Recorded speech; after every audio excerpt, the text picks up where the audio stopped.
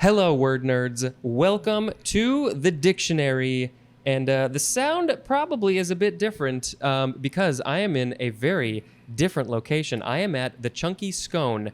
Now, is it scone or scones? Because So I've it's seen a both. scones legally where the chunky scones Inc.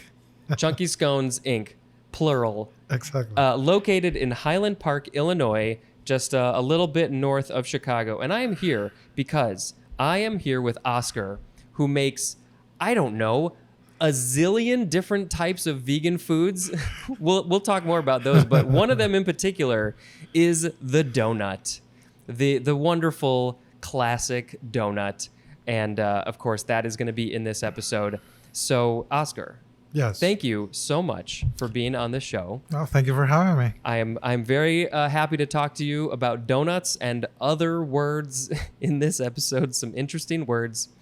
And so, who are you? Why did you start this place? What got you into this? Tell us everything. Sure. Well, my name is Oscar. I'm native to Mexico City, the best city in the world. Not biased at all. My parents brought me here when I was 15 years old, and we arrived to the city of Chicago. I was a teenager. It was hard to adjust to a new country, a new language, new people, and went to the high school, Clemente High School in Chicago, which is on Division and Western. Mm. And after that, I went to Truman College on Wilson and Broadway. Mm-hmm. And after that, I just did tons of jobs until I think I've always had a liking for bread, always, since I was a little kid. And I think that was instilled by my grandmother. She used to have always bread at her house. And one of the breads that I liked the most was, well, I guess two kinds. It was conchas, which is, a Mexican sweet bread, usually made with brioche, which is made with milk, eggs, and flour and sugar. Obviously I veganized the version. Mm-hmm. Now I make it vegan and I actually sell it here at the store. But that was one of my grandma's favorite bread to eat, and another bread that she brought me to bed because she was very loving and caring. I was basically raised by her. She, my parents worked a lot, being in the city. My mom worked for a bank, and my dad was a typewriter technician. Mm. So he would fix typewriters for companies like Olympia, Brother. Mm-hmm. Like, I guess they're still around, but I don't know. I don't know about Olympia, but Brother, I think they still do printers and such. Yeah. Printers for sure. Yeah. So they have transformed their business model. Yeah. But anyway, so they were busy trying to make it, and they left me with my grandma, basically every day, maybe except for the weekends, where we would actually do something at times. But being with my grandma, my grandparents came from modest origins. They didn't have much to offer as far as luscious meals and tons of food. We stick to the basics: beans, black beans, eggs, bread, tortillas, and salsas. That's and black coffee. Mm-hmm. My grandma loved black coffee. No sugar, just black. Mm-hmm. And she would give me black coffee too. 15, 16? No, younger, like 5, 6, 7. Oh, man. And so anyway, so she would bring me, there were times when I would stay with my grandma, like for more than one day. And when I woke up, she would come with a tray, kind of like waiters do at restaurants. Yeah. And she would give me 2 slices of bread covered with butter and sugar. And when we had more money, or she had more money, she would buy sweet bread, like conchas and all sorts of Mexican bread that you can imagine. So that was instilled in me. and I started to gain weight Mm.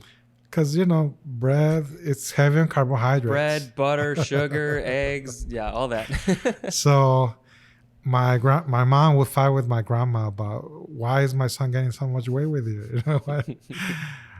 But I don't know. I think that my grandma did her best, to provide a meal for me, and what I guess my mom and grandma didn't realize then is that because of that, it's where I am right here, sitting with you in front of you. It started a love of food, Exactly, all kinds. exactly. They instill in me, my grandma instilled in me a love and appreciation for food.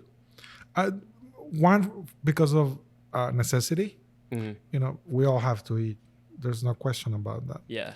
And secondly, I think when it comes to prices and what's cheaper, what's more cost effective, I would say flour has been probably one of the cheapest things to get, and that's something that probably people have been doing for hundreds of years, Hmm. making things with flour, whether it's wheat or corn or any kind of flour. It's just cheap. And I think oftentimes, back in the day, grandmas used to resort to those kind of foods to provide a hearty meal. Yeah. You know, There's a reason bread is, that's the yeah, staple thing, because exactly. it's cheap and yeah. When a parent leaves and it's like, I'm gonna go get a loaf of bread and a pack of cigarettes. Yeah. But so yeah, that's in a little glimpse what I am today. Yeah. Obviously I have many hobbies. Cooking, I made a living out of one of my hobbies, which is great. I wish more people will pursue their interests that they love, Hmm. and then they're passionate about.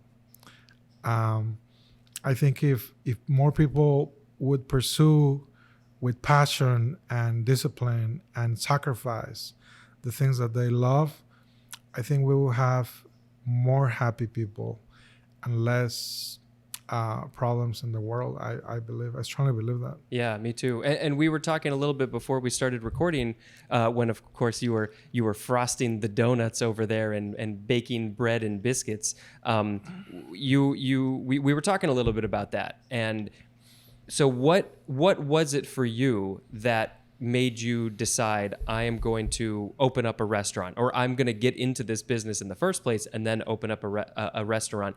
What were some of like the sacrifices that you had to make, or how difficult was that decision? It was very difficult.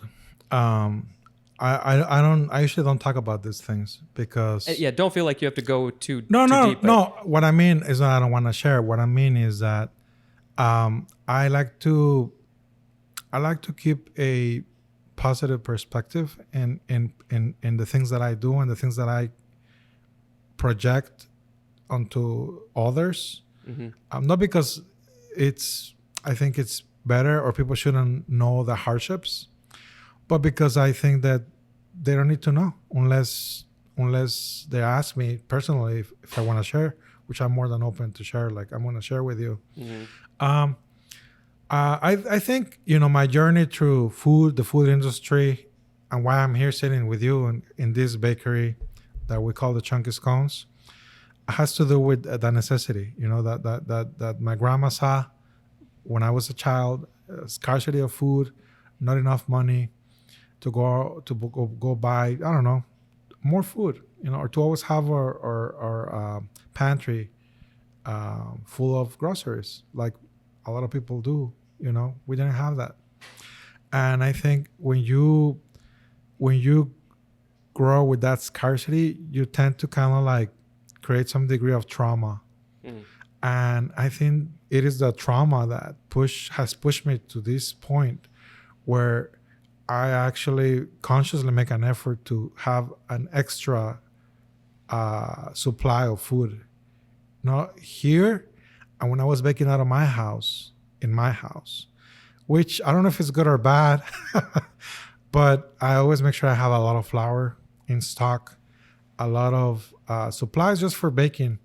like when COVID hit, the pandemic, I went crazy and I bought probably like 1,000 pounds of flour, and I had it in my house. Believe it or not. Where? In the Somewhere. basement. Yeah. In the basement.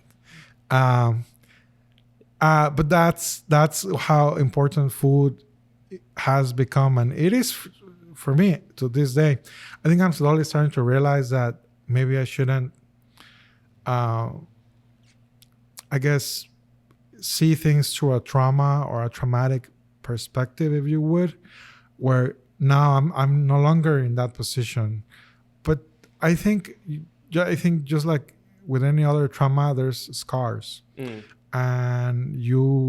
it's hard to let go of things that have scarred you. I remember opening the fridge and seeing nothing, and in my house, and I was hungry. I was a kid. I did not understand it. I did not understand. Right. I was like, I'm hungry. And so what I would do is that I used to linger the streets a lot in Mexico City. And I guess one good thing about Mexico City is that there's a lot of trees that actually give fruit. And I would just go to the trees and grab figs. Because for some reason where I lived, there were a lot of fig trees. And I would eat tons of figs. I hope you liked them. I love them. To this day, I love a good fig. Yeah. But anyway, that's the kind of trauma that I'm telling you about as to why that brings me to this place here. And the scars, they make you who you are. Like you can get far enough away where it doesn't really affect you as much anymore, but it still made you who you are. Yeah, it still has an important place in your DNA. Sure. Yeah, definitely. Yeah. I think they create character. Yeah. And I think that's very important to function in life and to just to face adversity. I think any person that can face adversity in any situation, any field, needs some degree of trauma. Yeah, it makes you stronger. Yeah, for sure. sure. So I know before you opened up the restaurant, you were doing a lot of like pop-ups and events and things like that. So were you doing all of that work at home, baking and all that? Yeah, I was started from my own house out of an accident, because I when I became vegan in 2011, it was very hard to find food as a vegan. Like, I'm gonna go to Julasco and get vegan stuff. There were very few things in 2011. Yeah. I don't know if you can relate. Oh yes, definitely. Yeah. There was maybe like a couple of kinds of veggie burgers that probably weren't all that great. Exactly. It's totally different now. It is. And so I think, and I think this is something that a lot of vegans face, or especially like old school vegans have faced. They became great cooks because you had to. Again, we go back to necessity. Yeah. And they do say that necessity is the mother of invention. Right. And it is true. I think it. I mean, I think I'm an example of that as a person. But yeah, I used to bake out of my house just for me. For every Sunday, I made it a tradition to make pancakes. It was Pancake Sunday, and slowly I started to get bored of the pancakes, and so instead I was like, you know what? Let me do something else. So I started to make scones. Mainly because I used to work at a deli called Foodstuffs. I don't know, you've heard of it? Yeah, definitely. They have like 4 or 5 locations. I used to work at the one in Glencoe. Okay. Which is not too far away from here. And one of the things, at the end of the day, after they closed, this was back in, I don't know, 10 years ago or more. Yeah. They have bakery goods. And at the end of the day, it was my favorite part of the day. You know why? So all the extras they weren't going to sell? Yes. All the extras of the day, they will give it to the employees. Yeah. So, but for some reason, Spencer, everyone left the scones. And so I would grab the scones. And then I know, what is this thing? I've never seen this thing before. And it was very hard. Very hard. kind of like the hard scones that you could probably toss it at break a window. someone and break a window. But when you crack the scone, it will be soft inside. And my favorite would be the one with currants or chocolate chip. Oh, yeah. And I was like, man, these things are very good. I don't know why these things are not a thing. So when I became vegan, I started to veganize them. Yeah. And that's how I became the chunky scone, because that was the first official bakery good that I ventured into doing from scratch. And it was a lot of tests, a lot of flour that went to the garbage. But that's how you learn, right? Right. Learn from your mistakes. Exactly. And, yeah. So anyway, at that time, with my ex-wife, she had a friend who was looking for a person who was able to bring pastries to a holiday market in Pilsen, in the city, at St. Paul Church. I think it's on 22nd, close to Cermak. And they came over for dinner one day. We were all sitting on our table, and it's like, oh, I'm having this event. They were chatting with each other. I was just minding my own business, eating my food, and it's like, oh yeah, Oscar bakes. And I was like, yeah, oh yeah, what do you make? I was like, oh, I make scones, vegan scones. It's like, would you be interested in bringing your scones to the market? I'm like, I don't know. I only bake for myself. I don't really bake for others. It's not something that I see myself like doing. It's like, oh, come on, just help me out. I don't have any pastry vendors. I have art. I have, people who do crafts. I need a food vendor. And I'm like, okay, I guess. So with the help of her friends, I was able to come up with a logo, which is my old logo. You've updated since then? Oh, yeah, for sure. I've updated many things. Yeah. But it was all impromptu. It happened naturally. And more because of them pushing me to do something that I thought wasn't going to be successful. Because, this was probably in 2015. The vegan movement was around. Yeah. Vegan Vortex, was around already. Yeah. But the event that she was doing was not vegan. Yeah. It was just for, it was a holiday market for mostly Mexican people. It's in Pilsen, And so I was like, who the hell is going to buy my scones? First of all, they probably don't know what a scone is. You didn't, yeah. And then it's vegan too. Right. And I don't know. Anyway, so I went ahead and I did it. I probably bought 100. Probably cranberry, blueberry, maybe some garlic. I used to make savory scones then. Nice, good, smart. And I sold out. And to me, that was shocking. I was like, how is this possible? How is this possible that to me, it didn't make any sense. Why would people buy scones? And that opened my mind, and it made me realize that something that my grandma also instilled in me. She said, if you ever get into business, she said, this advice was given to me when I was probably like a kid, 5, 6, 7, but these things ingrained in my mind that I remember them. So she said to me, she's like, if you ever get into business, get into the food industry. So it's like, you know why? I'm like, no. Because no matter what happens in the world, whether there's war or there's trouble or just catastrophe, people will always have to eat. No question. People will always have to find food.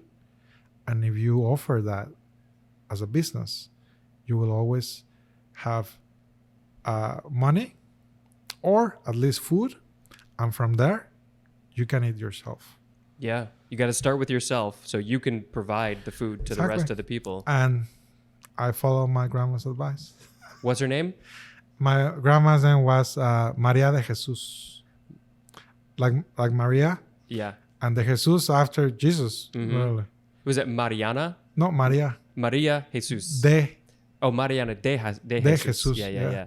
She knew what she was talking about. a very smart woman. Uh, she was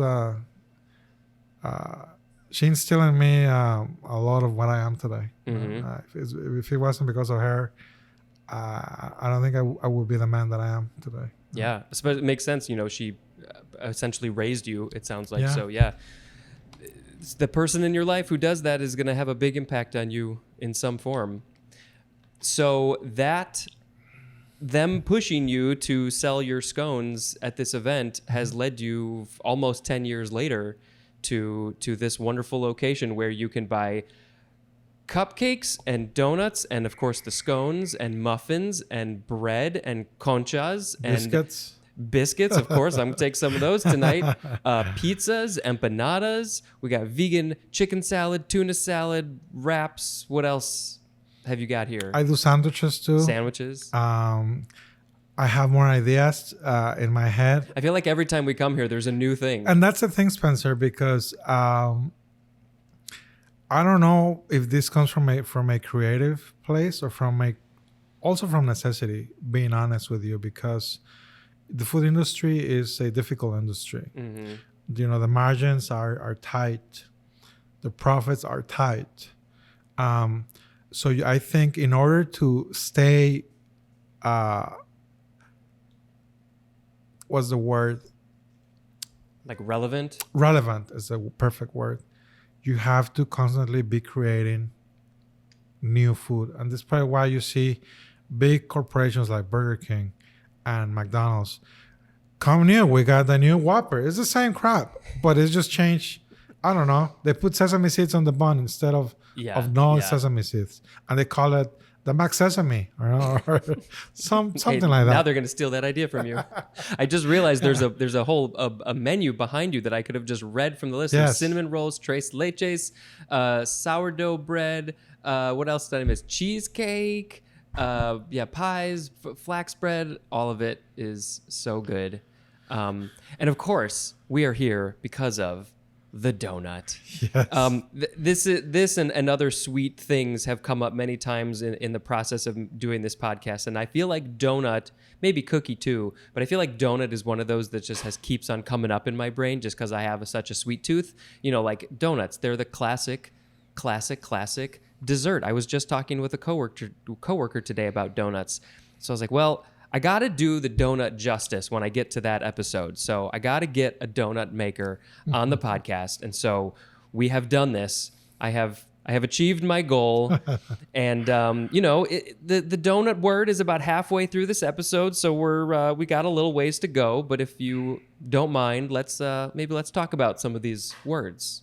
Sure. And then as you think of things, whatever pops in your head, feel free to just say it. That's just sort of how this goes. It's a very, very loose style. Okay. All right. So the first word in this episode is the word douce. D-O-U-C-E. This is an adjective from 1721. There's less definitions than I would have thought there would be.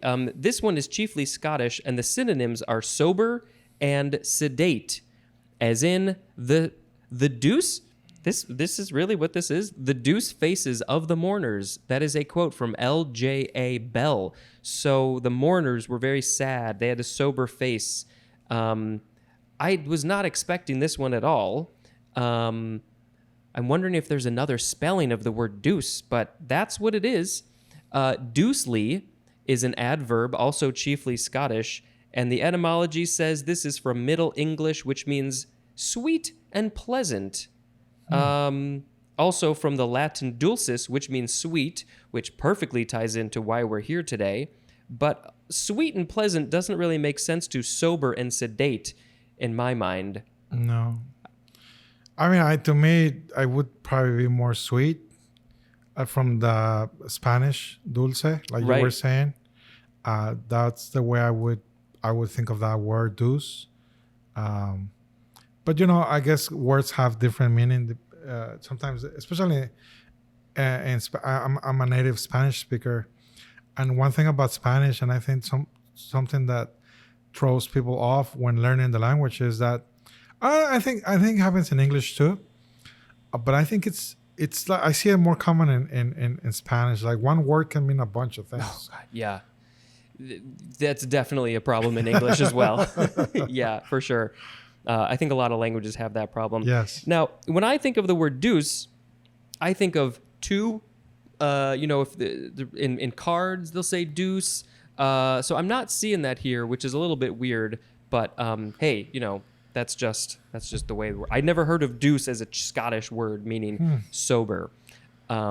So the next thing that we have to do is after each word, I like to make a sound effect, which says that word's done. Here comes the next word. What sound effect would you like to make today? What's the first thing that you can think of? Douche. Okay. You know what? That works. And you can just say the word, or because that word is actually coming up. It's literally 2 words from now. Whoever came up with douche is a douche. We could do I don't know, like a I don't know, that maybe that's kind of weird. There's the breath. Saved by the Bell. Is there like a baking sound that is like that we can make with our mouths? I'm trying to think. Like there's whisk and well, when you're gonna hear something interesting, when you take out bread out of the oven, especially sourdough, it cracks. Kind of like ice. When you ice, yeah, frozen ice. Yeah. When you have you heard when you put water into fresh ice that you just took out of the fridge? Yep. And you put water and it just goes kind of like it cracks. Pops. Yep. It cracks. The same happens with bread, and it happens for a good 30 seconds to a minute after you take it out of the oven. It starts.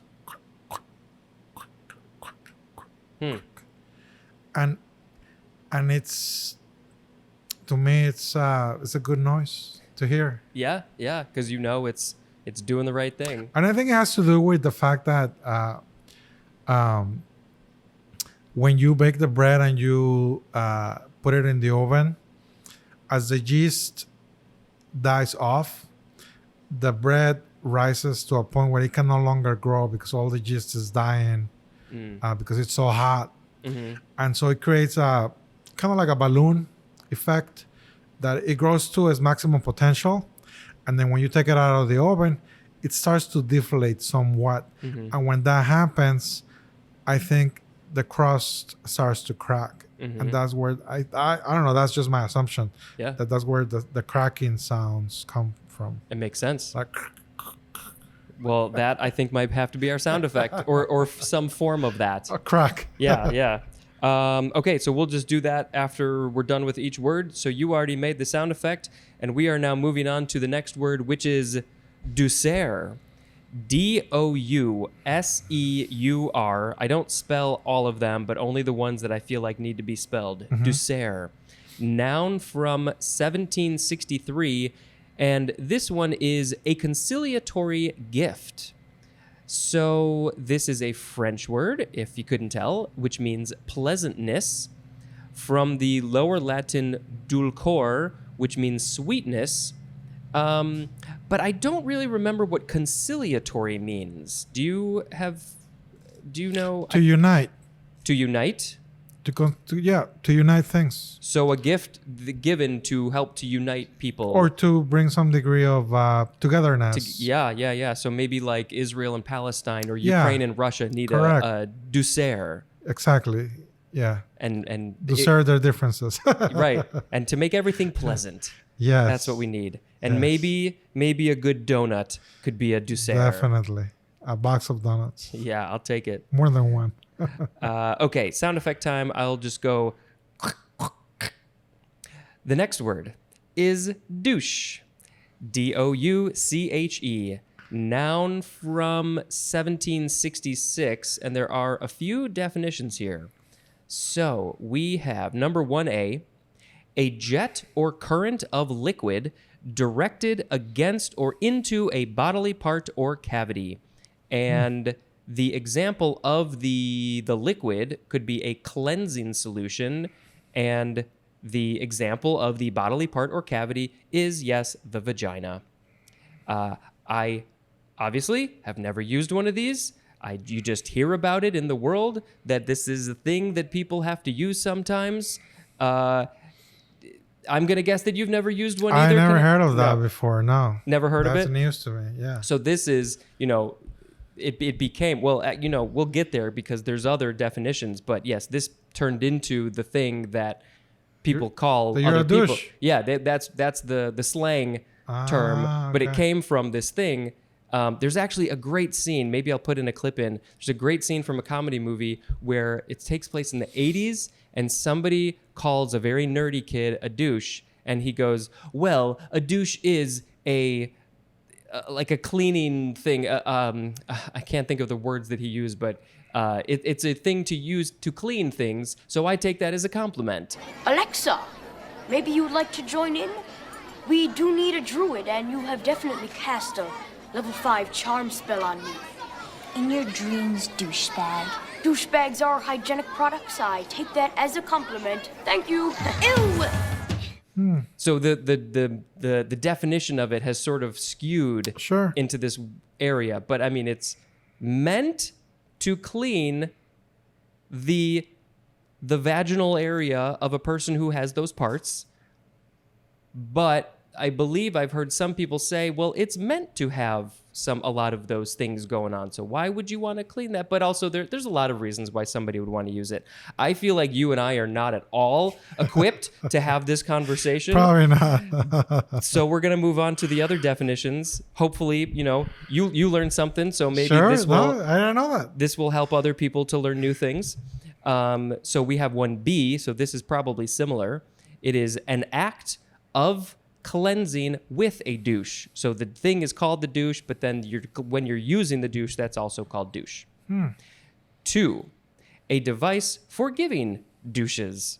So that's all the same thing. But we do have, it looks like one more. I thought I saw something in here that said slang, and now I can't find it. Yes. Okay. So number 3 is British, and the British definition is an abrupt, often chastening shock to the nerves, emotions, or awareness, as in the icy douche.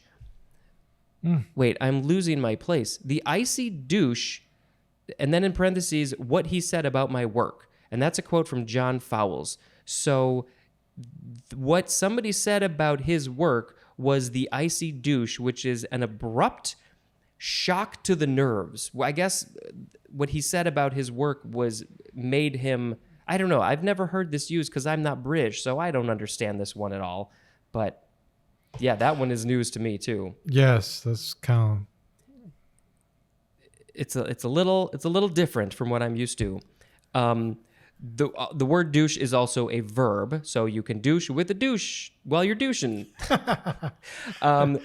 It is a French word. It's a funny word, though. I'll give them that. Yeah. And I think that's partly because we're so used to hearing it. Kind of is a funny word. But within the next one, we'll get a little bit more into that. It's from the Italian docciare, which means to douche, from also the Italian doccia, which means water pipe, which is probably a back formation of doccione, which means conduit, from the Latin ductio, which is means of conveying water, and then from ducere, which means to lead. So it's all about dealing with water, sending water in from one place to another, and then using that as a douche. Now that you're saying that Italian, because, I do speak Spanish. Yeah. There's a word that is not like docciare, like you were saying there, but there's a word in Spanish called ducha. Mm-hmm. And when, let's say, if I were to say, I'm going to go take a ducha, it means I'm going to go take a shower. Okay, yeah. But it makes sense because it is something that conducts water, right, for you to clean yourself. It's all related. It is. I actually just started listening to a podcast today called The History of English, and it goes 4,000 years in the past or something, and it's like talks about how all of these languages are so connected. They are. It's really interesting. It's interesting. Yeah, super. Can you please make the sound effect? That's all right. We were gonna do cracks, but we could do the bakery related ones. Oh, really? Anything is fine. I thought he changed it. If you want to, yes. We Oh, could do, sure. Okay, yeah, fine. anything you want. Okay, cool. Yeah, So yeah, yeah. let's keep it that way. Sure. It's a douching sound. Yes, it's from the shower, from the thing. Yep, that's true. So the next word is douchebag. 2 words, noun from circa 1963. Now, what's interesting is that they only have the slang definition here, but I believe the actual definition is the bag that is used when To to douche? douche. Yeah, right, because the water has to be put into a bag. But the slang definition is an unattractive or offensive person. Call him a douchebag. I kind of feel like this is going a little bit out of style. I feel like people are using this less and less. That maybe that's just the people I hang around with. I don't know, but I feel like, I don't know. I don't really ever say it, but Douchebag? yeah, not anymore. Why? Well, I think once I learned that I was like, oh, it's from this thing that's supposed to be a cleansing. Is it because it doesn't make sense to you? I think it doesn't really make a whole lot of sense, when you think about the history of it. And I'm like, maybe it's not. I don't know. I don't. Yeah. But I think it's a good word because it's not a word that is, I don't know, like saying something really offensive, like a word that it offends your nationality or your religion. It's just a very generic word that can be, oh, you're a douchebag, and you can still offend people, but it won't be like, oh, man, this person just went over the board and they trespass into your individuality. If that makes sense. It's not like racist. Exactly. Yeah. So I think, I think it's a good word. So because you hadn't heard of the other one before, the first definition, where did you ever think about like, what is this phrase douchebag, or like where is it from? I think as a second language, person that I learn English here, I oftentimes I like to use words because they're funny. Yeah. Like douchebag. It just sounds funny. To me, it's funny. Yeah. But now that we're learning about the definitions, it kind of makes sense. And if anything, it kind of like reinforces the idea that it's not as bad as maybe it seems to use. I think that when it was first started, when people first started using it as a slang, I think it was a more of a, I'm trying to think of the words to use, more like a patriarchy, like the men saying, ooh, this thing that women do is gross when they use the douchebag, so I'm going to turn that into this offensive thing, even though the thing isn't really offensive. It was the men who didn't really like this idea of using this thing, that's how it got turned into an offensive term. So I think that, to me, from what I've heard, that seems like that's the problematic part of it. Okay. But not everybody necessarily is going to feel that way these days, especially like, oh, you called me a douchebag. That's actually a compliment. I'll take it. Thanks. Because I use it to clean things. Also, like in my case, I'm not a native speaker of English. Yeah. So to me, it has a more complex meaning where, like I was telling you, ducha means, douche. Yeah. And we're looking at the definitions, and you said that it comes from the Italian, from like a duct, basically, that transports water. Yeah. And to me, it's just like, what you call me is just like some kind of device. A hose? A hose. That's not too bad. Right. If you think about it. That's essentially what it is. Yeah. So, I mean, it all depends on the perspective the other person, Also how you say it, who you say it to. Right. Like if you say it to me, I'm like, I probably laugh. Right. Yeah. But then I'm going to have a different understanding. Yeah. It's the attention that you have behind it, the inflection, and then Exactly. like how the other I person think is going that to everything respond. has to have a context. Yeah. To which you could use a lens and say, okay, this was the meaning behind it. Oftentimes, especially nowadays, you see things taken out of context Mm-hmm. a lot, and it could cause problems. It does So, often. and in Yeah. this case, and this is a great podcast because you actually give meaning to this context, Mhm. to these words, and that's, I think, very important. Yeah. And similarly, with things taken out of context, texts or anything that's written down, you also completely lose Oh yeah, the context of how that was meant. It's all often that is why I hate misinterpreted. texting. Yeah, yeah. That's why I love emojis, because I can put in a little bit of information, even though they're silly and cheesy. Yeah. I can put it in to say this is how I really feel, because Yeah. the text only gets you so far. There's no emotion. Right. Exactly. It's kind of like it could be open to interpretation, Yeah. Yeah. and that's a problem. And everything can be easily interpreted Yeah. at least 2 or 3 ways, if not more. Yeah, even if you're missing a comma, you could be insulting someone. Or, Yeah. or wishing them for them to die Yeah. If you Commas know- are very if important. you don't know how to spell. Yeah. Yeah. All right. So I think have we finished? Have we said everything we have to say about douche and douchebag? We could keep going. This is actually fun, but we can move on. Yeah. Yeah. I'm sure there's a lot. And if either one of us had ever experienced this, then we could say a lot more. But unfortunately, yeah. I guess the last thing is I feel like most women these days, for the little bit that I've heard, I feel like maybe this is not a thing that really gets used that much anymore. I think it's a little bit more of an older thing for women. I use the word women, all encompassing of people with a vagina. Sure. So yeah, I don't feel like they get as used as often as they used to. That's all I know. I'm going to try and do the sound of like a blender. I don't know if that's what a blender sounds like. Do you use a blender much here? A hand blender. Yeah, Where yeah. it's easier because we do big batches of things, Mm-hmm. and a blender can only do so much as far Yeah. as quantity, unless you have a gigantic one. And because of space, we prefer a hand blender. You just put everything in a bowl and you just go crazy. Yes. Sorry. Like when we used to make cookies in my parents' kitchen, Mm-hmm. we would use the smaller bowl to make, single batch or something. Right. Yeah. The next word is, speaking of, this is perfect. It's the word dough. DOUGH. So fitting. you need a hand mixer to mix the dough. How many different doughs do you make? Do you use the same dough for some of the things, or do you have to make unique ones for a lot of your different items here? I'm glad you asked that question because nobody has ever asked me that question.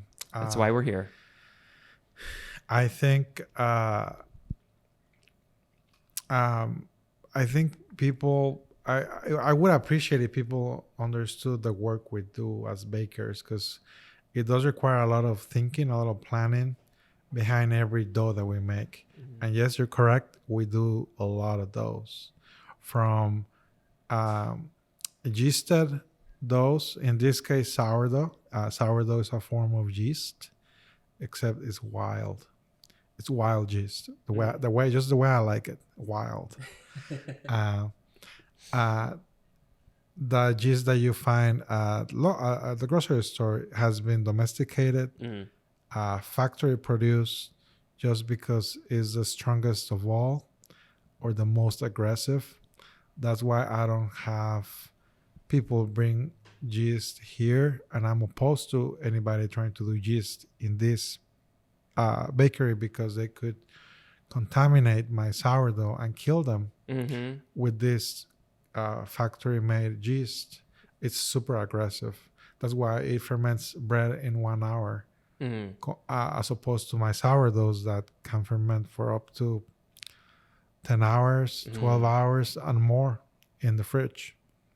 So do you have one of those things? I don't really have a lot of experience with making bread, but is it one of those that you have like the mother thing that Yeah. it just then it keeps on growing and growing, and I you have split two. from that? Two of I them? have two. I created them, one in 2015 when I started my company, and that's my most precious ones. The most precious one that I have great attachment to it, because when I have a worker that makes the dough, by going back to the word, here, and I tell them, if you ever drop those, I'm gonna break your legs, and I'm not kidding.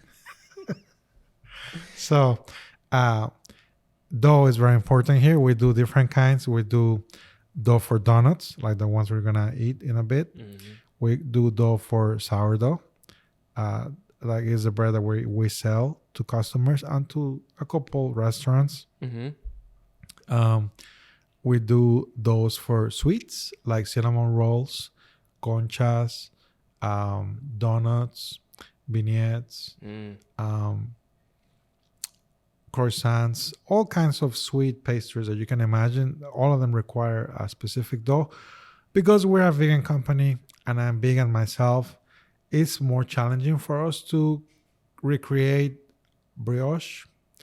To this day, I'm still trying to recreate what I already do over and over again. So it keeps things fun. It keeps things interesting for me. I never get bored doing what I do. You've got because plenty. we experiment with so many doughs. Yeah. From adding pumpkin puree to adding sweet potato puree to adding coconut milk to adding vegan butter to adding applesauce to adding all the ingredients you can imagine you can add. Yeah. As long as they're vegan. Right. Almond milk, oat milk, juice. We've tried many things here. So yeah, cake batter. It's a kind of a dough. Yeah. It's a more watery one. Biscuit dough. It's also different from all other doughs. Basically every recipe that we do here has its own dough. So It's a lot of all the things that we do a bunch of dough. You do all the dough. Well, let's talk about what dough is. I may have more specific questions for you. It is a noun from before the 12th century. 1. A mixture that consists essentially of flour or meal and a liquid like milk or water and is stiff enough to knead or roll. That's a very general description. Let's see. So just real quick, so now that we're talking about that one, so what is there like one or two main differences between all those different doughs that you mentioned?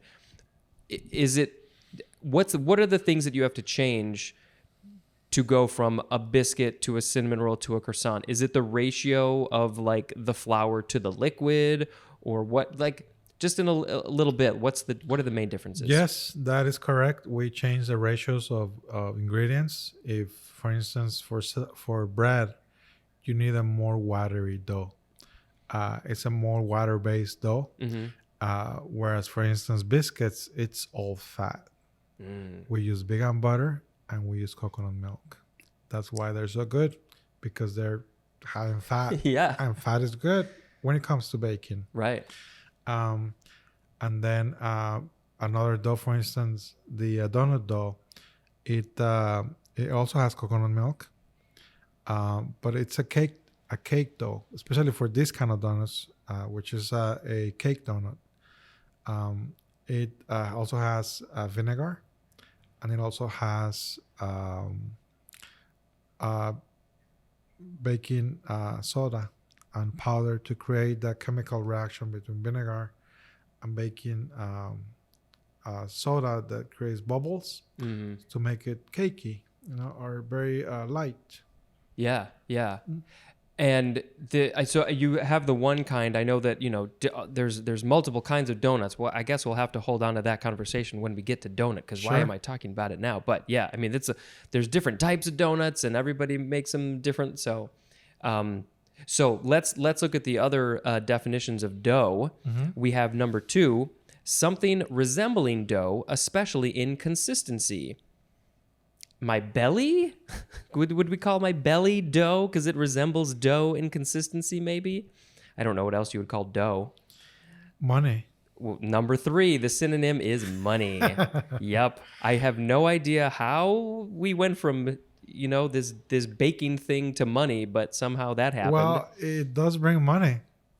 Going back to my grandma's advice in the beginning, I was telling you, if you get into food, dough is food. Or dough will become food, and food will become sustainability for you and for others. Yeah. So I think it's very straightforward. On a side note, my daughter made a tip jar that says, "We need the dough." Oh yes, yes, yes. The tip jar. I'll get a picture of that if I remember. We need the dough, and yes, you literally do need the dough, and you need the dough. Exactly. Yeah, I've loved that sign ever since I first saw it. And then number 4, the synonym is doughboy, which we're going to talk about in a couple of minutes because that's a whole other thing. A doughboy. So what's the etymology? This is from the Old English, dag. I don't know how to say it. Akin to the Old High German teik, T-E-I-C, which means dough, from the Latin fingere, which means to shape. You shape the dough. And then also from the Greek tikos or tikos, which means wall. That's interesting. A wall. I mean, I guess, yeah. I don't know. It just means dough, pretty much. Shaping the dough. The dough is the dough, and I like dough. Do you? I mean, maybe not so much anymore these days. But when you're making something, do you? Well, you have to taste it, right, before you bake it. Everything. You got to taste a little bit of the dough. Well, after you bake it.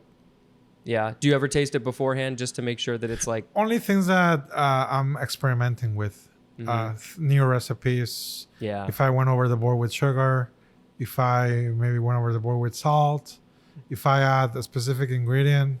I had weird requests from people. Sometimes they ask me to put weird ingredients on cakes, especially like cake ingredients like ube powder, pumpkin spice. And you're just expected to know the exact amounts and ratios that you're supposed to put No, in without so that's why experimenting. it's very important to taste. Yeah.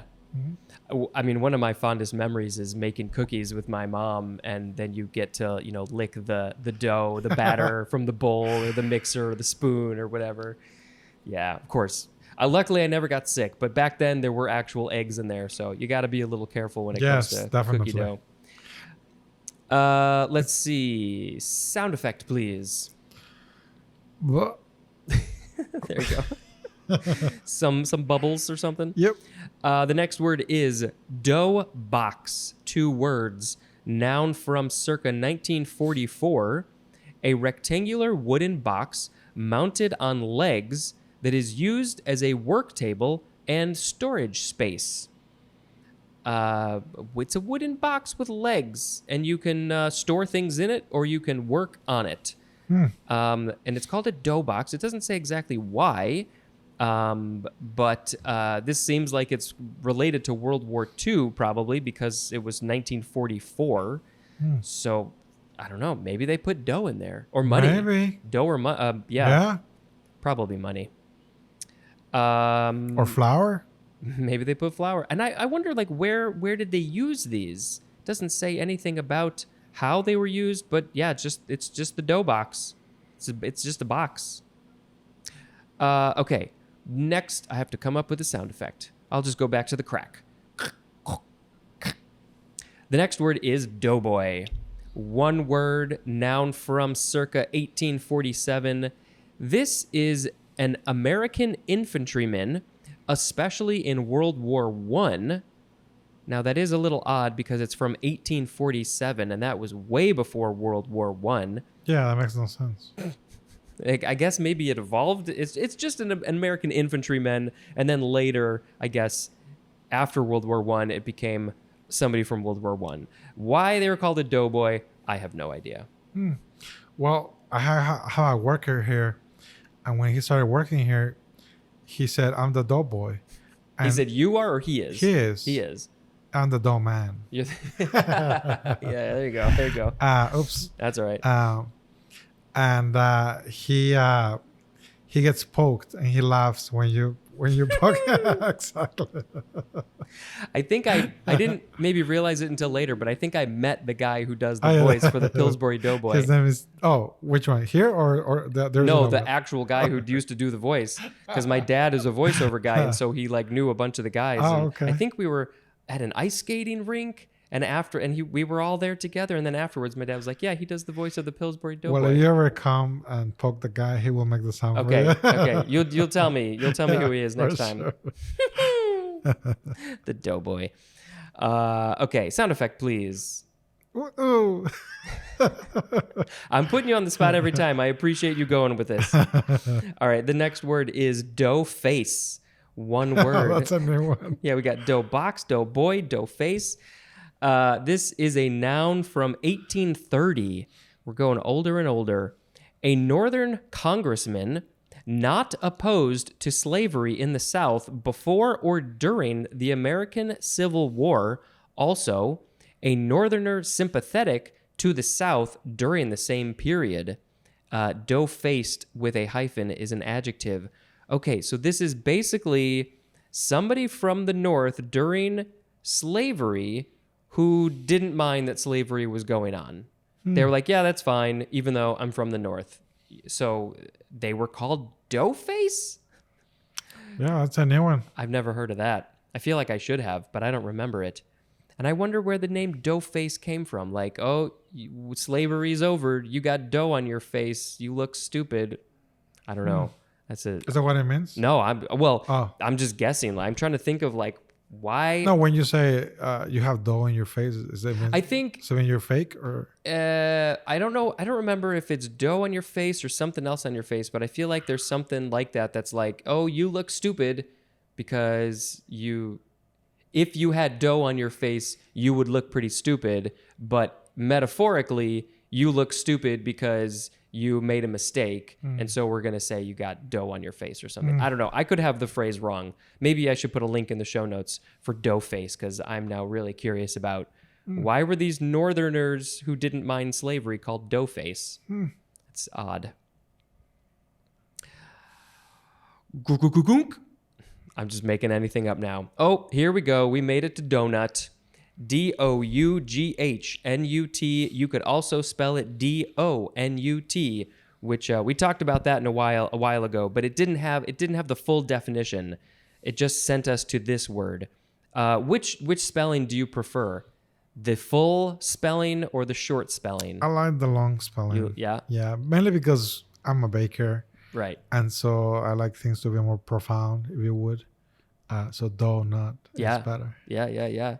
I prefer the other one just because it's shorter. It is. It's faster.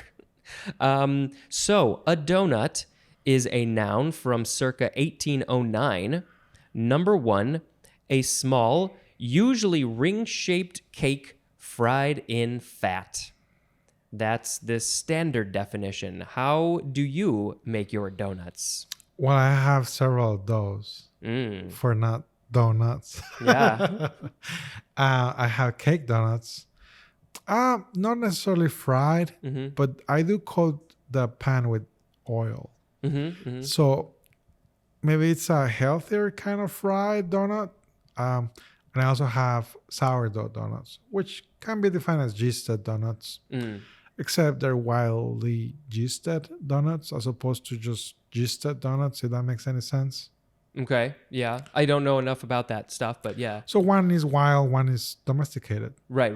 The yeast. And how does that affect like the flavor or the consistency? It affects quite a bit because the wildly yeasted donuts are basically sourdough donuts.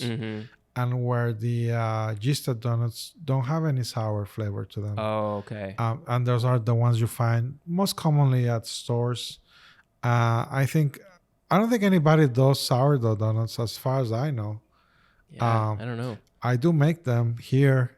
Not all the time because they are fried, like the definition says. Yeah. But the definition says cake. It doesn't say anything about yeast, does it? Yeah, it says it's a usually ring-shaped cake. So, we'd have to go into the whole history of the donut, but maybe back then it was more of a cakey consistency, kind of like maybe like your cake donuts are. But yeah, I don't know. Okay, so we got the cake donuts, we got the yeast donuts. So is the yeast donut, is that the standard quote unquote standard type of donut. That's how I got to learn donuts. Really, this is a new thing for me. Really, the cake donuts, and I do them mainly because you don't have to fry them, so it saves time. Yeah. And you can make a bunch in, like, for instance, right now in 15 minutes I made 18. You bake them? Yeah. Yep. Baked, healthier, If you want to call them that. I mean, keep not in mind, fried. no, but they do have coconut milk, they do have oil, Yeah. vegetable oil, and then they put more oil underneath not a lot, but you do require a small amount to prevent them to stick into the pan, the donut pan. Right. And that's why it doesn't stick, and you're able to just get it out easily to be frosted afterwards. So yeah, you can make cake donuts or gisted donuts, as they call them out there. I like gisted donuts better than cake donuts, but I mean, these sell pretty good here, so they must be good. Yeah, they are very good. And we'll have to eat a little bit. I'm gonna have to take a bite pretty soon. What else can we say about when did you first learn how to make a donut? So this one, well, can I tell you one of the memories, which can be a little sad, but it's also good, kind of like life. Yeah. Life is, if you were to ask me what is life, I would say life is bittersweet. That would be my definition of life. Because it can be bitter, but it can also be sweet, and at times both. Yeah. But my first memory of a donut, I was probably like, I don't even remember, Spencer, because I The was first time that you in my remember memory. having a donut. in my memory. Yeah. And my mom was taking me. This was before my grandma took care of me. My mom was taking me to the childcare in Mexico City, and I remember just seeing the building, a big logo on the wall with some lady grabbing a kid, kind of like taking care of a kid. And that's one of the memories that comes to my mind right now. After that, what comes to mind is me being very small, probably like 3 or 4 years old, walking by the hand of my mom towards a donut shop after the daycare. And that would make me so happy. And again, we go back to trauma and to bitterness and sweetness. The bitter part was that I was probably not happy being left all day in a place where you don't know anybody, and you barely know anything about how to communicate or anything. You're just a kid. Right. And afterwards, I guess my mom felt bad about it. So her way of compensating for that was to take me to a donut shop. And she would give me this gigantic, well, back then, keep in mind I was a little kid. Yeah. Now this is just probably like a small appetizer. Gigantic fried donut, gisted donut, super light, super greasy, full of sugar, Yeah. but so good. Yes. So good. And that's one of the first memories I have of a donut, which again, it's sweet. That part is sweet. But what came beforehand, it was kind of sad a little bit Yeah. Yeah. That was your reward. for being there all day. Yeah. So that's probably the first one. After that, I guess I did like donuts. I never went out of my way to get one. I'm more of a bread kind of person. I like all kinds of bread. I like bagels. I like bialys, sourdough, obviously. I guess if I like a donut, I like a good chocolate covered donut. Eclairs were some of my favorites. With the cream inside. Yes. Yeah. Which I don't know that could be defined as a donut, because a donut by definition is a circle donut, a circle shaped dough, I think piece of dough. you get a lot of people arguing about that. And sometimes, this is funny, but when I bake my donuts, I go a little overboard with the filling and the mold. And so where the hole gets covered and is no longer visible.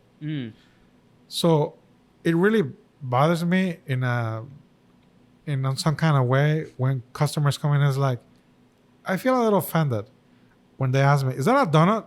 And I'm like, inside, obviously. I never say this out loud because I don't want to scare my customers away either. Yeah. But I'm like, isn't it obvious that it is a donut? Yeah, I mean, okay, so let's describe it. It's got a chocolate frosting on top Yes. and colored sprinkles on top of the chocolate frosting. I think it's Correct. pretty obvious. Yeah, that it's a but donut. because, sometimes it's missing the hole because Right.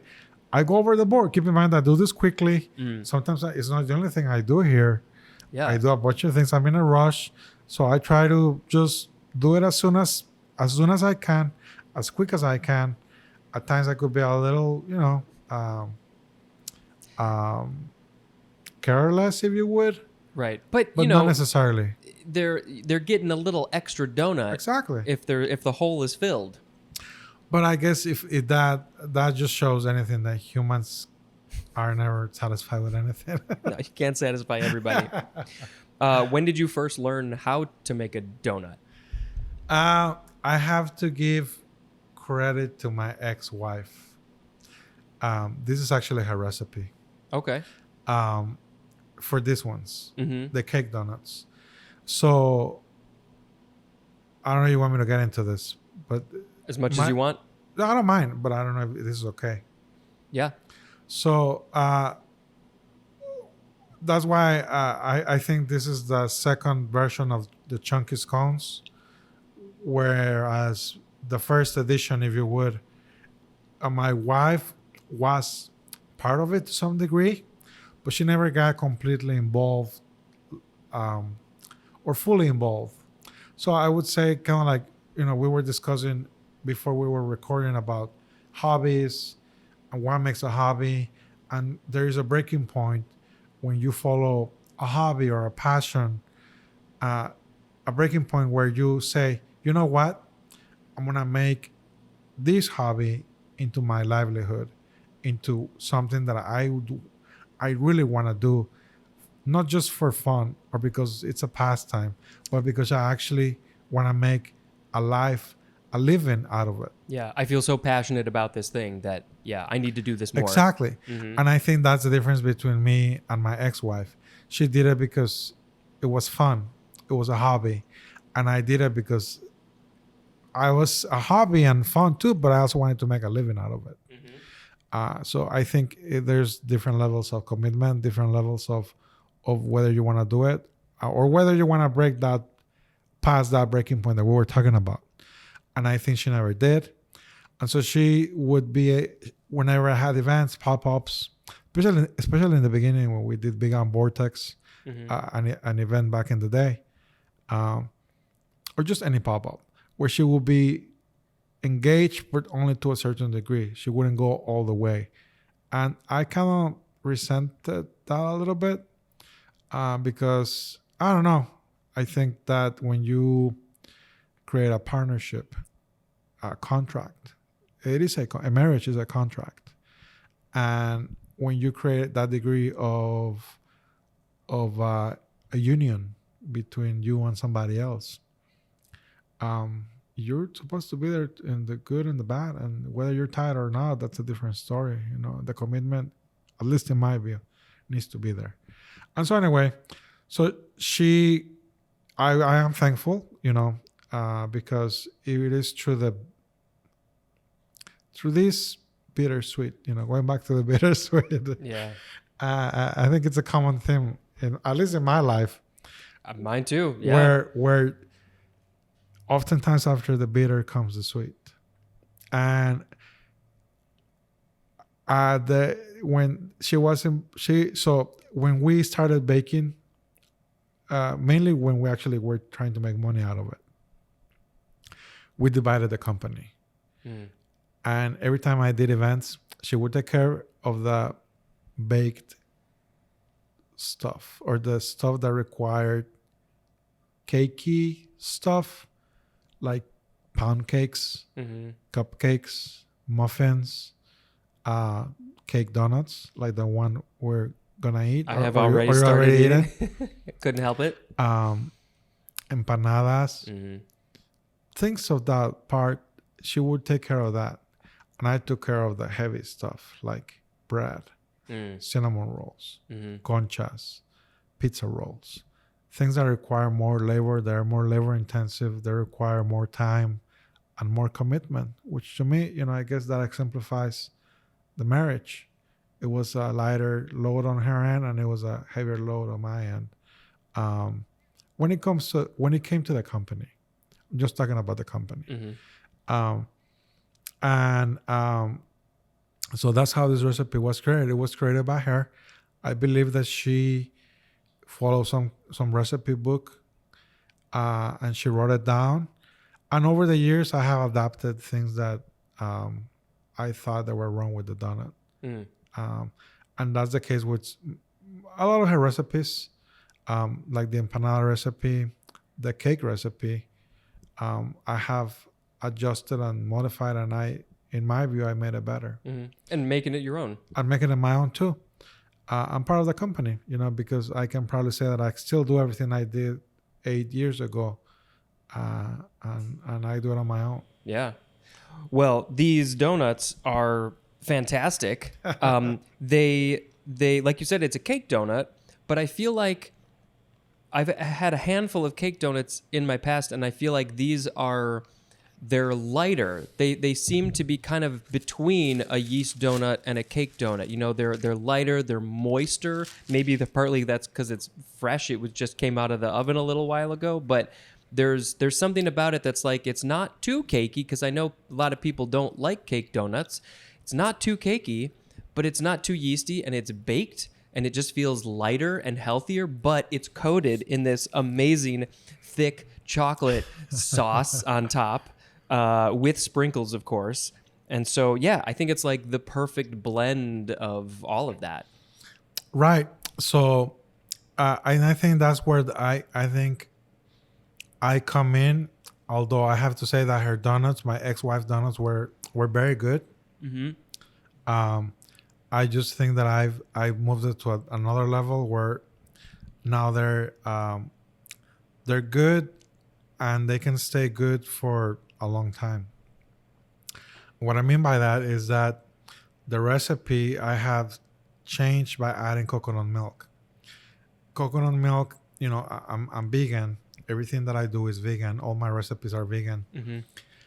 We have to find ways to create moisture, to retain moisture, and to prevent things to get hard so quickly. One example, churros. When you fry a vegan churro, it gets hard very, very fast. I would say you have 4-5 hours tops. Okay. Until the churro starts to get really, really hard. And it's related because it's fried to the donut. And so it's very difficult as a baker to find that ingredient, especially a vegan baker, that gives it just the right amount of moisture so that you can actually hold it in your hand and not eat something pudding, something else. Yeah, not too wet, not too hard. Exactly. Yeah. And I think what really makes the difference with this recipe is the coconut milk. And I think the spices, it has 3 spices that, one that I added, she had it with nutmeg and cinnamon. I added a third one, which is cardamom. I love chai, and cardamom is the main part of chai tea or chai spice. Yeah. I decided to add it to the donut to add extra flavor. And the glaze, it's a dark chocolate glaze with coconut oil, oat milk. So it's not free now. Back in the day, it used to be made with almond milk. But I've tried to stay away from nuts. Not completely, but in certain products that I make, mainly for those who have allergies to nuts. I think to me has made a difference, and it has also changed the recipe for the better. Yeah. You can say, well, with the texture, like you were saying, it's not quite a cake donut, but it's also not quite a gisted donut. I would say it's in between. Yeah. Yeah. And the sugar content is just the right amount in my view, where it's not overwhelmingly sweet, and it's just it destroys your palate as you eat it. You need to drink lots of water. You could eat this All day. all day. I definitely could eat that whole tray all day. And they're not too huge, No. It's a good, It's a good size. right. It's not a mini donut, but it's not like the standard. Cheese donut. That's Oh my God, the places, size of your face. they're huge. I've been to a place in, I think it was San Francisco a couple of times for work, and I've gone to the same place a couple of times. They have a few vegan donuts there, but most of their donuts are as big as my face, which I love, but that's probably not what we should be eating. This is a great size, and I did taste a little bit of the dough itself without the frosting, and yeah, it's got a bit of sweetness to it. But not too much. Right. I think it's a good blend. So obviously, everybody needs to come up to the chunky scones in Highland Park and get one of everything, but for sure the donuts. They are a very popular product. I actually follow the trends, and they change, with the seasons. Uh-huh. They change also with the more items we create. Like empanadas, I never saw myself making empanadas. Mainly, again, we go back to the same thing, and I hate to bring it up, but trauma. I stay away from my ex-wife's recipes because I didn't want to bring her back to my memories. Mm-hmm. So for a while after we divorced, I tried to not make anything she made. But Spencer, I think the beauty of life comes from the fact to accepting what was and not be angry about it anymore. Yeah. And embrace it instead and say, this was part of something beautiful at some point, but for some reason it had to evolve. Yeah. And because of that, it led you to where you are now. Exactly. Mm-hmm. Oh, I feel that all the time. So, Oh boy. yeah. Doughboy.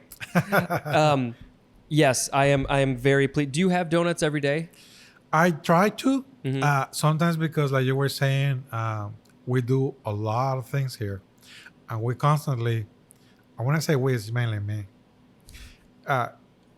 create new recipes, Yeah. new dishes to put us on the edge.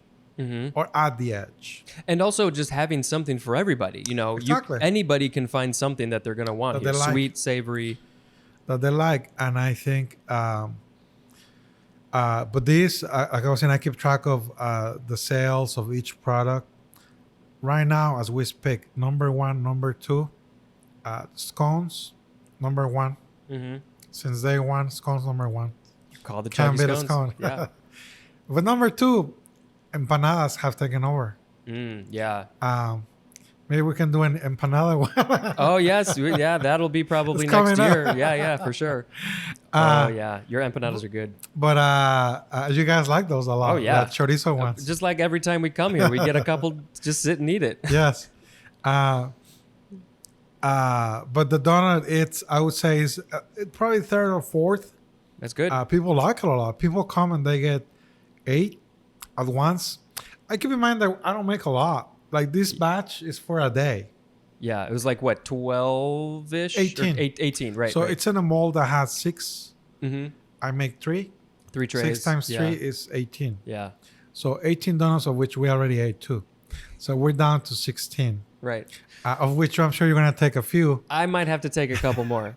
So they don't last long. And I don't think, bringing the subject back to food and donuts, and I do want to say this on your podcast, is that I think it is very important for us as humans to understand that food is not meant to be kept on a shelf for a month or 3 weeks or 2 weeks. not even a week. Mm-hmm. I would say that food is meant to be eaten as fresh as possible. And if you can do that, I think you are doing something good with your business, especially if you're in the food industry, because this is the way you're supposed to enjoy them. It leaves a good impression on you, and it keeps you coming back. Yes, almost weekly. Yeah. Yeah, food should not be filled with all the preservatives and things. It's you make it, you eat it, move on to the next one. Exactly. Yeah. Mm-hmm. Awesome. Well, Donut, thank you for all that you have done for me, and thank you for making donuts. And we still have a bit more to go on this episode, but we'll come back to all this, I'm sure. Number 2 for donut. All right. Did you know that there was a second definition? This is something as a mathematical torus that resembles a donut, especially in shape. So this is some sort of mathematical thing that graphs out like a donut shape, I guess. You know what's interesting? Again, we go back to food. Always. I follow Gordon Ramsay, and he calls people that are incompetent donut. Oh, really? Says like, you donut. I didn't know that. I wonder why he picked that one. I don't know. Do you know if he likes donuts or hates donuts?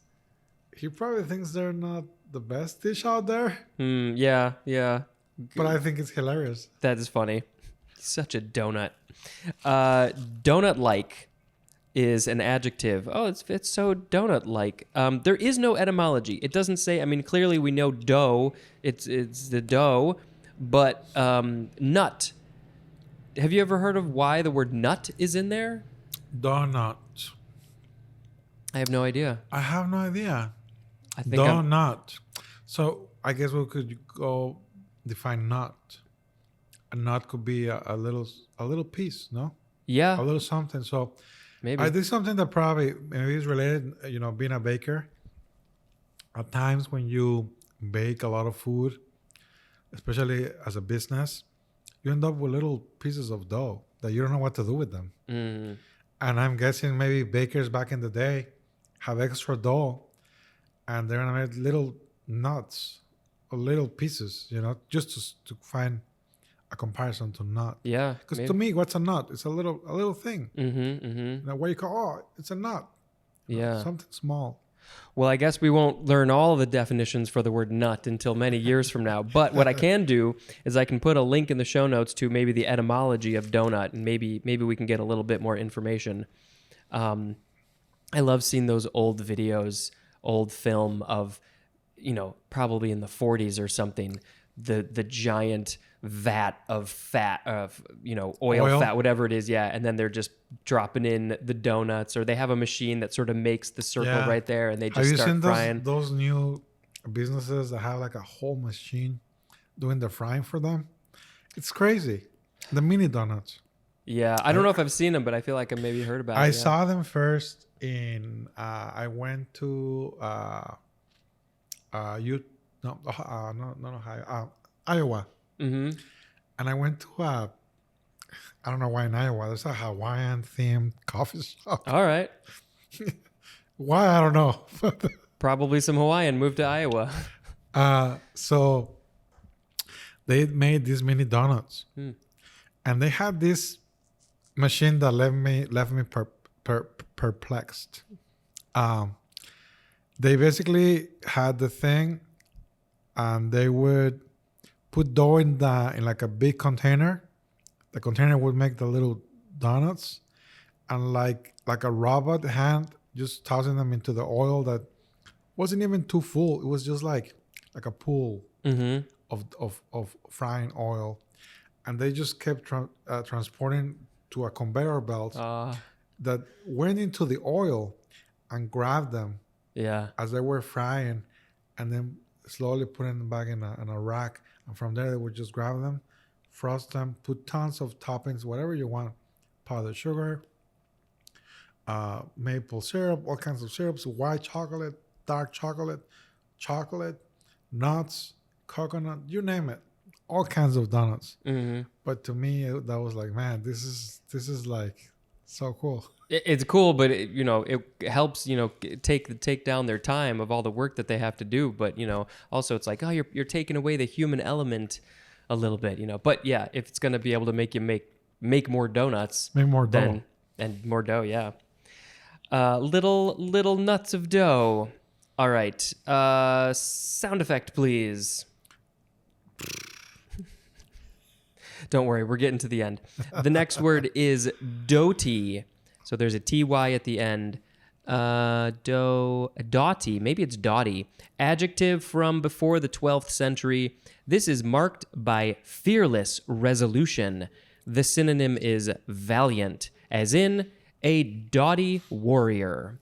Doughtily is an adverb, and dottiness is a noun. So it's valiant, like very brave. That's what it sounds like. How do you spell it? Doughty.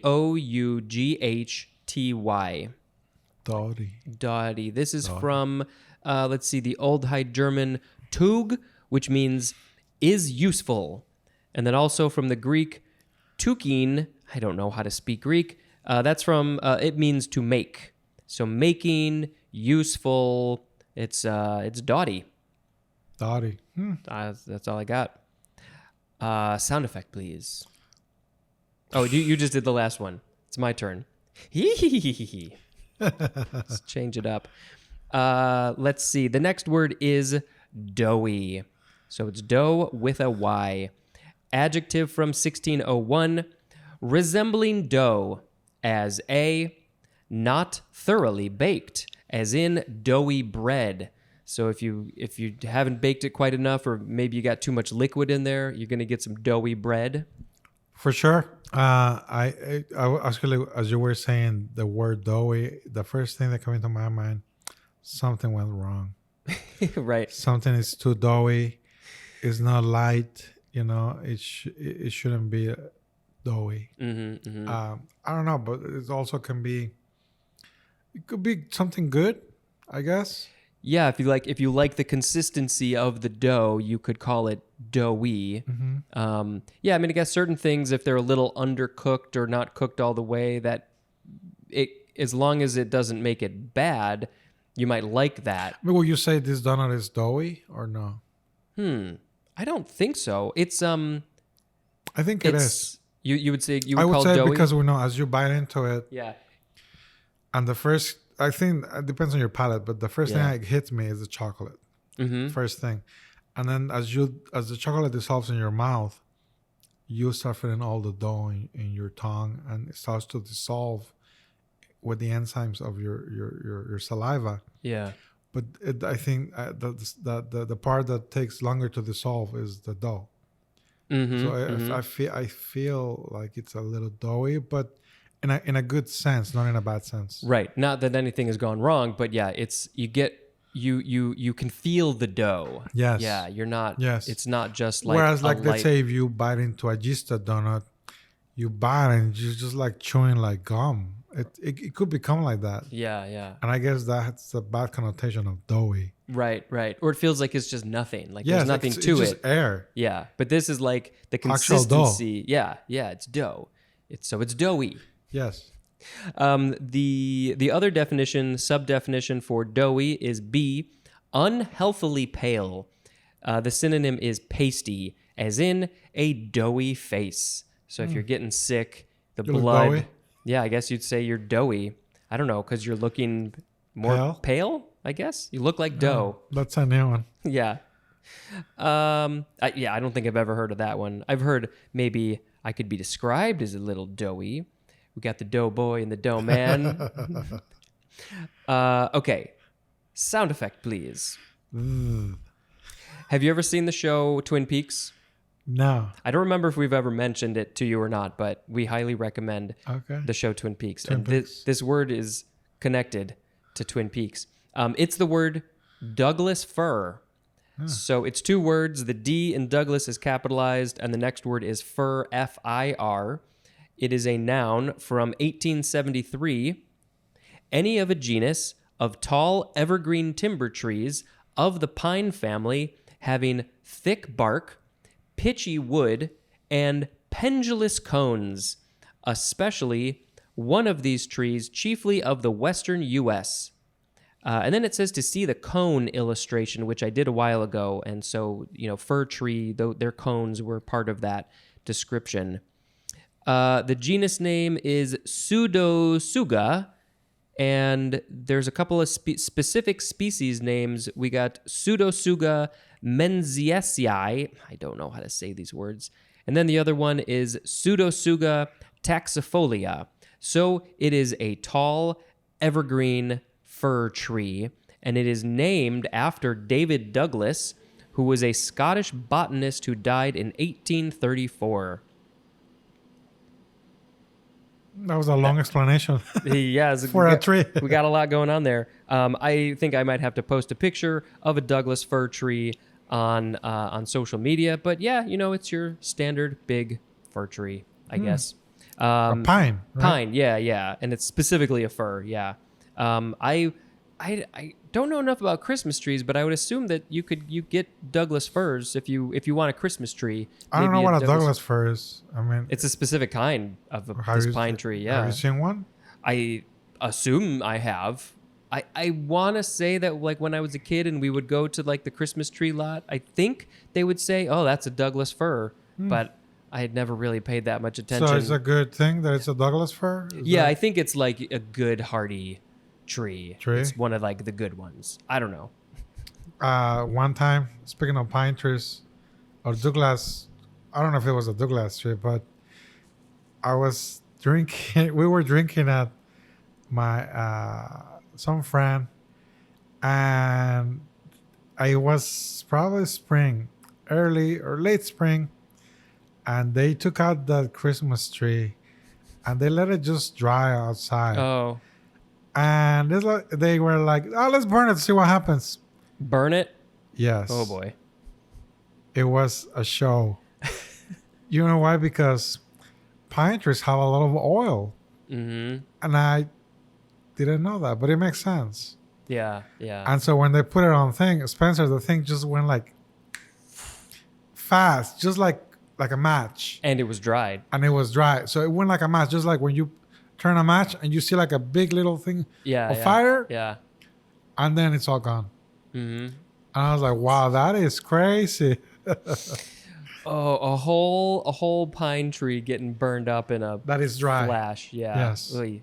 I hope that everybody was like far away. We were, but it was shocking to see. Yeah. Because I've never seen a tree burn that fast. Wow. Yeah, that's crazy. I might have to put in a little audio clip from Twin Peaks when they mentioned Douglas fir trees. What kind of fantastic trees have you got growing around here? Big, majestic. Douglas firs. Douglas firs. Okay. The next word is doucabor. I think that's how you pronounce it. Doucabor. It is spelled capital Doukhobor, or you can take out the very first O. Doucabor, noun from 1876. A member of a Christian sect of 18th century Russian origin, emphasizing the duty of obeying the inner light and rejecting church or civil authority. And this is from the Russian word douchabor or douchaborets, which is from duk plus, which means spirit, plus borets, which means wrestler. So wrestling with the spirits, something about that. Yeah, I've never heard of this before. It sounds interesting. It reminds me of the word buccaneer. Buccaneer? Yeah. A little bit. Just in like the pronunciation, douchabor. Yeah. Douchabor, buccaneer. Yeah, they have similar sounds. Yeah. Interesting. Okay, one more sound effect from you. Burp is right. We are now on the word doula. Doula. Last word. This is a noun from 1981. A woman experienced in childbirth who provides advice, information, emotional support, and physical comfort to a mother before, during, and just after childbirth. I actually know a doula. Yeah, I do too. And I feel like saying that they are experienced in childbirth, I feel like isn't quite necessary anymore. I think you can be a doula and never have given birth yourself, although it is obviously going to give you some good experience if you Sure. have. I don't know about the rules of that, but I feel like anybody could be a doula if they wanted to. This is it's a modified Greek word, which means female helper or maidservant. And that is from the Greek douli, which means, this is not good. It means female slave. So clearly that's the history of it. It started there, and they would probably be the ones who were enslaved, but would help the women who were going through childbirth. Take care of the babies. Yeah, taking care of them, helping them go through the process of like, okay, these are good things to do while you're pregnant. Yeah, I mean, tons and tons of things, I'm sure. Yeah, I know a couple people who are a doula. What do you know other than that? Well, actually, through going back to the vegan stuff, the organizer of the vegan test kitchens, which I'm sure you know about, right? Yeah. Chicago Vegan Test Kitchen. Yeah. So the main organizer, she's a doula. Oh, okay. I mean, I would say, I wouldn't say we're close friends, but we're good acquaintances, and she's very nice. Yeah. And I know she does that. I think she's going to school to be a full-time doula. Obviously, probably the connotation that you were reading has nothing to do with slavery. Yeah. She does this, We've gone way past that. she does this with her own free will, Right, and right. She says she loves it. She says that's her passion or her goal or her whatever drives her. That's Yeah. She's working towards that. That is so good because, yeah, I think we need, people in that world, between like doula or nurse or whatever, like people who want to help other people go through these things that they just don't really know about. Yeah, and they can be traumatic too. Oh, childbirth massively can be traumatic. Yeah, for the sure. baby and the mom. Everybody, and yeah. everyone. Yeah. Yeah. That's a tough thing. And if you got somebody there helping you through it, Oh yeah, that's an important job. for sure. I think maybe I'll put a link in the show notes for doula, and maybe like if you want to become a doula, go to whatever link I put in the show notes. So that was the last word, and what we're going to do quickly is I'm going to reread just the words, and then you get to pick a word of the episode. Okay. Any one of them. Any word is Can I perfectly tell you fine. what's the word? What's that? Can I tell you beforehand what's the word? No, I have to read the words first, and then you can tell me after. Because maybe you'll be reminded of a word, and you're like, Okay. oh no, I like that one better. All right, cool. All right. Well, when you say I like the word, do you mean the meaning or just the word itself? Whatever criteria you want, anything, whatever jumps out at you. It's either the word or the definition, what it means to you, something you love, something you hate, whatever it is. Okay, cool. Okay, so we had douce, douceur, douche, douchebag, dough, dough box, dough boy, dough face, donut, dotty, doughy, Douglas fir, doucabor, and doula. What do you like? I like Doucabor. Doucabor. Yes. Doukhobor. Sounds like a fancy word. Like if I were like, I'm a Doucabor, just so you know. Just don't say it to anybody who's Russian who might know the actual meaning. Doucabor is the word of the episode. I like to do a little song for the word just to make up on the spot. Do you want to make up a song about Doucabor, or do you want me to do it? You make it. Okay, I just do something simple like Doucabor, Doucabor, Oscar is a Doucabor. That's something simple. That's all. That's okay. So yes, we have reached the end of the episode. Your last chance. What are some things maybe that we didn't cover that you want to say? What do you want to say to the people? What do you want them to know about you, life, whatever? Well, that's the toughest question of the whole podcast. Yeah. But I want to say to everyone that's listening or that may listen in the future, try to be happy. Life, as we talked about in this podcast, is bittersweet by nature. But I think it's up to us as people, as humans, to to focus on the good, to focus on not so much on the bitter, but on the sweet, while understanding that the bitter was a process that we had to go through to get to the sweet part And you can't appreciate the sweet without the bitter. Yeah. And so, yeah, just be happy. Do the things that you want to do. Talk to the people that you want to talk to. Get some courage within you that I believe everybody has to follow their own calling, their own passion, joy. And if you do more of that, the more happy you're going to be and the more happiness you will give to others, which is the most important thing. Yeah, I 100% agree with everything that you said. I'm so grateful. I'm grateful. I'm grateful for all this wonderful food that you make for us, and that you provide it to everybody. I'm grateful that you have been on this show with me, and we might have to have you back, assuming Empanadas is in here. I would sure hope that it is. We'll have to check. I'm sure there's foods that I make that are there. Yeah, for sure. Between pizzas and pies and something, we'll get you back for sure. Whatever, all of your like social media stuff, all your links, I will put those in the show notes so people can easily find you. Come up to Highland Park, come get some tons of vegan treats. And then, Ravinia's over here. Take it over to Ravinia. Botanic Gardens. Oh, the beautiful Botanic Gardens. It's a good, make a whole day of it. That's what I tell my customers. Make a whole trip and enjoy the day. Enjoy life. Yeah. Be happy. That's what it's all about. Until next time, this is Spencer dispensing information. Goodbye.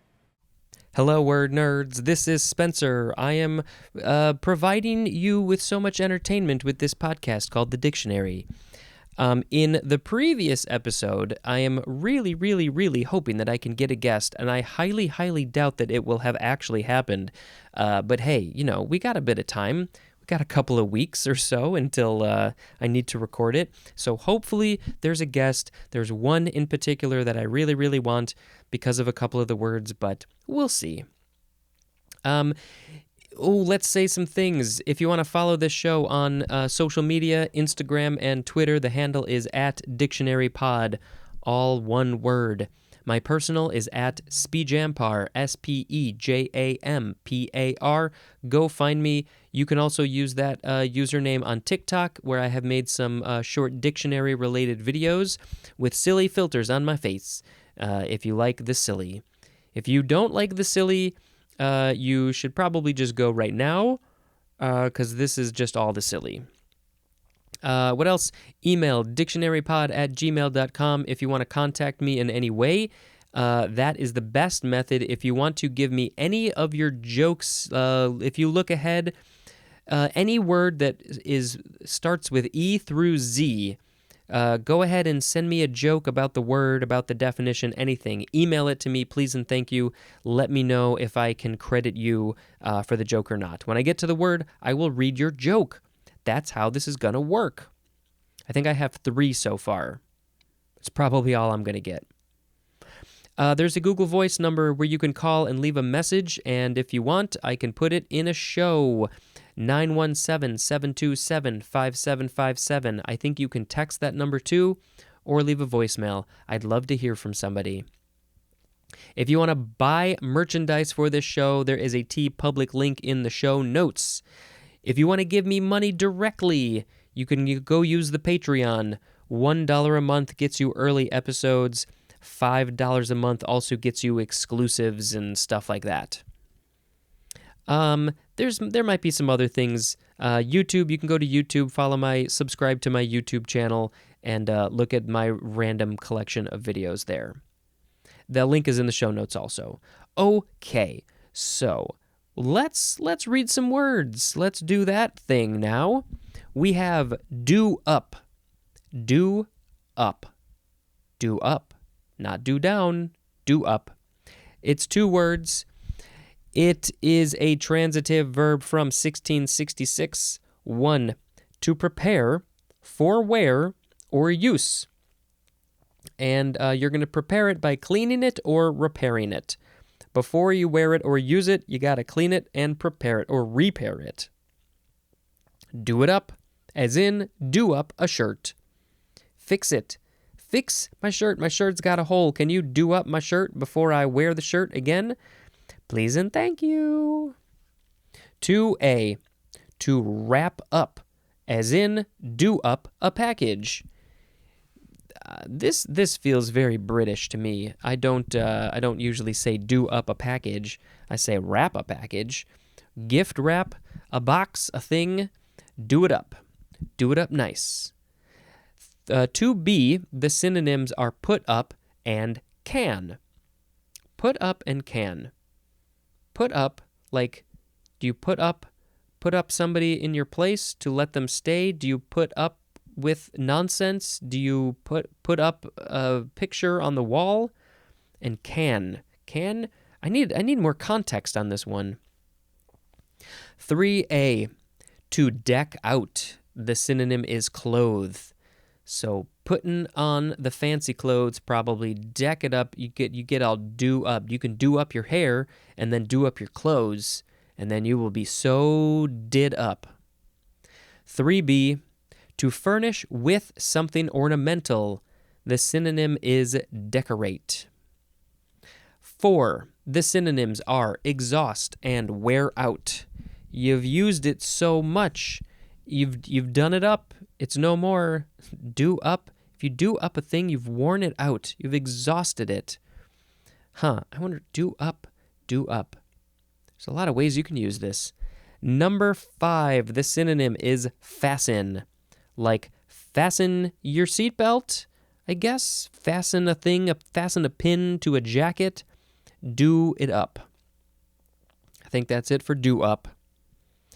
Let's see the sound. We'll try this. We'll try it like it's like should I even say?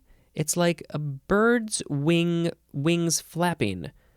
Flap flap flap. This is pretty literal. Almost. The next word is, I guess you can say dur. Let's see. Let's check the pronunciation. Dur or dour. I like dour. That's how I've always heard it and said it. It's D-O-U-R. Adjective from the 14th century. Number 1, the synonyms are stern and harsh.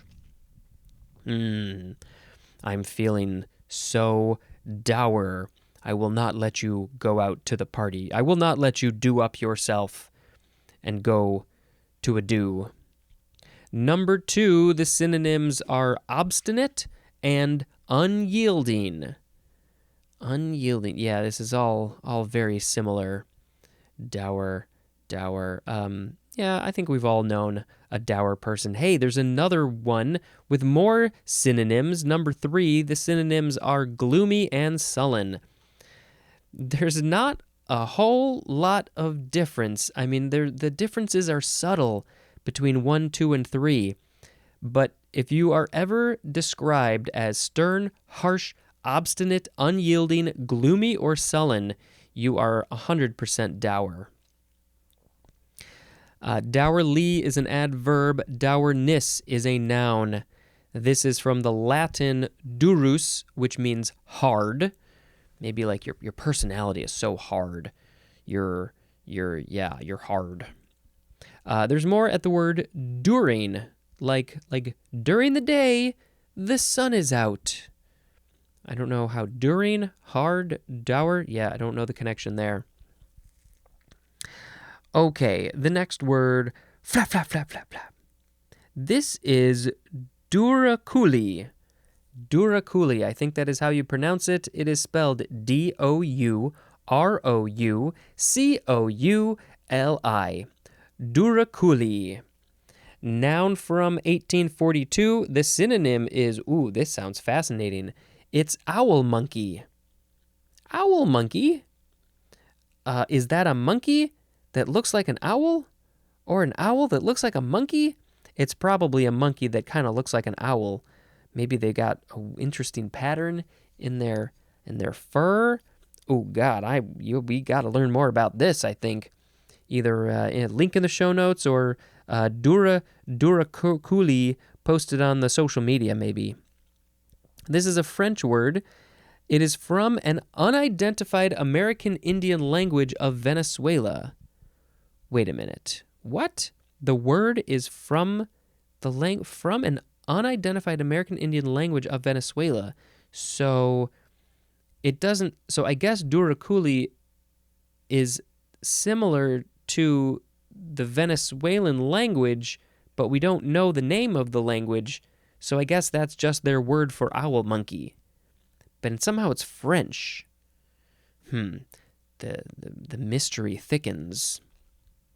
I'm so curious about what an owl monkey is. I've never heard of that. Douce is next, or douse. D-O-U-S-E, or you can add, I guess you can add another U and make it a double U, douse. First form verb from 1600, starting with transitive. 1. To plunge into water is to douse. Now, I think of this as the opposite, but I will probably get there. Just in a few days from when I'm recording this, I will be dousing myself into the cold, cold water of Lake Michigan. We are raising money for the Special Olympics. So, it's a whole, local thing. If you want to do this, you got to raise some money. And, yeah. So I will be dousing myself in cold, cold water. And I'm so excited.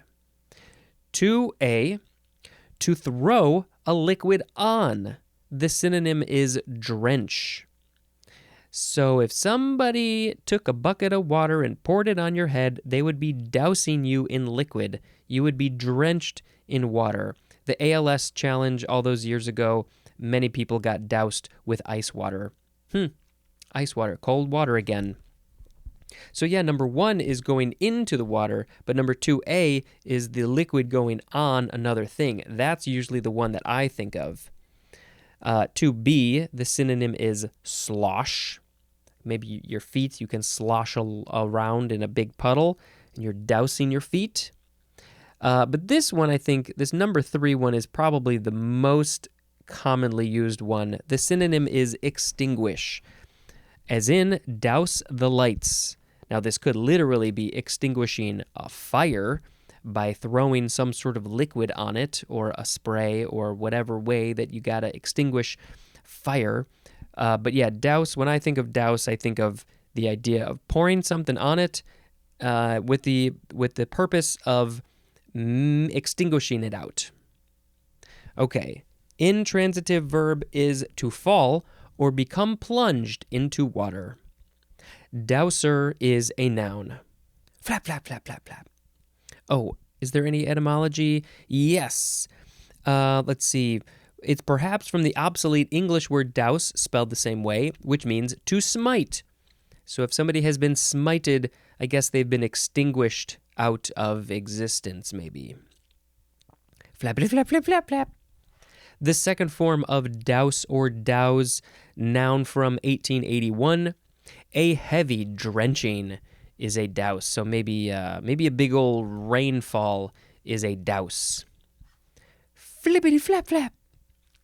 The third form of douse, you can also pronounce it douce. Yeah, douce, I think. This one is a noun from circa 1625. It is British, and the synonyms are blow and stroke. If you have an adult brain, you might take this in a whole other direction. I don't know what we're talking about here, to be perfectly honest. Is this like a punch? If you're punching somebody, is that a douse or a deuce? The origin is unknown. Nobody knows. Nobody knows. Flap, flap, flap, flap, flap. The fourth form of douse. This is a transitive verb from 1627. So the first form was also a verb. This one is, it's going to have a different context, I guess. 1A, to take in. The synonyms are lower and strike. Lower and strike, as in douse a sail. Yep. Oh, this all seems boat related. It should say we're talking about a boat. Shouldn't it? Shouldn't it say that? I think it should. At least number 1. Yes, douse a sail, because I don't think we use this in other things other than probably talking about a sail. You bring in the sail, you take it in, you're lowering it, getting rid of it, strike it out of existence, douse that sail. Number 1B, the synonym is slacken, as in douse a rope. Well, how do you know? I mean, if you say douse a rope but you mean to lower it or strike it, then that's confusing. So you got to know the context. You got to know that if you're dousing a rope, you're only slackening it. You're never taking it in or lowering it or striking it. And the opposite goes for the sail. If you say douse a sail, I guess you don't want to slacken it. So, this is the kind of thing that you learn when you learn how to sail from a dock boy. That's a callback to an older episode. Go listen. Number 2 for douse, the synonyms are take off and doff. So, yeah, this is like take off your clothes, I think. Doff your hat. Douse. So it's kind of like removing a thing is dousing it. We're removing a sail or removing your clothes or your hat or something like that. Not the rope. Can't get rid of the rope, but you can slacken it. Okay. The sound effect was flap, flap, flap, flap, flap, flap. It's a bird trying to take off. The next word is do. D-O-U-X. Don't forget about the X. Adjective from circa 1943. We're talking about champagne, and it means very sweet. This is French, if you couldn't tell. Do, it literally means sweet. From the Old French, do with a Z instead of an X. And there's more at the word douce, which that was actually in the previous episode, which I have not recorded. So, I don't think I've heard of this do word used with champagne to describe it as sweet. I've heard of other words, brute. That's not sweet, that's dry, but, there's a few words I've heard of. But this one is new to me, so I may have to find a do champagne. Champagne. Flap, flap, flap, flap, flap, flap. The next word is dove. This is the first of our D-O-V words. First form noun from the 13th century. 1. Any of numerous pigeons, especially a small wild pigeon. Many pigeons, many types of pigeons are called doves. I didn't know that. I knew they were both birds, didn't know they were so closely related. 2. A gentle woman or child is a dove, because doves are so peaceful, and they're all about the peace and the love. And so if you're a gentle woman or child, you also must be loving and peaceful, just like a dove. Is this like maybe a nickname like, oh, hello, dove, you're so cute? Number 3, one who takes a conciliatory attitude and advocates negotiations and compromise, especially an opponent of war. Compare to the word hawk, which is probably the opposite. They love war. They are not opponent of war. Because, doves represent peace. And so anybody who is an opponent of war, they advocate negotiating and compromise instead of war. They are a dove. I would be a dove because I think you got to talk it out, compromise. Let's figure it out. Russia, Ukraine, can we do that? Can we dove up the situation instead of hawk it out and just fight? What's with all this fighting, destroying, murdering? Why? Dovish is an adjective, and dovishness is a noun. This is from the Old English doof, D-U-F-E. It is akin to the Old High German word, do you say tuba? T-U-B-A. It looks like tuba, and that means dove. A dove is a tuba. I will never look at a dove the same way again. All I can imagine now is the sound that they make goes boop, boop, boop, boop, boop, boop, boop, boop, boop, boop, boop. Okay, what is a dove? What does a dove really sound like? Flap, flap, flap, flap, flap. That's what they say. The second form of dove, this is the past form of the word dive. Dive, you're diving into the water, you dove. Flap, flap, flap, flap, flap, flap, flap. Next is dovecote or dovecot. D-O-V-E-C-O-T-E. One word. You can also take off the E at the end. That would definitely be dovecot. Noun from the 15th century. 1. A small, compartmented raised house or box for domestic pigeons.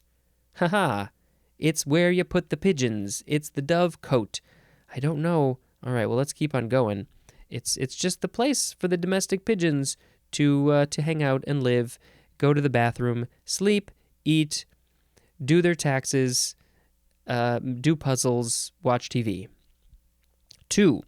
A settled or harmonious group or organization is also a dovecote or a dovecot. Well, there is no etymology. I don't know C-O-T-E. Now, I feel like I just need to do a quick check back to see, did I come across the word coat? And I just don't remember. Does it have something to do with, where somebody lives, a domicile, something like that? Now, I do know that there's the word cot, C-O-T, which is, a little thing that you can sleep on. But maybe like, oh, this is where the doves sleep. They sleep on a little cot inside of this box. Okay, I'm finally on the right page. Cote. It is a shed or coop for small domestic animals and especially pigeons. Wow, I have no memory of this whatsoever. It doesn't really have any etymology, so it's a cote is it's just a shed or a coop. That's it. Good job, everybody. Frap, frap, frap, frap, frap. Next is dovekie. D-O-V-E-K-I-E. Noun from 1821. A small, short-billed auk, breeding in Arctic coasts and ranging south in winter. The species name, I'm not sure how to pronounce this. It's spelled A-L-L-E twice. Ella, ale, ale, al, ali, al. I don't know. An auk, yeah, it's some sort of bird, I think. It's short-billed auk. Not entirely sure what kind of bird it is, other than it's an auk. Also called dovekie. I wonder if it looks like a dove. Probably not. The next word, doven. It's a variation of Daven, D-A-V-E-N. Flippity flap, flip, flip, flap, flap. Next is Dover's Sole. Capital D-O-V-E-R. Second word, S-O-L-E. Dover's Sole. Noun from circa 1911. 1. A common European sole, esteemed as a food fish. And the species name is Solea solea. S-O-L-E-A. You don't usually see part of the thing's name in the species name, but you sure got it here. Solea solea. This is, we got to skip that for now. And I don't mean skip it, I mean come back to it. So the sole is a fish called the Dover sole. Number 2, a flatfish of the Pacific coast of North America that is a commercially important food fish. The species name is Microstomus pacificus, and it is of the family Pleuronectidae. It's lots of letters in there. Pacificus, that means it's in the Pacific. And Microstomus, I wonder if it has a very small mouth or stomach? Something like that. Ooh, now I'm curious to see a picture of this Dover sole. Got at least a couple different kinds. Well, why is it called Dover sole? Because it is probably from Dover, England, which doesn't make a whole lot of sense for the second one because it's on the Pacific coast of North America, which is very, very far away from England. But the other one is a common European sole, so that one makes more sense. Flap, flap, flap, flap, flap.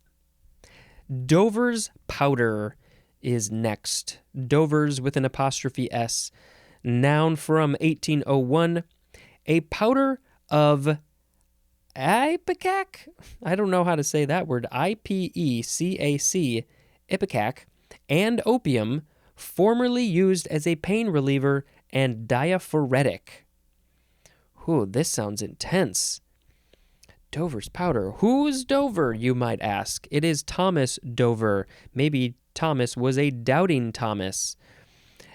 Doubting Thomas Dover's powder. Thomas was an English physician who died in 1742. And then they didn't name it until 59 years later? 1801. I do not know what ipecac is. I am aware of opium, and so it makes sense that it's a pain reliever. I don't remember what diaphoretic is. Maybe that's where the ipecac comes in. But, I can't imagine that we use this in any way anymore. Dover's powder. Next. Okay, last word, 2 forms. Flap, flap, flap, flap. Dovetail, 1 word. They got to use their tail as they're flapping their wings to make sure they stay. You got to steer with the tail, I think. So they got to stay straight if they want. Noun from 1573. Something resembling a dove's tail, especially a flaring tenon, and a mortise into which it fits tightly, making an interlocking joint between 2 pieces, as of wood. I vaguely remember talking about tenon and mortise. Was that at the beginning of the D's? Let me do a quick little check back. Let's just do this real quick, because I kind of remember talking about it with my dad. It was dado. Was that? No, I don't think tenons and mortises were in there. No, maybe some other time. But we do have a picture. Interesting. Okay. So we have 3 pictures. Number 1 is the dovetail, and this is showing kind of a piece of wood at the end of a piece of wood that has dovetails cut into it. And so, how to describe this? It's kind of the opposite of a groove. There's a kind of a triangle-shaped groove cut into the wood. There's 3 of them, 1 stacked on top of each other. And that might not be the best way to describe this. We'll just talk about one at a time. It's kind of a triangle shape, but the pointy end is at the edge of the wood. And so there's a little space, a little open space in the wood, and then as it cuts into the wood, it flares out. So you can't, if you were to put the opposite piece into it, you wouldn't be able to pull them out. To make a right angle, you would put another piece in there, and you wouldn't be able to pull them out. So it's pretty snug. So the opposite looks to be the opposite to me. This is mortises, and yeah, this is literally the opposite, where that flared out shape, kind of triangle shape, is cut into the other piece of wood, but it's the opposite. So instead of being cut out, it's all the space around it that has been cut. That's the mortises. And then it looks like when you put the 2 pieces together to make a right angle, you've got, oh, you know what? I have this wrong. I'm sorry, I didn't read my information well. Number 1 is actually the mortises. So the one that has the pieces cut out is the mortises. Number 2 is the tenons, or the tenons, or the tenons. I don't know how to say that word. And then number 3, when it's all put together, that is the joint. They have been joined together. So the whole thing is the dovetail joint on all the dovetail pieces. Apologies for making it confusing. I'm sure that some of you were like, dude, you got that wrong. Fix it. Don't worry, I fixed it. Dovetail jump. And people, carpenters and engineers, they can make these super complicated. So there's no coming apart at all. All right, one more word. Flap, flap, flap, flap, flap, flap. Fly, dove, fly. It's the second form of dovetail. Transitive verb. Nope, it's a verb from circa 1656, starting with transitive. 1A. To join by means of dovetails. And that's the whole wood thing that we just talked about. 1B. To cut to a dovetail. To cut to a dovetail. Number 2A. To fit skillfully to form a whole. Dovetail, fitting things to create a whole. You're dovetailing things together so they make a whole and they fit so well together, and it was very difficult to make them fit well together. 2B, to fit together with. And then intransitive is to fit together into a whole. Dovetail them together. There is no etymology for that one, which means it is now time for us to pick a word of the episode. I sure would love to hear what you have to think. If you want to say, let me know what you like. Okay, so today we had do up, dour, duraculi, that's the owl monkey, douce, douce, douce, douce, do, dove, dove, dovecoat, dovekey, doven, Dover sole, Dover's powder, dovetail, and dovetail.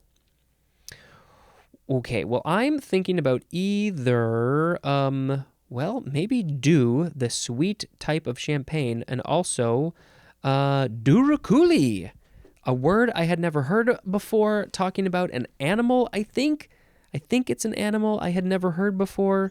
That sounds fascinating. Maybe let's just pick duraculi.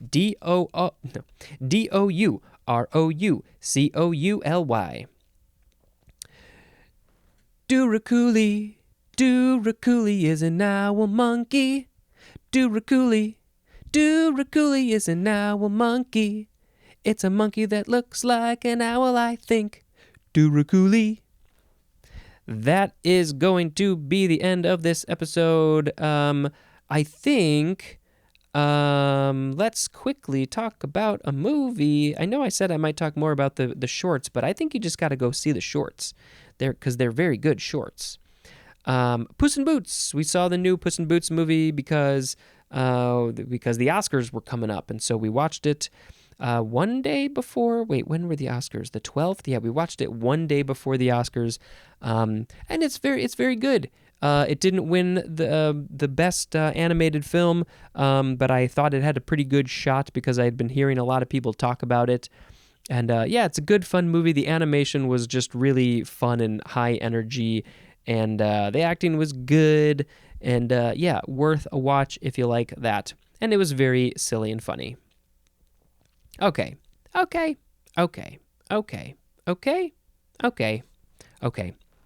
This is the end of this episode, and until next time, this is Spencer dispensing information. Goodbye. Hello, word nerds. Welcome to the dictionary. Howdy doody. How y'all doing? What's up with you? I'm so glad that you were here. Let's have some fun talking about the beginning of the DOW section. This is going to go on for about 4.5 episodes, where it's going to be the DOW section. Let's see. Okay, I think we can just get into it. Let's just talk about the words. That is what you are here for. Sometimes I like to talk about some extra things, but no, we'll just get right into it. The first word is dow.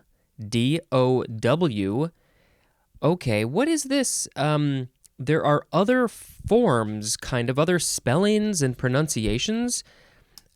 I guess these are the other ways to use the verb. Maybe so the past tense could be doubt, DOUGHT, or dowed, DOWED, and then dowing is the present form dowing, and that's D-O-W-I-N-G.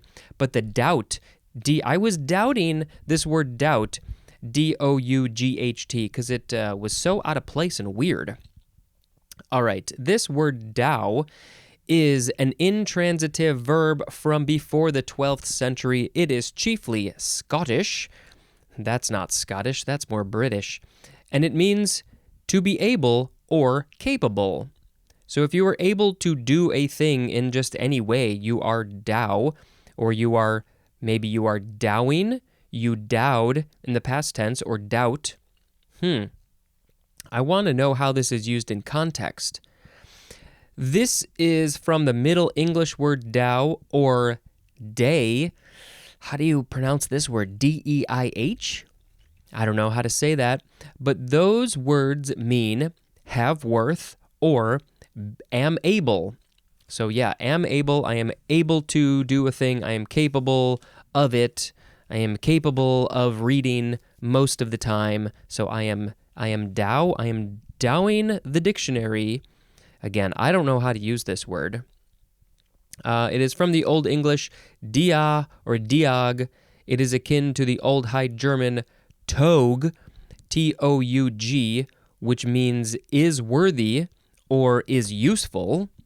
So if you are able, if something is able or capable, it is worthy or useful. And there's more of the word dowdy. Where was this one? Ooh, this might be in the episode that I haven't recorded yet. Yes, it is. So yeah, we'll learn more about dowdy in the past. We'll learn about it in the past, which is the future for me. Okay, that is it for the word dow, and the sound effect is just going to be dee. The next word is dow with a capital D, noun from 1949. The synonym is Dow Jones Average. Yeah, we're going to talk about that later this episode. It's just a shortened way to say the Dow Jones Average because people don't like to say Dow Jones Average every single time. You got to talk about the Dow Jones Average. That's too much to say, Dow Jones Average. We just want to say Dow. Next is dowager. D-O-W-A-G-E-R, noun from the 1530. That year, the 1530. 1. A widow holding property or a title from her deceased husband. She is a dowager. Let's see. Yeah, we'll get into the etymology. Number 2, a dignified elderly woman is also a dowager. I guess because typically this was, maybe originally, this was a widow holding property. That was a dowager, and then maybe just so many old ladies were widows and they were holding property. They just said, all of the dignified elderly women, you're all just dowagers now. That's language for you. So this is from the Middle French, douage, which means dower. Yes, we are going to see that. That means dower. From dower, D-O-U-E-R, which means to endow.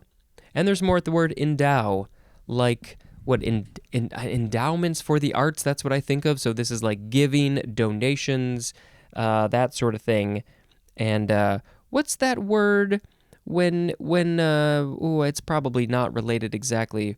When two people are getting married back in the day, and then the one family gives a dow. What is that called? One family gives something like goats and cattle and stuff to the other family. Oh my God, why am I blanking on what's that called? It's the dow, but I think that might be connected here etymologically somehow. If I could only think of that word. You get a duh, it's a duh. You give the other family a duh. I can't come up with it. I know it's right there. It's so easy. Okay, dowager, widow, or dignified elderly woman. Pew. Next is dowager's hump. Okay. Dowagers has an apostrophe S. This is 2 words, noun from 1948. An abnormal outward curvature of the upper back with round shoulders and stooped posture caused especially by bone loss and anterior compression of the vertebrae in osteoporosis. Okay, I did not know this was called dowager's hump. I have definitely seen some pretty old people with this dowager's hump. I really hope I never get a dowager's hump. First of all, I'm not a dignified elderly woman. It obviously does not have to be a dignified elderly woman. Could be anybody. But I think they gave this name, or they called this dowager's hump because most of the time it's probably an elderly woman, possibly a widow, who gets this thing. Well, maybe it's because women live longer than men, and so it's just more often going to be seen in a woman than a man. I'm guessing. I'm assuming. Yeah, I've seen people with this thing, and I don't want it, and I'm slumping over on this at this desk, and so I'm like, oh, don't do that. That's not a good idea. You're going to get that hump in your back, and nobody wants that. But also, maybe if you take care of yourself, you do some exercises, you eat right, maybe that will also help to stave this thing away. But of course, there are certain things that you cannot control. But yeah, there's the hump right kind of like below the neck is where you get this hump. Assuming this is what I think it is, your posture is they're like bent over. They're kind of like looking down all the time. It's probably painful. Anterior compression of the vertebrae. So that's the your spine, the vertebrae in the spine is getting compressed. I don't like the sound of this at all. Dowager's hump. That's the common name. I'm sure it has a more scientific name, which you'd think that they would put that in here, but they did not. What's the actual name of this thing?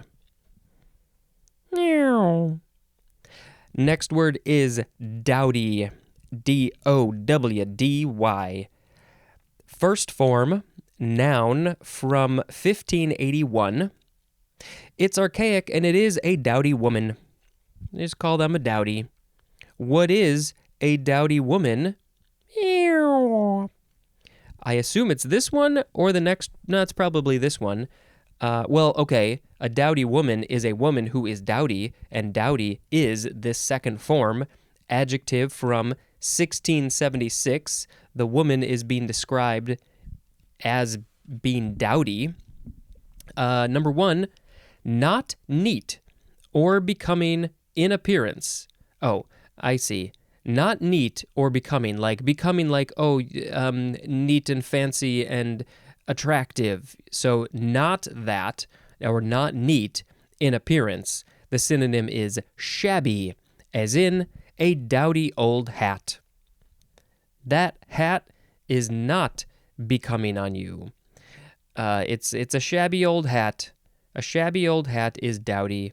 I'm not always dowdy, but I can be a little shabby sometimes. Shabby is comfortable. That's how I think of it. You can, I guess, maybe be comfortable and not be dowdy, but typically, I don't know. I think dowdy is comfortable. But yeah, I try not to be too dowdy because, you want to give off a decent presentation of yourself. I'm just kind of in the middle, I think. Number 2A, lacking smartness or taste, as in a dowdy room. Smartness. I feel like this and also becoming, I think those are words that are like a little bit, I don't know if old is the right word. It's not really like how people talk in the day-to-day life, normal people. Yeah, smartness feels kind of like an older generation way to say fancy or have taste or nice looking or whatever it is. I don't know. Maybe it could be updated a little bit. Maybe it has been updated. So yeah, it's very similar to number 1. It's all about the appearance. 2B, the synonym is old-fashioned, as in a dowdy institution. similar idea, but old-fashioned. It might not literally be unneat, not neat in appearance, or lacking in taste, but it just feels kind of old, and it's where was I going with that? Things that are old, they tend to be on the shabby side, so that's why you can say a dowdy institution is old-fashioned. We want to get rid of some of the old-fashioned things and bring in the new fashions and update them with new ideas and thoughts and not get stuck in the past. Dowdily is an adverb, dowdiness is a noun, and dowdyish, that is an adjective. So back to the previous word, dowdy. It's a dowdy woman. I guess that's a woman who is lacking in fancy appearance and is shabby. That's what I'm guessing. And so, we don't really call women like that anymore, so we don't need a whole word to describe that. And yeah, that's that. That's that for dowdy. We're done with dowdy. Hey, no, we're not done with dowdy. The third form of dowdy is a noun from 1936. The synonym is pan-dowdy. Pan-dowdy. I don't know what that is. We have to wait until the P's. The origin is unknown. I would like to think that it's related to being shabby, but I don't know. I'm not so sure about that anymore. Very curious to know. Next is the first form of the word dowel. D-O-W-E-L. Noun from the 14th century. 1. A pin fitting into a hole in an abutting piece to prevent motion or slipping. Also, a round rod or stick used especially for cutting up into dowels. So I guess there's a really long dowel that you cut into small dowels, which is that little pin that goes into the holes to make sure that things don't slip around. It's like, hey, the dowel's in that hole, and it's keeping it all together. I have dealt with these so many times, like building IKEA furniture or that kind of thing, and they always give you those little wooden dowels to keep everything together. They're very handy. They're a little fragile. Be careful with them. But then, there's also just there's other sizes of dowels and types of dowels. Like this one, number 2. A piece of wood driven into a wall so that other pieces can be nailed to it. That is also a dowel. This is from, it is akin to the Old High German tubili, which means plug. Also the Lower Greek typhos, which means wedge. Maybe that's more similar to number 2, a piece of wood driven into a wall. Maybe it's like a wedge. I'm not sure. I am not a carpenter. Contrary to common belief, I am not a carpenter. Let's see. Okay. The second form of dowel is a transitive verb from 1713. By the way, if you want to say dowelled or doweline, you can spell all of those with one L or two L's. D-O-W-E-L-L-E-D, or just one L. Same with doweline. To fasten by or furnish with dowels. Let's dowel that piece of furniture with dowels. Just glue a whole bunch of dowels to it and it'll look great. Next is dower. The first form, noun from the 14th century. 1.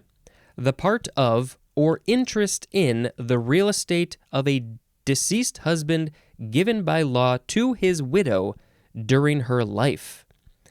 It's as compared to the word courtesy or curtsy. Now, wait a minute. I have to check. Courtesy This one has an E in it. Curtesy. Boy, I do not remember reading this at all. I mean, a curtsy is when it's like a bow. But what is a courtesy? Is it going to be the opposite? Is this a thing that's given to, given to the widower, the male one who's left from his deceased wife? And why also do we need these different words? Still not sure. Okay, so courtesy, Curtesy, that is a husband's interest upon the death of his wife in the real property of an estate that she either solely owned or inherited, provided they bore a child capable of inheriting the estate. And then, it says compared to dower. So these are very different definitions. Dower is, at least this first one is the part of or interest in the real estate of a deceased husband given by law to his widow during her life, but it said nothing about bearing a child or anything like that. Interesting. Okay, well, that is a dower. Oh, and then if we go back to, where was it? Dowager, a dowager, that is from the word basically dower. So yes, and hey, I didn't even need to come up with the word that I couldn't think of before because we have 2A. It's the second definition for the word dowry, and then 2B is the third definition for dowry. I knew it was so close, but for some reason my brain could not come up with that last syllable. I mean the second syllable. Dowry we won't see until like 1, 2, 3, 4, 5 episodes from now. Okay, dower, that was all dower, and this is from the Middle Latin dotarium, then the Latin dot or dos, which means gift or marriage portion, and there's more at the word date. You go on a date and you give somebody a dowry, and then you get married, and then somebody dies, and then you get a dower. The second form of dower is a transitive verb from 1605, to supply with a dower or dowry, and the synonym is endow. So you're supplying them with this part of or the interest in the real estate. Who's doing this? Is it the husband or the wife? Or I guess would the husband be dowering his wife who is still alive? I don't know the details. Or is it like a legal person, an attorney or whatever, a trustee who is dowering the person who is still alive? Is there a verb form of curtsy? I don't see that, so I don't know. But also just dowering with a dowry. That's when you get the dowry. Okay, I think we covered that well enough. Dowager is next. Dowitcher.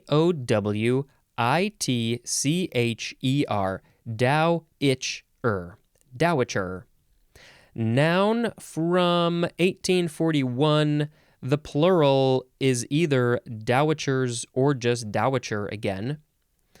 It is any of several long-billed wading birds related to the sandpipers. And let's see, the species names could be Limnodromus griseus or also Limnodromus scolopaceus. I don't know how to say that. And then it is of the family Scolopacidae. Well, the word dowager is probably of Iroquoian origin, akin to the Oneida word Tawastiwa. What? Tawis. I don't know exactly how to pronounce that, or pronounce Oneida, Oneida, but that's their word, which is also, which means dowager. But I don't know how we got dowager from that word, unless Taoist. How did we get from Taoist to dowager? It means dowager, but it doesn't sound like dowager, at least not the way that I'm saying it. It doesn't seem like it would. Interesting. Okay. It's a bird. It's a bird related to the sandpiper. Sandpiper, sandpiper. Should I be singing more? Would you like that? Okay, the next word. Dow Jones average. 3 words. The D and the J are capitalized. Noun from 1922. An index of the relative price of securities. I don't know. It's got something to do with the stocks. Are some of them securities, some of them not securities? It's basically saying like what's going up and what's going down and what's the average and where did we end off at the day and yay, my stocks went up. Boo, my stocks went down. I don't understand this stuff really. I don't touch it. I don't mess with it. I don't bother. I mean, technically I have a 401k, so that's probably in there somehow, but I don't follow it at all. Where did this name come from? Who or what is Dow Jones? Well, let me tell you. Sit down by the fire, curl up with a nice mug of hot chocolate, and I will tell you a little story about once upon a time, there were 2 men. One of them was named Charles H. Dow, and the other one was named Edward D. Jones. They were American financial statisticians, and Charles Dow died in 1902, and Edward Jones died in 1920, and then this word was coined, I guess, in 1922, after both of them were dead. Dead as a doornail. So they were financial statisticians, so they dealt with money, they dealt with percentages and likelihoods and things specifically related to money, which makes sense given that with the stocks, you're talking about, you're selling or you're buying depending on what you think is likely to go up or go down, or it's all about statistics, I guess. Interesting. Yeah. So, maybe I'll put a link in the show notes. You can learn more about it and more about these dudes, Chuck and Eddie. And, yeah, I've heard it a lot. I don't know nothing about it, really. Not really. Okay, we are on the last word. Why do I keep on saying we? We, I. It's all about me, baby. It's the word down. My sound effect is going down in pitch. This is the first form, and we are going to have a bunch of other forms in the next episode. It's going to be almost all that episode is. Okay, first form of down, adverb from before the 12th century. Let's talk about these definitions. All, 15 of them, maybe. 1A1, toward or in a lower physical position. If you're going toward a lower physical position or in a lower physical position from whence you came. If I laid down on the floor, I would be down. 1A2, to a lying or sitting position. That's down. Sit down. Lay down. Good boy. 1A3, toward or to the ground, floor, or bottom. Going down. I don't know the context of when you would use some of these or not. I don't know. I'm sure it's not that difficult, but yeah, they're all very similar. Just going down to the center of the earth. A little bit closer to the center of the earth. 1B, as a down payment, as in paid $10 down. That's not much of a down payment. I guess it depends on what you're buying. Maybe you're buying a thing that's $100 and you can put $10 down. That's 10%. Still not that much. But typically when we think of a down payment, we're talking about, a car, a house, something, and that's going to be in the thousands of dollars, which a lot of people can't do. But sometimes down payments can be a lot smaller. You put $10 down, and then you got to Put down the rest later.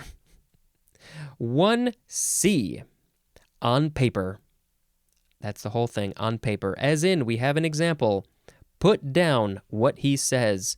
Write it down so you don't forget. Take some notes. Put it on paper or in the Notes app on your phone or some other place. Just make sure you get it down because I'm going to forget. Number 2, in a direction that is the opposite of up. In a direction that is the opposite of up. It's the only direction that's the opposite of up. As 2A, the synonym is southward. Going to the south. If you're looking on the planet, you got north. North is pointed up. Usually, what is that? The Arctic region. Places like Alaska and Norway and Greenland and Canada and Russia. They're all north from most everything else. Up, up, up, up, up, up. But then if you want to go down and south, you got to go down and south to all the other places. Central America, South America, Africa, New Zealand, Australia, India, the Antarctic. That is down. 2B, to or toward a point away from the speaker or the speaker's point of reference. Toward a point away from the speaker. So what speaker? Is this literally a person speaking? Is this a mechanical, electronic speaker? Point down, down, down. This one is a little confusing to me. I'm a little baffled by the context here. Okay. 2C, in or into the stomach, as in, can't keep food down.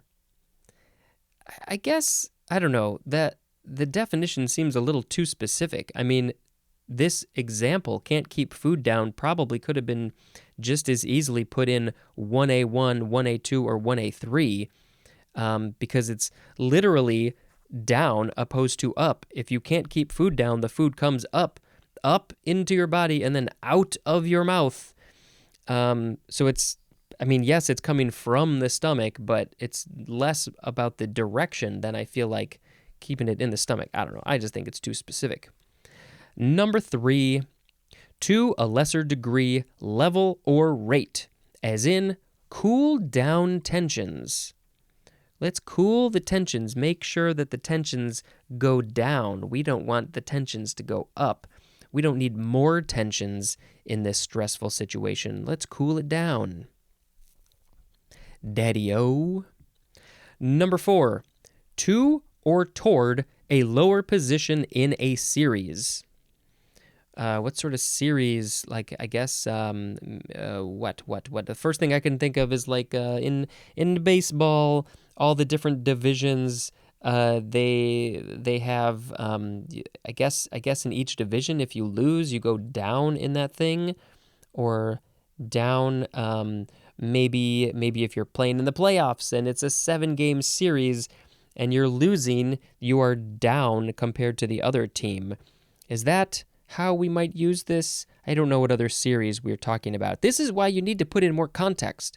We need about 25% more pages in this book just so you can give us some context, because this is not helpful. Number 5A, to or in a lower or worse condition or status. To or in a lower or worse condition or status. And 5B, there's no definition, but it says it is used to indicate thoroughness or completion, as in dusted down the house. Also as in described him down to his haircut. Dusted down the house. The house has been completely dusted to completion. There is no more rabbit dust bunnies in the house. And then described him down to his haircut. Every little aspect of him was described, including the type of hairdo he had. 6, from a past time, as in stories passed down by word of mouth. down through the generations from an old time all the way up to the present time, and then maybe to a future time. 7. To or in a state of less activity or prominence. To or in a state of less activity or prominence. Again, I would have liked an example here so we have some context. 8. To a concentrated state, as in, got the report down to 3 pages. Oh, thank you. I didn't want to read 80 pages. 3 pages is totally tolerable. Thank you for concentrating it down to a much more, much better state. 9. Into defeat, as in, voted the motion down. Into defeat. It did not win. It was defeated. The motion was defeated. We wanted to talk about the next thing on the topic, the next thing to talk about, but nope, nobody wanted to talk about that, so it got voted down. There is a phrase, down to the ground. The synonyms are perfectly and completely, as in, that suits me down to the ground. I don't think I've ever heard this phrase before. Down to the ground. That's a good one. Maybe we can bring that back. Who uses this? Does anybody use this? Do you use this? Let me know. So yeah, totally, completely, perfectly. And I guess the idea is that suits me. So if we're talking about, what are we talking about? That suits me. The idea of reading the dictionary as a podcast, that suits me down to the ground. It suits my whole being. It fits my whole personality and body perfectly from the head down to the toes, to the ground, the whole thing. Down to the ground. I need to try to use that. What is the etymology for the word down? It's from Middle English, down, with a single U opposed to a double U. From the Old English, dune, D-U-N-E, which is short for adune, A-D-U-N-E, or also of dune, which is, wow, there's a lot of information here. A means of, and then of means off, or from, plus dune, which is from dune with no E, which means hill. Okay, all right, let's see if we can backtrack this. So we got a hill, and then they put on the A, which means off or from, okay, from a hill, off a hill, or of a hill, and then obviously anything from a hill is going to go, it's going to roll down the hill. So I guess that's, the word down basically means hill, or from a hill. That's fascinating.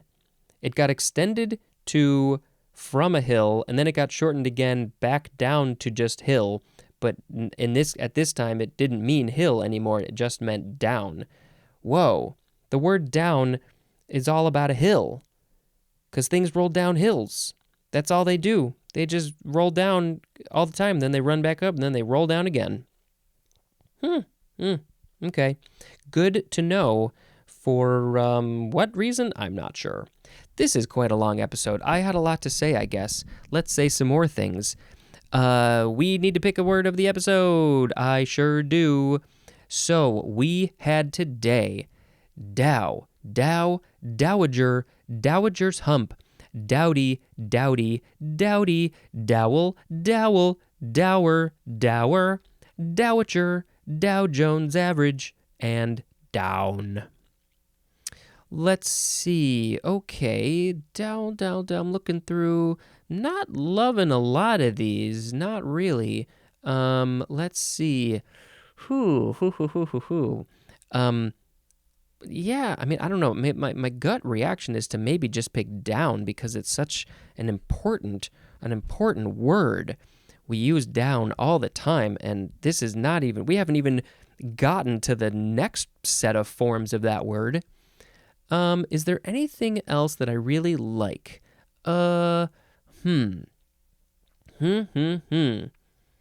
I don't know. I guess maybe I'll just pick down. Down, down, down to the ground. Down, down, down, we're going down, down. We're going down in an elevator. Rolling down a hill in an elevator. Downy, down, down, down, down, down, down, down, down, da da da down. I think that's fine. That is a fine place to end this. Where did I leave off talking about my movies? What? Where did we leave off? Puss in Boots, I think, yes. Okay, the next movie I saw was Cocaine Bear. Oh, yeah, finally got around to seeing Cocaine Bear. Ooh, it is such a fun movie. If you don't like the gore, there's definitely some pretty good gore. The special effects, some digital, some practical, I'm sure. They were really, really good. And it's directed by Elizabeth Banks. It is based on a true story. The true story, though, is much more simple than what this movie was turned into. I guess a bear ingested some cocaine, and then it did not kill anybody. I think it just ended up dying. But I'm pretty sure the writers were like, what could have happened? Oh, and the reason it ate the cocaine was because some dude tossed out a bunch of bags of cocaine from a plane, and they landed in a forest in, where was it? Georgia? Something? I don't remember. And and it found the cocaine and it ate it. But in this movie, all hell breaks loose after the cocaine, after the cocaine bear eats the cocaine. Yeah, it's a super fun movie. Don't take it too seriously. It's pretty great. Okay, that's it for this episode. Thank you very much for listening, and until next time, this is Spencer dispensing information. Goodbye. Hello, word nerds. I'm so glad that you are here. Yes, I am. Let's talk about some words. The first word in this episode is down. It's the second form. This one is a preposition from the 14th century. It means down, along, around, through, toward, in, into, or on. All of those things, as in fell down the stairs, also as in down the years. Down through the years, he kept on falling down the stairs. Have I ever fallen down the stairs? I don't think I have. I'm pretty sure. No, I probably have. I must have at some point in my life. How could I not have fallen down the stairs? That seems maybe when I was young. That was a lot of information in the definition. Down, along, around, through, toward, in, into, or on. I feel like we're on Sesame Street, going through all the different ways that you can go around a thing. Interesting. Okay.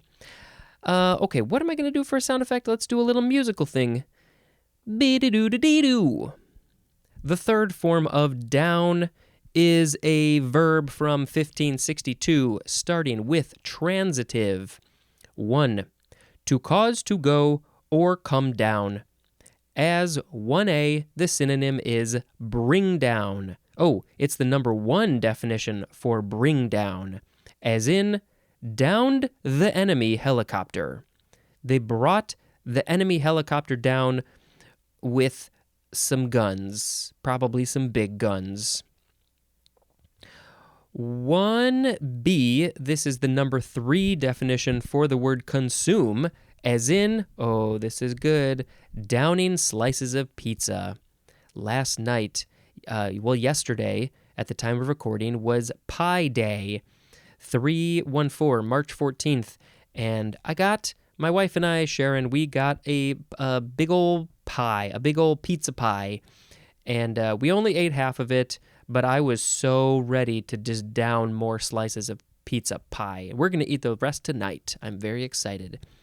Consume, just down it. Down it into your stomach, but hopefully you can keep it down and it doesn't come back up. If you're downing lots of slices of pizzas, it might come back up. So be smart and careful, please, and thank you. Nobody wants to go through that. 2. To cause to be out of play. And the thing that you're causing to be out of play could be a football. To be out of play. Well, I think, once you're down, like if the quarterback throws the football to one of his co-stars, one of his other players, then once he's got the ball, he or she, doesn't matter, once they have the ball, they can run. But then it is down once the play is over. So maybe they fall down, go boom, or somebody tackles them, or they run out of bounds. Any of those things will make it out of play, and so it is down. Number 3, for people who don't know American football, you get 4 downs. When it's your turn, when it's your team's time to play offense, you get 4 downs, 4 tries, basically. So once you hit 4 downs, when the ball is out of play and it's done, then you just gotta hand the ball over to the other team. But people don't want to do that usually. That's not usually how it goes. Once they get to the 4th one, and they're probably gonna go to kick it between the posts and get a field goal if they're too far away from getting a touchdown. Okay, it's just a quick little description of the game of American football. Number 3, the synonym is defeat, as in down a proposal. Basically, you're voting it down, I guess. Is that how we're supposed to think about this? Defeat, the proposal has been defeated, it's been downed. Intransitive, we just have one, which is to go down. To go down where? Where are we going? Down under? Down southward under to Australia? Or where are we going down? Beep, boop, boop, boop, beep-o. The 4th form of down. This one has a bunch of definitions again. This is an adjective from circa 1565. 1A1, occupying a low position, specifically lying on the ground, as in down timber. I guess the timber is lying on the ground. It needs a little nap. So it's in a low position on the ground, face first. Down timber. If it was downed with an ED, that would mean that it has been cut down. Is downed in here? No, I don't think it is. 1A2, directed or going downward, as in attendance is down. Attendance has been going down for movie theaters and lots of things because of streaming and all of that sort of stuff. So, a lot of places, they ain't seeing people go to places. Theater, probably too. That's probably got low attendance. The attendance is down. 1B, lower in price. Our prices are insane. They're going down, down, down, down to the ground. They're having a little nap. They're coming buy these things before the prices wake up from their nap. Lower in price. It's down. I don't know how to use that in context. 1C, not being in play in football because of wholly stopped progress or because the officials stopped the play, as in the ball was down. It's down. We just talked about this just a little bit ago. If you don't remember, just go rewind it like a minute or two. The play is down. The ball is down. 1D, defeated or trailing an opponent, as in points scored. So if one team has less points than the other team or have been completely defeated, they are down, as in down by 2 runs. They are being defeated by 2 runs compared to the other team, who are, I guess you'd say, up by 2 runs. 1E is talking very specifically about baseball. The synonym is out, as in 2 down in the top of the 3rd inning. Oh no, we have to say that in a different way. We've got 2 down in the top of the 3rd inning. No, that sounds too exciting. How do baseball people say that? We've got 2 down in the top of the 3rd inning. Here comes Spencer, the southpaw from Chicago. Maybe he can get a grand slam. Yeah. 2A. Reduced or low in activity, frequency, or intensity, as in a down economy. There's not a lot of stuff going on. I think during the pandemic, we had a down economy because there was not a lot of stuff happening. Although there are some areas that had an up economy, like all of the online shopping that people were doing. 2B. Not operating or able to function, as in the computer is down. Oh no, I need my computer to live. It's not able to function, which means I'm not able to function. 2C. The synonyms are depressed and dejected. I feel very down when my computer is down. And my team is down in points because they had lots of downs in the football game. Okay, depressed and dejected, as in feeling a bit down. Also, the synonym depressing, as in a down movie. So the synonyms are depressed, dejected, or depressing. A down movie. I've never described a movie as down. It might make you feel down, but yeah, I guess you can say that. You are allowed to say that. Depressing. Okay, 2D, the synonym is sick, as in down with flu. You are down for the count with the flu. You are literally down because you're probably laying down and you can't get up and go to work. So that is why, or to school. That's why you are down with flu. Why isn't it the flu? 3, synonyms are done and finished, as in 8 down and 2 to go. 8 of them are done and finished. We don't need to worry about them anymore, but we still got 2 to go. We got 10 total. 8 of them are down. What? What are we talking about here? What's 10 of what? We finished 8 things. We finished 8 cocktails, and we have 2 more cocktails to go. Not sure. It's a lot of drinking. Don't do that. 4. Completely mastered, as in had her lines down.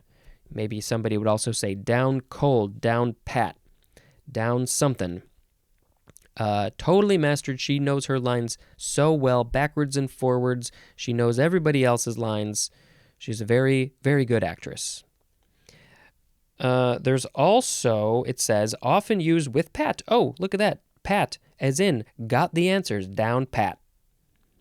Don't know why we put pat at the end of there, but we do sometimes. Down pat. Number 5A is slang. Actually, 5B is also slang. For 5A, the synonym is the number 7 definition for the word cool. Down. Are you down with the sickness? Are you down to clown? Are you down to hang? You got to be down if you want to hang with us. 5B, also slang, understanding or supportive of something or someone. And this is usually used with the word with, as in trying to prove that they were down with hip-hop culture. That is a quote from J.E. White. Trying to prove that they were down. How do you try? I would not be able to prove that I am down with hip-hop culture because I don't know it all that well. But I do know a couple of things, but that's about it. I'm the mother flippin' rhinoceros. My beats are fat and the birds are on my back and I'm horny. I'm horny. If you choose to proceed, you will indeed concede, 'cause I hit you with my foe, the wild rhino stampede. That's about all I know. And that's not hip-hop culture.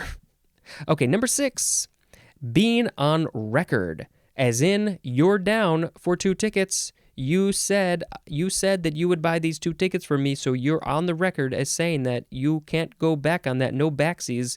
You got to pay for these. Okay, a phrase, down on, and that means having a low opinion of or dislike for. I am down on that thing because I don't have a good opinion about it. I dislike it. I am down on it. Another phrase, down on one's luck, And this is experiencing misfortune and especially financial distress. There are way too many people in the world, in the country, that are down on their luck. They don't have the greatest of luck right now, and it's usually not their fault. I mean, that's the whole thing about luck. You didn't do anything. I mean, I guess it could be your fault, but first of all, it's probably not. And second of all, we still use this phrase "down on one's luck," but yeah, we use it no matter what. That's what I'm trying to say. If misfortune or especially financial distress, I don't want people to be down on their luck. I want a culture, a world where you don't need to worry about things like this. Oh, I have talked about this a bit. I'm not going to get on my whole rant, but maybe someday we'll have to get back on that. Okay.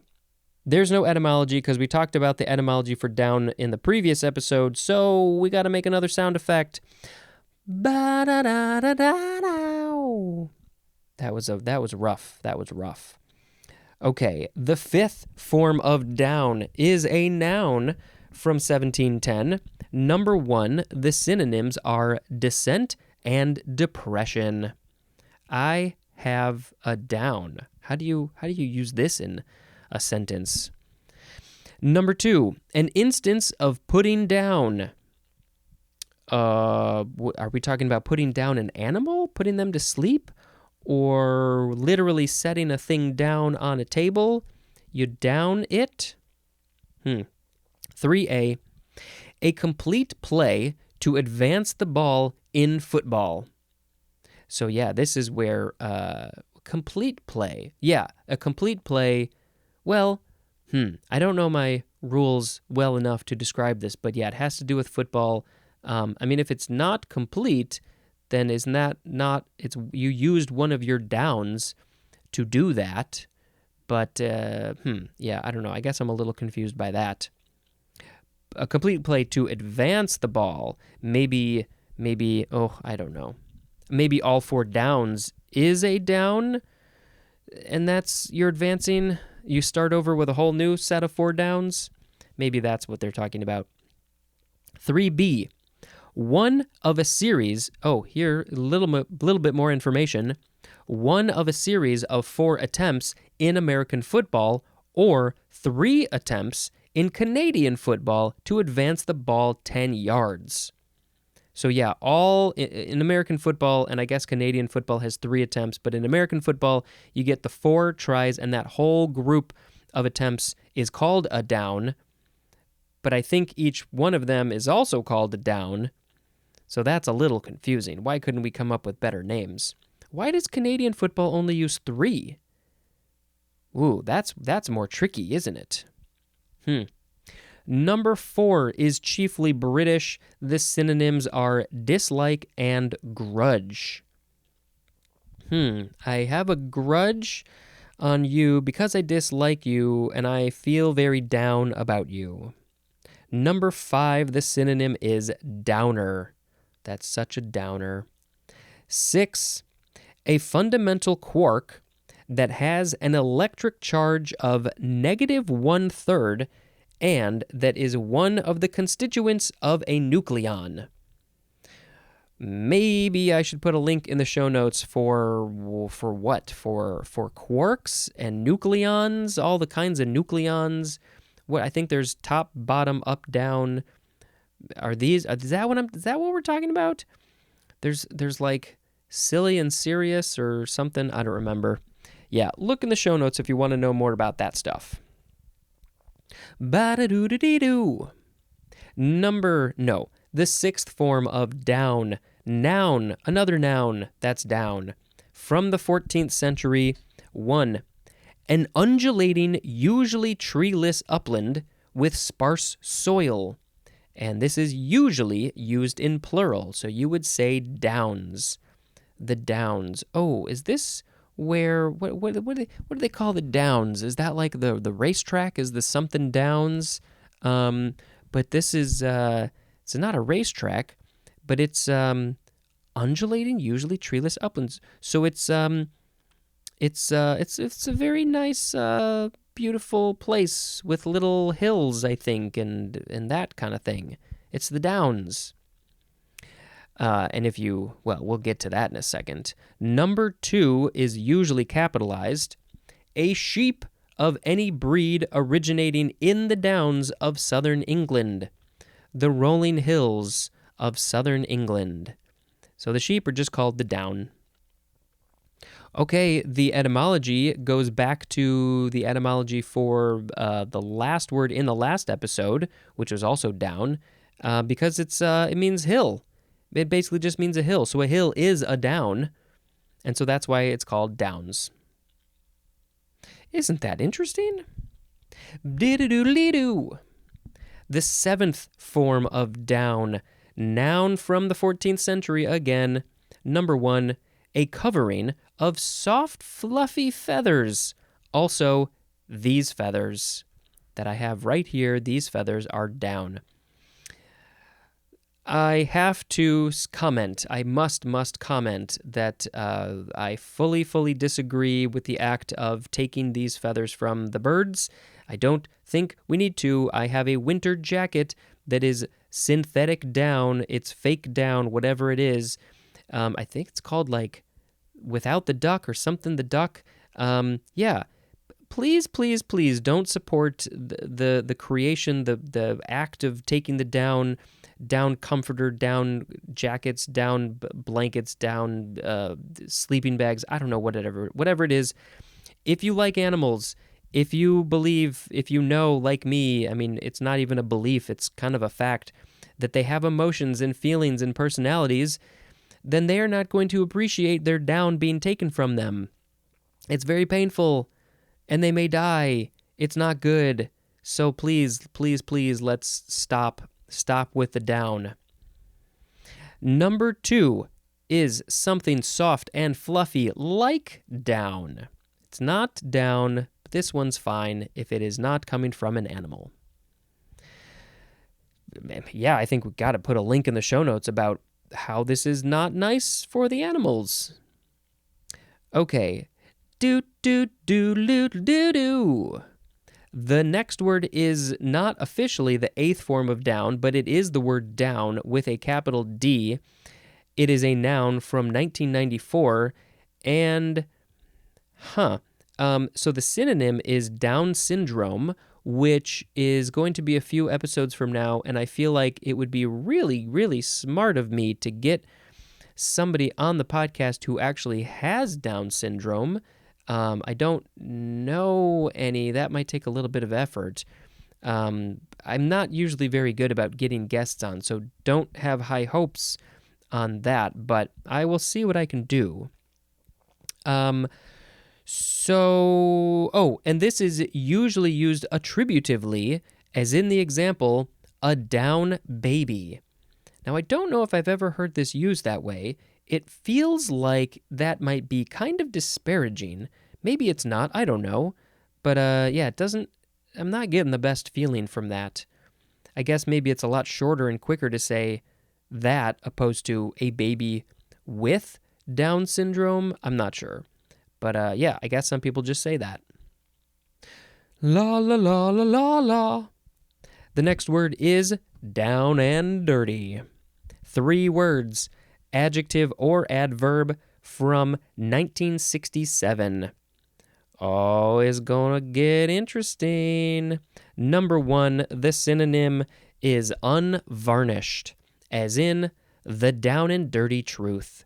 We have not varnished the truth to make it sound much nicer. No, it's raw. It's down and dirty truth. 2, made or done hastily. Also, not revised or polished, as in a down and dirty solution. We're just going to slap it together.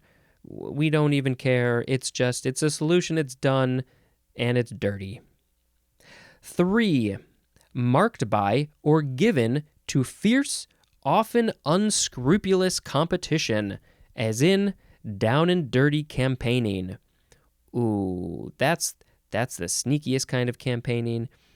Fierce, often unscrupulous competition. They're just going at it. Maybe it's politicians. Number 4, the synonym is bawdy. Bawdy, as in down and dirty sexuality. Bawdy. I feel like should we just do a quick little revisit of what that word means? I mean, I think you can probably guess. You know, it's not probably all that difficult, but let's see. What have we got? B-A-W. Where are you? W. Here we go. Bawdy. Obscene, lewd, boisterously or humorously indecent. Yup. Bawdy sexuality is obscene. That's what they say. Number 5, the synonym is seedy, as in a down and dirty neighborhood. And I'm sorry, I cannot skip to the S's to read you what seedy said, so you're just going to have to wait, or maybe you're listening to this many, many years from now, and you can just skip ahead.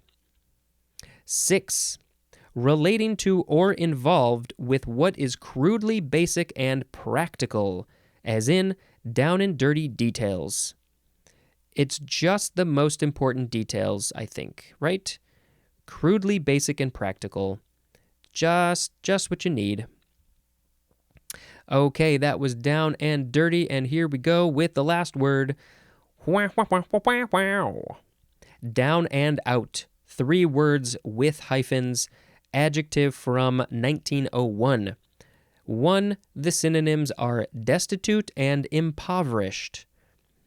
No money, maybe no house, maybe looking kind of dowdy and shabby, down and out. 2, physically weakened or incapacitated is also down and out. What's that movie, Down and Out in Beverly Hills or something? I think that the whole point of that was destitute and impoverished, if I remember correctly. Or is that just a phrase? I don't remember. Down and out or down and outer is a noun. So I guess the person who is down and out can be called either a down and outer or down and out. All right, well, I am going to pick a word of the episode. You can't stop me. We had down, down, down, down, down, down, down, down and dirty, down and out. Well, for me, I just have to pick the 7th form of down, which is the one about the feathers, for obvious reasons. What song do we want to sing? Down. I'm a fan of birds keeping their down. Don't take their down from them. I like it when the birds keep their down. I don't need it in my winter jacket. That's it. You get no more from me. That was pretty impressive, if I do say so myself. Pretty impressive for what I usually do. Okay, another movie I watched. Sharon and I watched Who's Afraid of Virginia Woolf. I had never seen this before. It's from, I think, 1966. What do I want to say about this in about 5 or 10 seconds? It's black and white. It's based off of a play, which I don't remember if that was also based off of a book. I don't know. It was Mike Nichols' first directing movie, the first time he directed a feature-length movie. He did a fantastic job. The actors did a fantastic job. It was not at all what I expected. I had seen clips from it, but I didn't really know the story. And not at all I don't know what I expected, but it was not what I expected. I don't even really want to say anything, but it was a fascinating movie, and I need to watch it again. I really do. Yeah. Who's afraid of Virginia Woolf? Virginia Woolf, Virginia Woolf. Okay, that's going to be it. This has been Spencer dispensing information. Goodbye. Hello, word nerds. I am Spencer. Welcome to my podcast called The Dictionary. That is what it is. I don't know what to say. Oh, well, maybe one little thing I could say about my personal life, in case you care, is I am planning to make a very short film. Probably will be only about 5 minutes or so. don't want to say too much, but I am starting to storyboard it. I'm actually, by me saying this on this podcast, is me holding myself accountable to actually make it. Because of course, in the past, you get ideas and thoughts and projects, and then they just never happen. That's at least my experience. So I'm pretty motivated to do this. It will be black and white. That's the plan. Possibly a tiny bit of color, but more than likely no color. And I'm really, really hoping that before the end of 2023, I can actually get it finished. I got a lot of more prep work to do before I actually shoot it. So yeah, we'll see. I'll let you know if that is available somewhere. Of course, I would like to put it through the festival circuit maybe, and then eventually maybe put it on my YouTube channel or something like that. So yeah, we'll see what happens. I just wanted to let you know in case you're curious about very short films.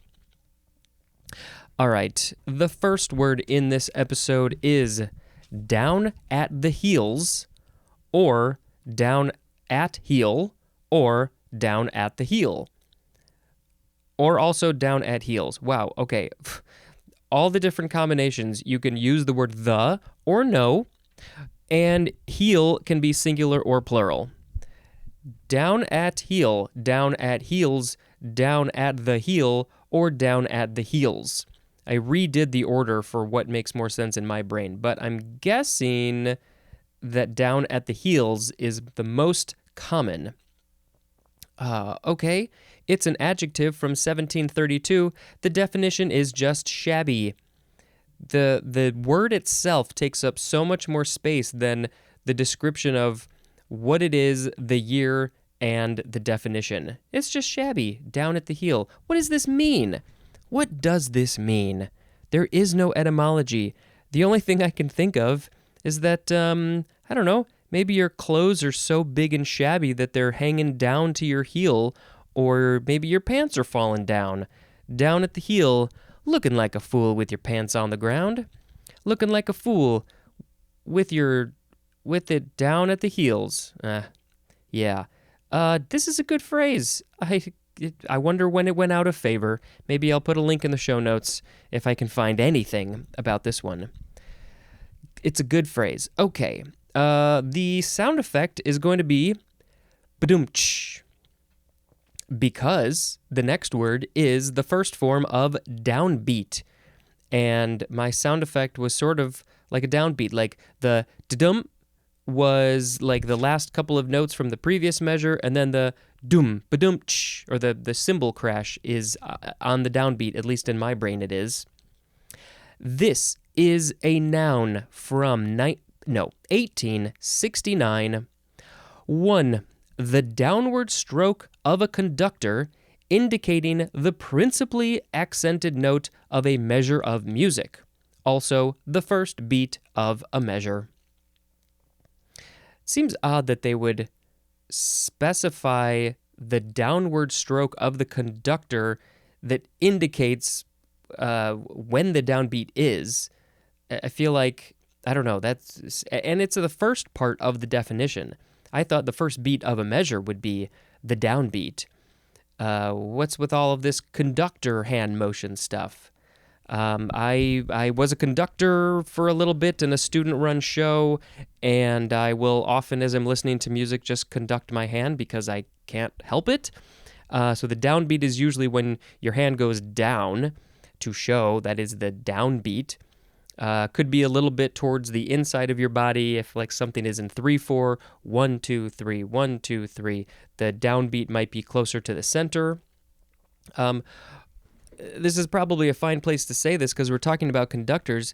I notice a lot of conductors, they'll bounce their hand at each of the points, the 1, 2, the 3, the 4, and it seems like the orchestra or whoever it is following the upbeat, the bounced part of the hand. When you bounce it back up, it seems like that's the beat for them, and that just goes against my whole brain. I don't understand that.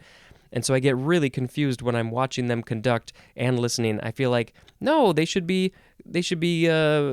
beat should be when the hand goes down on each of the 4 beats.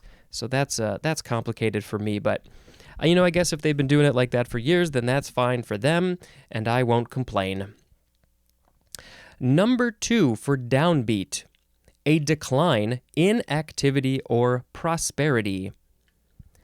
It's the things are going down. Maybe it's the economy, maybe it's the finances, maybe it's just the energy in the room is in a downbeat.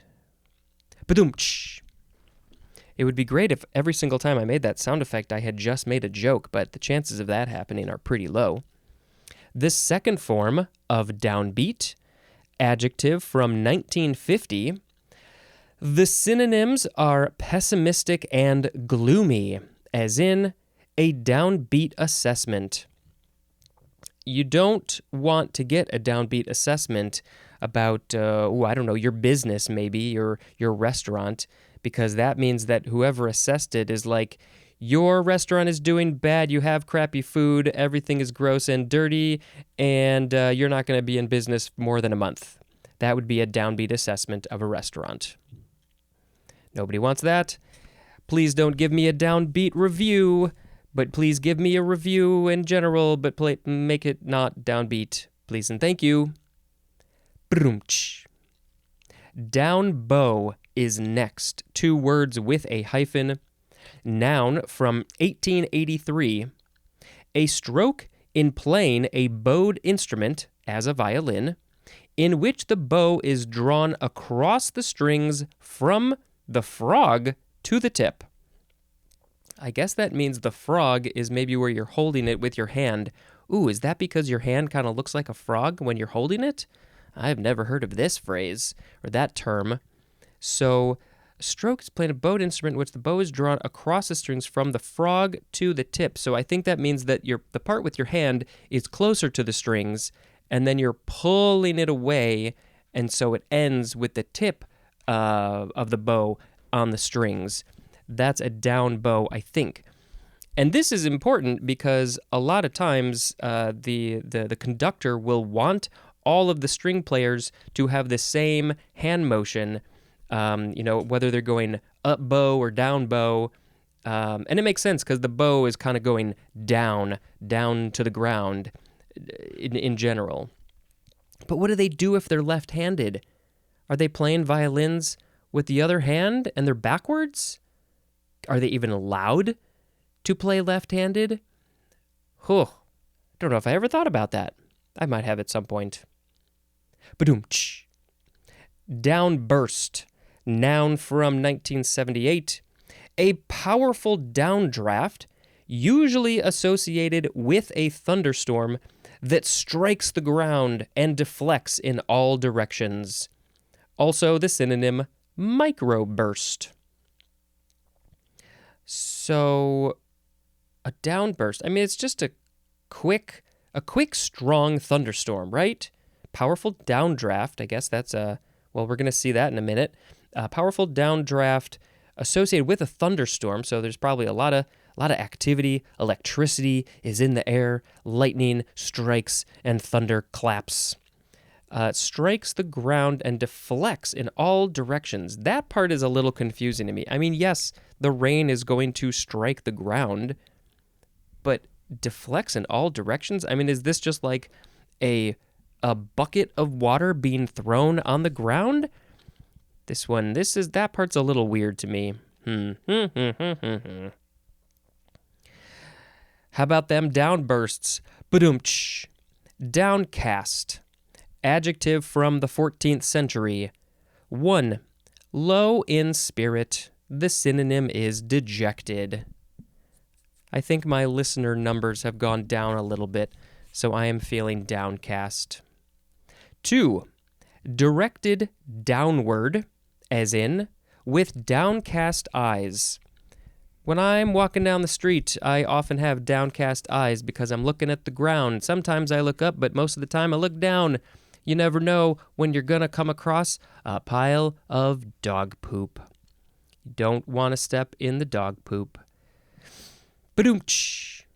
Down court. Adjective or adverb from 1952. In or into the opposite end of the court, as in basketball. So I guess either side of the court could be down court, because it's all relative based on where the people or the ball are, right? You go and it's just the other side of the court. That's all it is. That's all it is. But then I guess you would never say up court, because you would be, maybe they're in the up court. Yeah, I don't think you would say up court. Maybe they do. I don't know. I'm not a basketball expert. Down court. Let's go down court. Hey guys, let's go down court and throw the ball into the basket. Let's do that. Badoomch. Here is downdraft. Similar to downburst. Noun from 1849. Downdraft is 1. A downward current of gas as air during a thunderstorm. Oh, this is interesting. Okay, so it's not necessarily the water, the rain. It's the current of gas.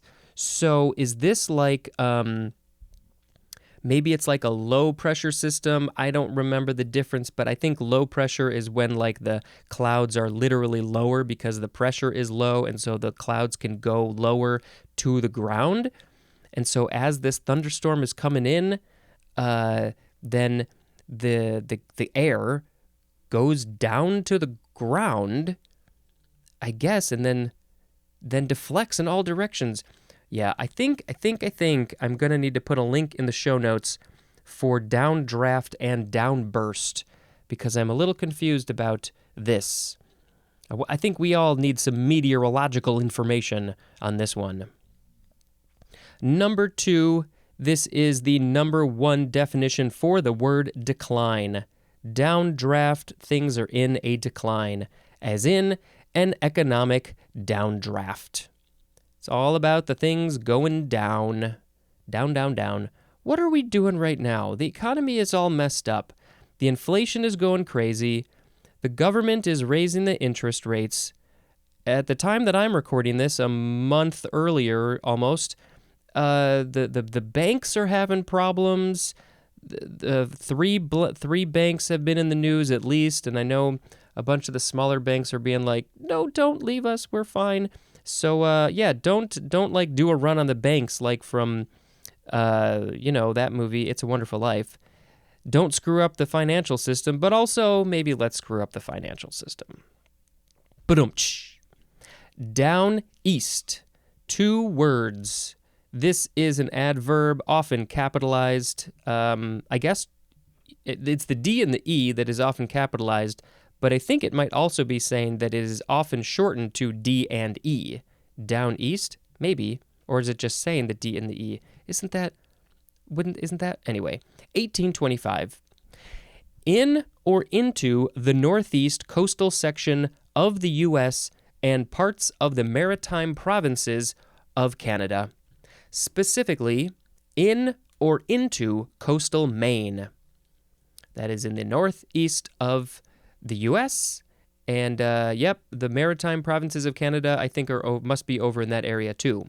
Down east. Well, that's a little bit confusing because it is east, but usually when we hear down, we think of south, which I think we had in the previous episode or the one before that, southward or something. Down east. Now, unless it's Canada, now down east from Canada would be the U.S. That's an interesting one. Down east is also an adjective, often capitalized with the D and the E. Down east. Yeah, that's interesting. I don't do nothing with the maritime things, never been to Maine, never heard of down east. I would think Florida would be down east. Badoomch. Down easter. 2 words with a hyphen, noun. Also, the D and the E are often capitalized. It's from 1827, so 2 years after down east. 1 born or living down east. Somebody who lives in the northeast part of the U.S., typically Maine or whatever, and also parts of the maritime provinces of Canada. Down east. A downeaster. That's what they're called. Downeasters. They probably say something like downeasters, because they have big storms called nor'easters, I think, like that. But they're northeast, but they're nor'easter. Yeah, I've heard that. We'll probably see that in the ends. Ba-dum-tsh. Downer. Noun from 1913. 1. A weak, sick, or crippled animal in shipment that is down and cannot get up. A crippled animal in shipment? This is often used attributively, as in a downer cow. So I'm assuming that these are animals that are getting shipped from one place to another. And, Can you think of reasons why they might be weak, sick, or crippled and is literally down and cannot get up? Any thoughts? Anybody have any suggestions of why this might be the case? I think you see where I'm going with that. So they're probably just going to murder it. Can't get up, you're sick, weak, crippled. Yep, it's just going to get killed. It didn't need to go this way. Number 2, for downer. I know, that definition and my explanation was a downer. Okay, number 2 is a depressant drug, especially the synonym barbiturate. I probably said this when I got to that word, but I did not realize there was an R at the end. I thought it was barbiturate. Barbiturate? It's a depressant drug. You take the drug and it's going to make you feel down. Why? Why would anybody take a drug that's going to make them feel down? Well, I don't totally know because I haven't taken those, I don't think. But the first thing I can think of is that somebody maybe who has like a bipolar, they have a manic episodes where they're really, really like too happy, too excited. There are problems that come with that. And so they might need a depressant to get them back down to normal. 3, someone or something depressing, disagreeable, or unsatisfactory. Being such a downer when you talk about the life of the animals and their well-being. Don't be such a downer, Spencer. Nope, sorry. Sometimes you gotta be a downer. Sometimes we gotta bring up these topics. I ain't gonna stop. I'm not gonna talk about it all the time, just when it's, appropriate. Ba-doom-tsh. Downfall. Noun from the 13th century. 1a. A sudden fall, as from power. Oh, who have we seen in power? They were in a place of power. Maybe they were president, an authoritarian, a dictator, and then somehow, some way, they had a sudden fall from power. So they had a downfall. I believe in like Europe and the Middle East and stuff. There have definitely been some of them in recent years. 1b. A fall, especially when sudden or heavy, and the thing that is falling could be snow or rain. Oh, we got a big downfall coming on. Trying to think. We had a little light rain today. I don't remember if we had a big snow or fall. Maybe within the last month here in Chicago we had a downfall. Don't get them too often, but sometimes if it's super windy, we get the trees come down. The trees have a downfall. The rain has a downfall. Number 2, something that causes a downfall, as of a person. So if a person causes some sort of downfall, I think that the person... Well, let's read the example, because that might help. Gambling was his downfall. So gambling in this situation is the thing that causes the downfall of a person. Maybe if it's somebody in power, politics, what do you call them things when people are protests, those types of things, the people rising up, that might be somebody's downfall out of power. Downfallen is an adjective. Badoomch.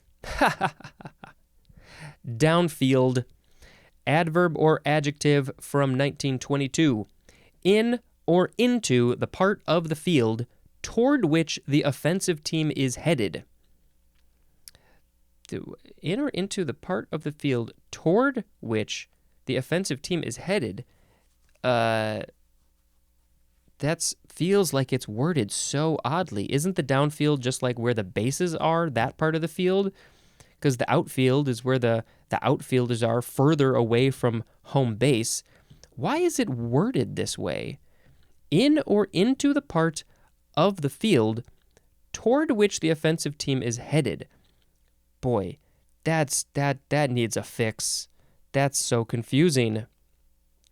I don't know. Maybe there's some level of context that I'm missing on this one.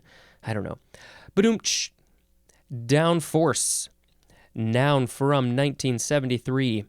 A downward aerodynamic force generated especially by an airfoil. And the example of the airfoil could be a spoiler on a race car, which is a palindrome race car. Okay, so the downforce. Okay, so downward aerodynamic force generated. So when you have this spoiler or something on the back of a race car, like an airfoil, it's going to change the aerodynamic force on the car, and I think it's going to help to keep it down. Is that right? The downforce. We need some, like, what is it? Fluid mechanics, fluid physics, fluid biochemistry. I don't remember the right term. Fluid something or other. You need somebody to describe that better.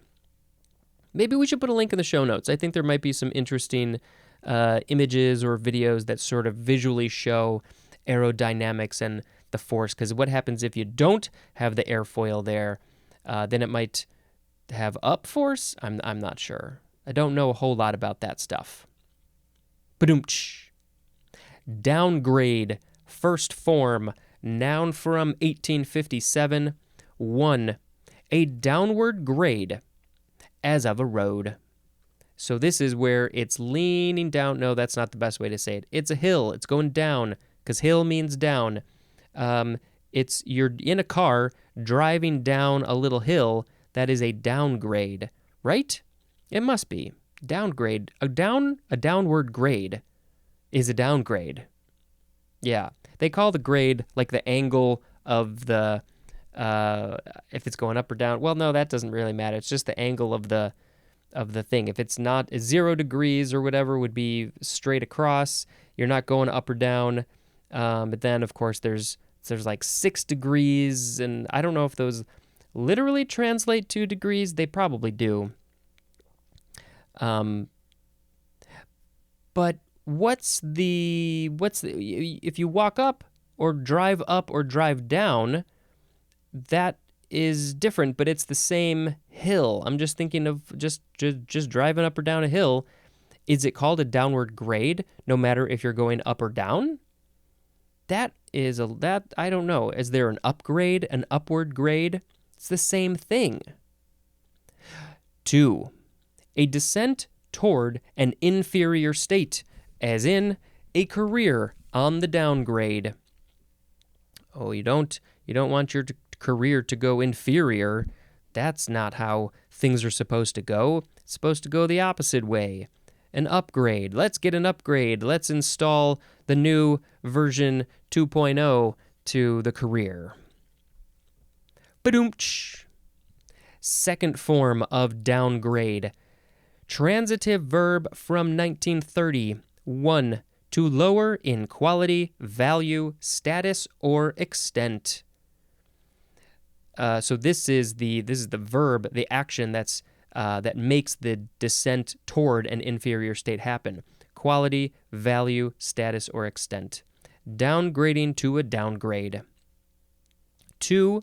Synonyms are minimize and depreciate. Badoomch. Downhaul. Noun from 1669.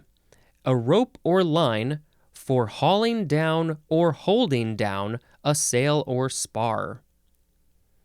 It makes sense that it's called a downhaul because you're hauling things down. I guess, like the sail, you have to bring the sail down, and so you would use a downhaul rope, I guess. A rope or line for hauling down or holding down a sail or spar. So maybe once you bring it down, then you use the downhaul rope maybe to tie it off so it stays down. Bring it down, keep it down with the downhaul. Ba-doom-tsh. Downhearted.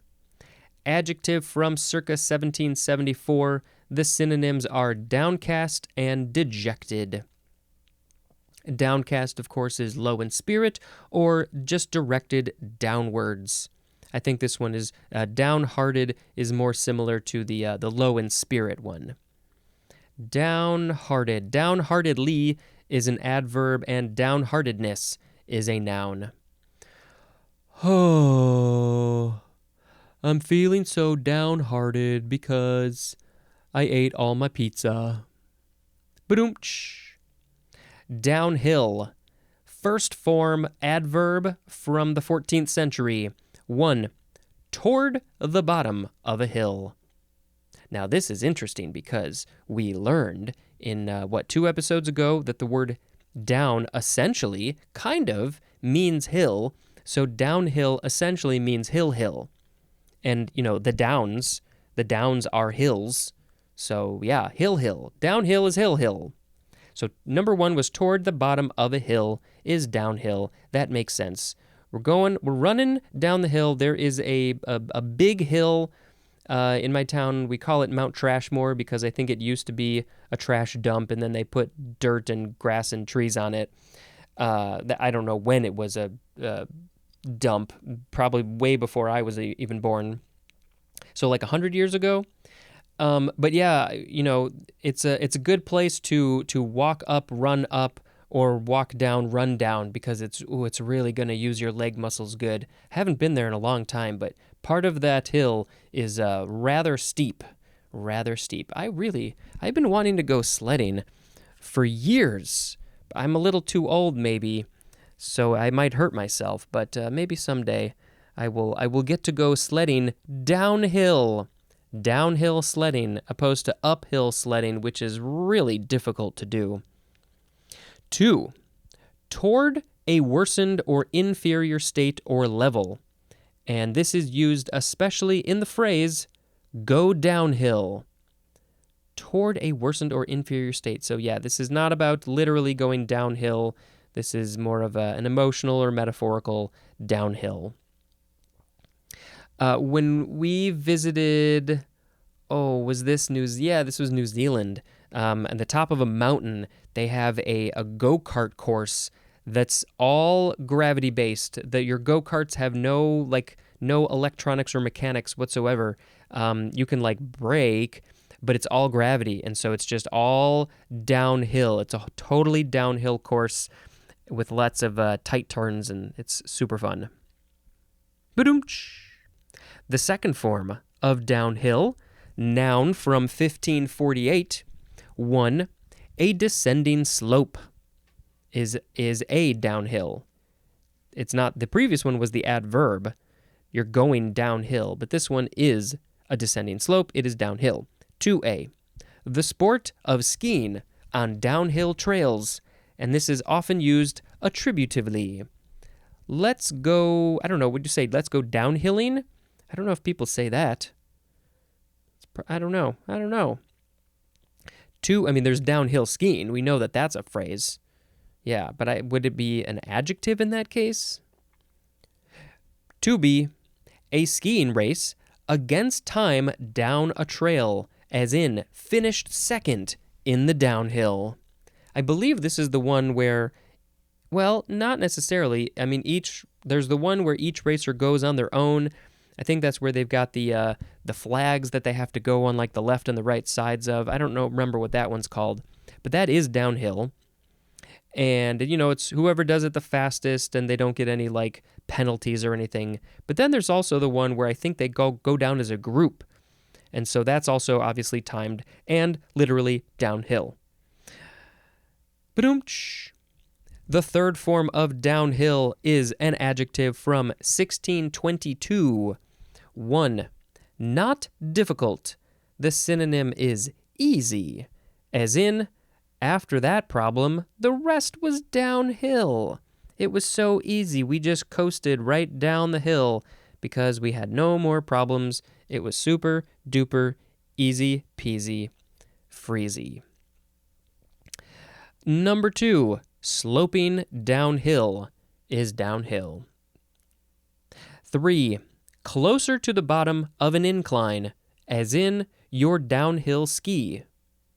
Your downhill ski. Oh, like I guess if you are skiing, let's see, perpendicular to the way that the hill is going down, like if you're going across left to right instead of up to down, then one of your skis will be closer to the bottom of the hill, and so they call that the downhill ski.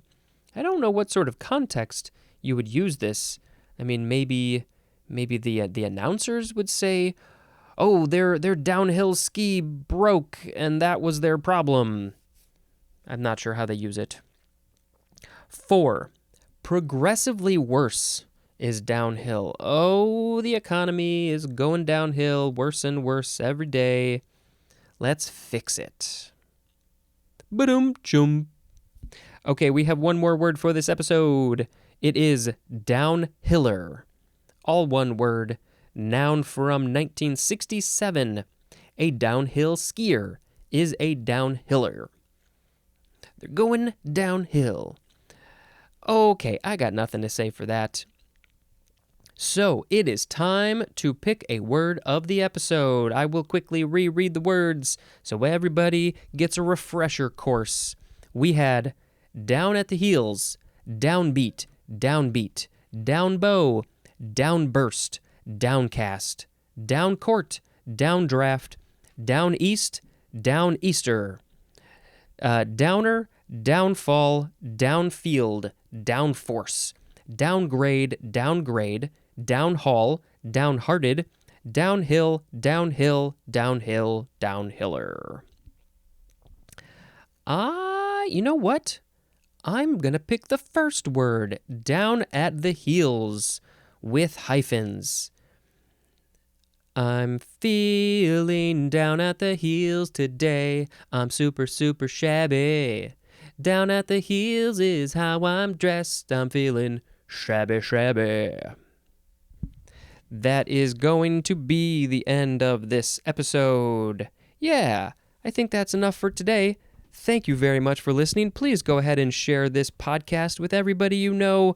Check the show notes for additional information, ways to get in contact me, the merchandise link, the Google Voice number, the email, the Patreon, all those fun things. Go check it out. I appreciate you listening. Until next time, this is Spencer dispensing information. Goodbye. Hello, word nerds. Welcome to the dictionary. My name is Spencer, and I'm so glad that you are here. Let's say some pluggy things. Please, please, please rate and review this show. If you are listening, you know you love it.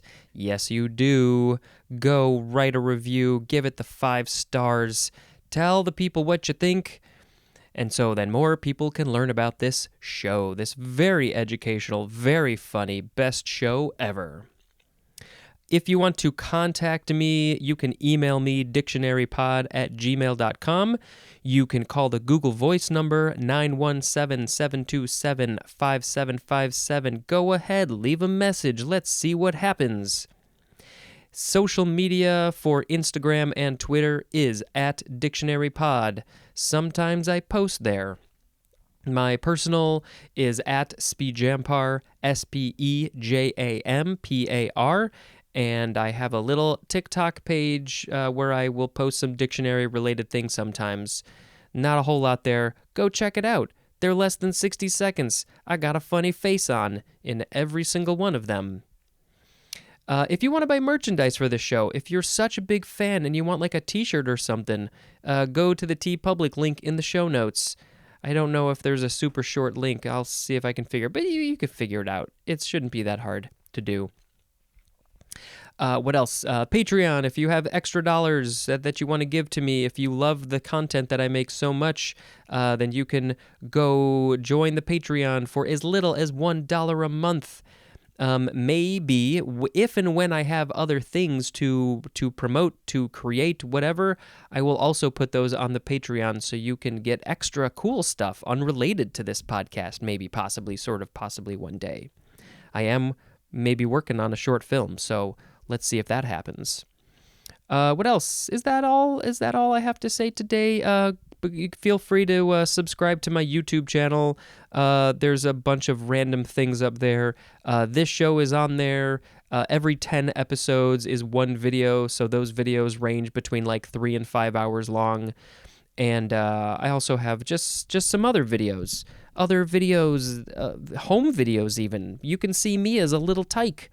But make sure to subscribe, because that's what this world is all about.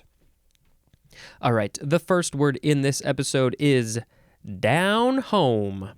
2 words with a hyphen. Adjective from 1938. Should I do this whole thing with a down home accent? Of, relating to, or having qualities associated with rural or small town people, especially of the southern U.S. Okay, I won't keep that up. I don't want to be too disrespectful. I don't like to be disrespectful at all, but, sometimes we got to have fun with the voices, because that's what I like to do. Okay, so the qualities could be informality and simplicity. That's what the book is saying. Of, relating to, or having qualities like informality and simplicity that are associated with the rural or small town people, often of southern U.S., as in down home country cooking. Ooh, that is some good, tasty, not healthy, but very good and tasty cooking. Fried is often what you get with down home country cooking. Broadly, okay. This is, the book is taking us in a little other direction. The synonyms, simple and unpretentious. Some people might take that to be disparaging, maybe. Some people might take it as a badge of honor. Simple, unpretentious is down home. I don't think I would probably use those words. When I think of down home, I just think of southern, really. Down home.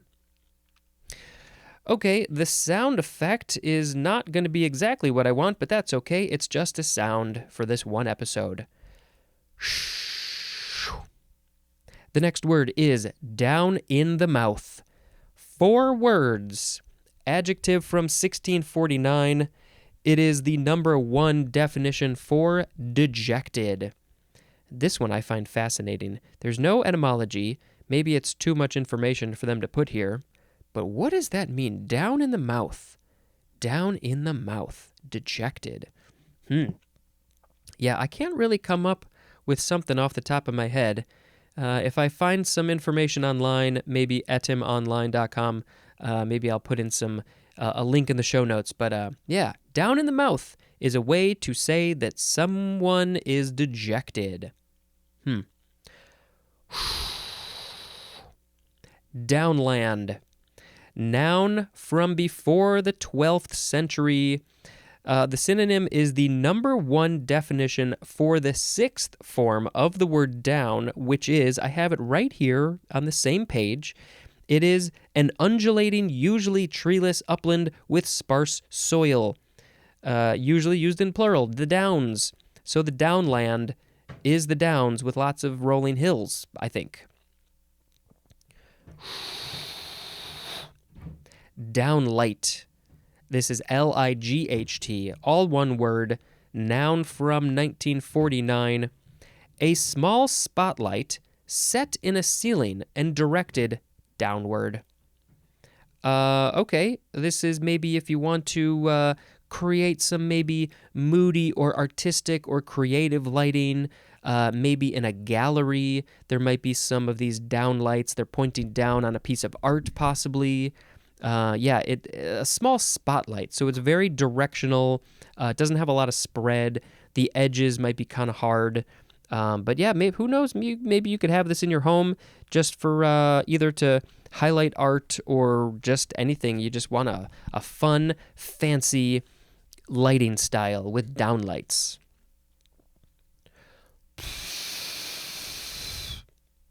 Downlink, first form, noun from circa 1969. 1969.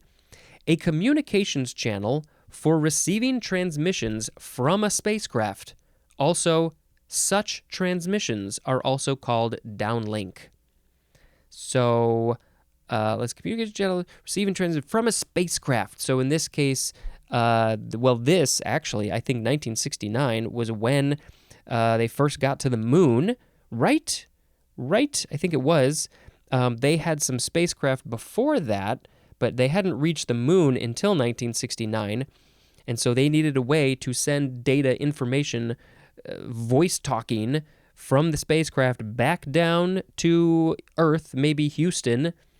And so they needed a downlink thing. And the transmissions were also called downlink because they are linking together and they're sending them down back to Earth. Second form of downlink. This is a transitive verb from 1977, so 8 years later. To transmit from a spacecraft or satellite to a receiver on Earth. And the thing that you might be transmitting is data or data. Now, why did this verb form not exist until 8 years later? Did they not use it as a verb back in 1969? That seems a little odd to me, but I guess it's possible. So yes, they will send this downlink information via a downlink or downlinking from a spacecraft or also from a satellite. And I think these days it's much more common because we have so many goddamn satellites out there in space. There's always this downlink happening.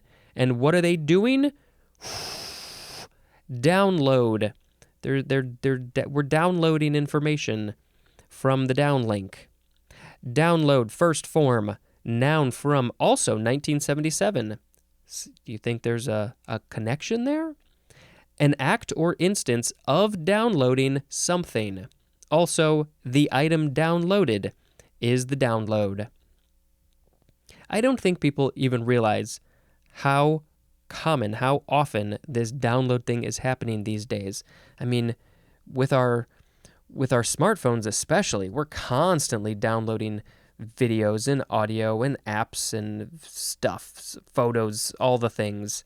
We're uploading a lot and we're also downloading. Over the years, I wonder if there's like a chart that I can find that will show like the amount of data per year since 1977 that has been downloaded.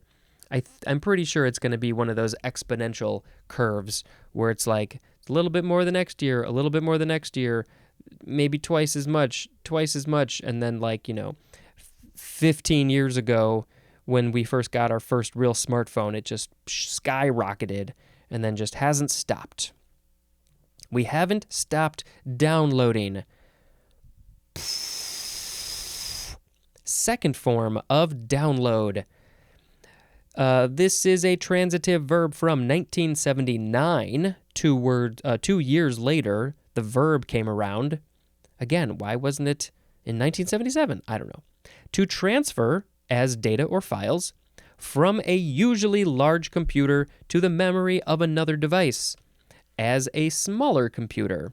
From a large computer to a smaller computer. There's lots of ways, lots of reasons that you might be downloading something or various things. We shoot video at work, and so we download the footage from a little card over to the computer, and so that's the other way, but we're still downloading it. We download, like I said, we download so much. You are probably downloading this show. You might be streaming it, but I'm probably downloading. I don't really know it's probably downloading to your device, but then quickly being deleted. Or you could just download the whole thing and then you don't have to worry about streaming. So like if you're going on a plane trip soon and you want to binge a whole bunch of my episodes, just download like 100 of them. And then if you don't have reception, any Wi-Fi on your flight, then you can just still listen to my wonderful voice while you have all these strangers sitting around you. Hi, strangers. Downloadable is an adjective.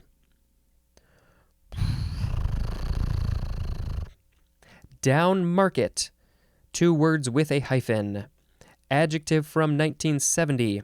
Relating or appealing to lower income consumers, as in a down market tabloid. Lower income consumers. Okay, so that's a interesting way to phrase that. Down market. It's the market that's down because there's less money coming from it. People who don't have as much money, they're not buying as much. They can't afford as much. Interesting. I mean, yeah, I don't deal with, advertising or markets or anything, so I haven't heard this one, but I guess it does make sense. But yeah, it's the down market because they don't get as much money from it. It's not as good as the up market. What is the opposite side of that coin? Down payment. 2 words, noun from 1926. A part of the full price paid at the time of purchase or delivery with the balance to be paid later. Broadly, the first step in a process. So it doesn't literally have to be money being exchanged. Just the first step in a process is the down payment. So, I don't know, when I first recorded this podcast back in 2019, that I was doing a down payment on the rest of my life. It was the beginning of a very long process. I think we had, yes, in the word down, the first form of down, there was a down payment. Down payment was the definition. Okay. Down payment. Well, when you buy a house, when you buy a car, they expect usually that you're going to put down something. You're going to make a down payment. So you're basically saying like, yeah, I'm good for this. And I believe the crash in 2008, the whole housing market and all that was because for years, banks had not been requiring a down payment. People could buy houses with zero money down. And so they basically are just mortgaging the entire value of the house and had to pay that. And then, eventually there were some problems. I don't remember all the details, but that was the thing, I think, that really created that, is that they weren't taking any money down. You got to take money down.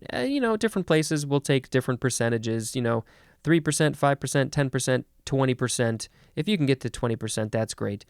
The nice thing about a down payment, if you have the money, is that you're mortgaging less, so your monthly payment is going to be less, and you may also be able to get, I think, a lower interest rate too, so you're paying less in interest. I personally just have a real big problem with just being in debt for so many damn years like that and paying interest on it. I understand they got to make their money, but ugh. Yeah. Okay. Downpipe. Noun from circa 1852. This is British. The synonym is downspout. That word is going to be down. It's in the next episode. I am possibly going to have a guest in that next episode. I have started conversation with somebody. We'll see if it happens. And we'll see if we even talk about the whole. We'll see what happens. Okay, down pipe is a down spout, and that's, you have to come to the next episode to hear what that is. Downplay. Transitive verb from 1954. Synonyms are play down and de-emphasize. Let's just cool down, play down, de-emphasize, de-escalate the situation. We don't need to make a whole big hubbub about it. Let's downplay. Maybe it's not literally in the situation in the moment, but maybe downplaying the thing is like maybe you're talking about what you did was not as great as people are saying what you did. So you're downplaying your skills, maybe. That was just the first example I could think of. That's the sound, kind of, not at all, of downpour. Noun from 1801. A pouring or streaming downward, especially a heavy rain. It is pouring down so fast and so hard, it's a downpour. Hope you don't get stuck in the downpour. That kind of maybe sort of sounds like this. I mean, it's not anything. How do you make that sound with your mouth? I mean, that's kind of what it sounds like. Next is downrange. Adverb from 1952. Away from a launching site. You don't want to be uprange. You don't want to be in range. You want to be far, far away, downrange, away from where the giant rocket is being launched because there's big old flames and smoke and stuff. Downrange. I feel like, could it also be, I don't know, I'm thinking of like not downwind, but not entirely different from downwind. Downrange? I don't know. Downright. First form. All one word, and right is R-I-G-H-T. Adverb from the 13th century. This form, well, okay. Well, number one is archaic, and it means straight down. Downright, straight down. Down into the earth, downright. Number two, this synonym is the number one definition for the word absolutely. As in, downright handsome. Also as in, downright mean. Someone could be both downright handsome and mean at the same time. Absolutely, they are downright handsome and mean. Number three is obsolete. The synonym is forthright. Forthright. I think that's like when you're just very direct with what you're saying. You downright. You're given the information truthfully, factually. Second form of downright. This is an adjective from 1530. Number one is archaic. Directed vertically downward. Very similar to the other archaic definition for the first form of downright, which was straight down. Two synonyms are outright and thorough, as in a downright lie. Ooh, yeah, it's no qualms about that one. That lie, you thoroughly lied there. Number three, the synonyms are plain and blunt. And yeah, this I feel like is very similar to the synonym forthright in the other one. Yes, blunt with your words, very plain language. As in, stories he had heard of her downright tongue. That is a quote from Angus Wilson. So, yeah, I mean, it's probably a fairly old writing because it doesn't feels maybe a little obsolete, doesn't it? Her downright tongue. I wouldn't know what we're talking about if I read that. Stories he had heard of her downright tongue. It means that the things that she said were very plain and blunt and forthright. Downrightly is an adverb, and downrightness is a noun. Downriver. Adverb or adjective from 1760.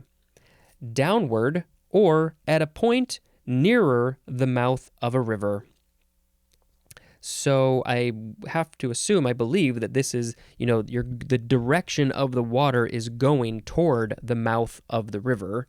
I don't know what the other end is called. Is it called the ass of the river? But yeah, going in that direction is downriver because the water is going down. It's literally, usually, almost always down, like down a hill, down gravity.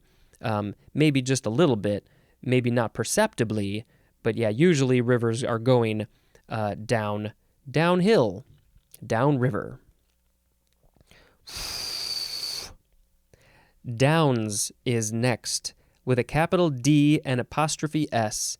Noun from 1971. The synonym is Down syndrome, and we also had 2 episodes ago the word down with no apostrophe S also had the synonym Down syndrome. So Downs, we have an example, a Downs patient. Yeah, it looks like it's used the same way as just the word down, but I don't know, is one better than the other? What's interesting is that Down syndrome, nowhere in there is that Downs with an apostrophe S. It's Down syndrome. So I don't know how it became Downs. Somebody with Downs? I don't know what the exact proper way to say that is.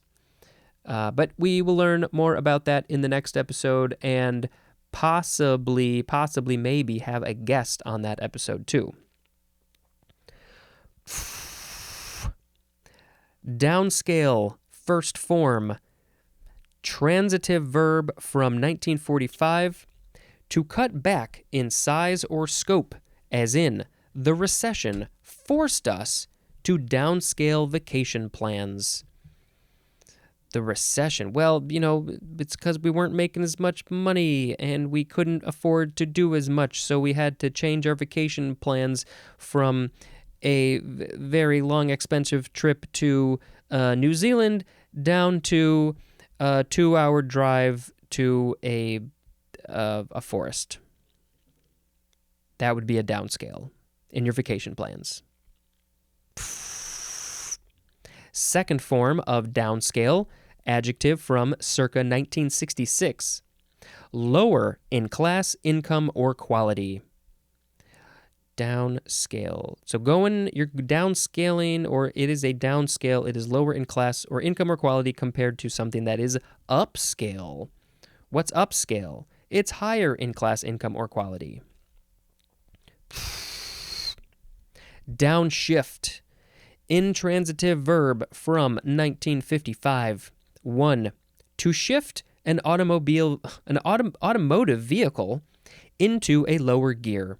From third gear to second gear would be a downshift. 2. To move or shift to a lower level, as of speed, activity, or intensity. Whoa, let's take it down a notch. Let's downshift the excitement from way up here down to here, man. Let's downshift. Downshift is also a noun. Downside. Noun from 1930. 1. A downward trend, as of prices. Downside. I haven't heard of it used that way, but I have heard of it used in number 2, a negative aspect, as in the downside of fame. There's no downsides of fame. What are you talking about? That's crazy talk. No, there are definitely downsides of fame.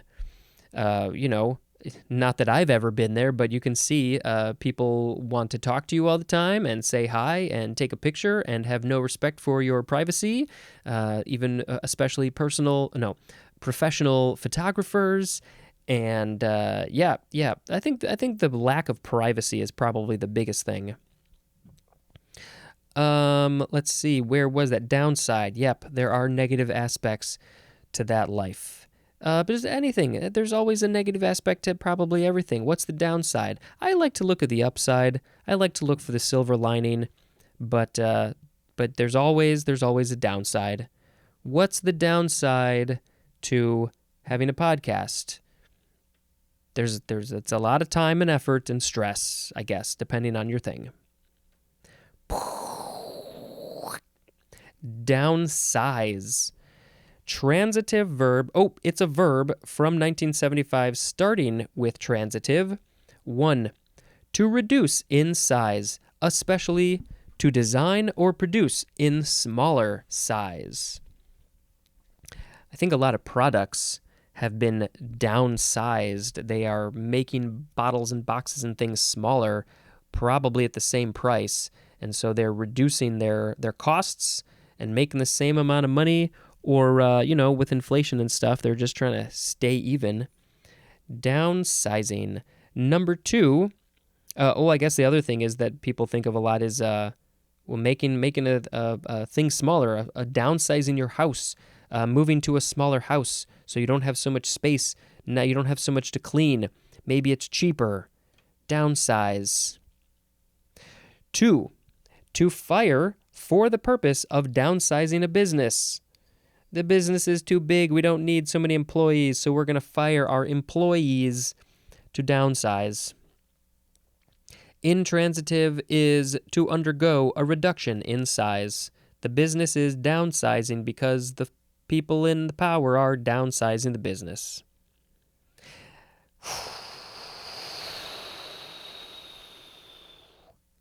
Next is downslide.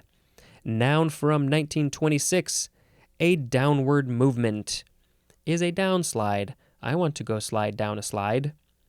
I just sent a video to a Facebook friend because we were talking about backwards talking, and I guess they do some backwards talking, and so I sent them this video that I did many years ago. I don't know, 20 years ago, maybe more. Yeah, probably more. And it's all backwards talking, backwards actions, and in the video, I actually go up a slide because when I recorded it, I went down a slide, and then I said my line backwards. So then when it's reversed, I say my line forwards, and then I slide up the slide. So it's the backwards of the down slide. I went up slide.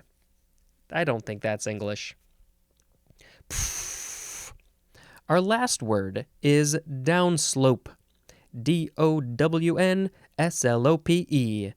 Adjective or adverb from 1928.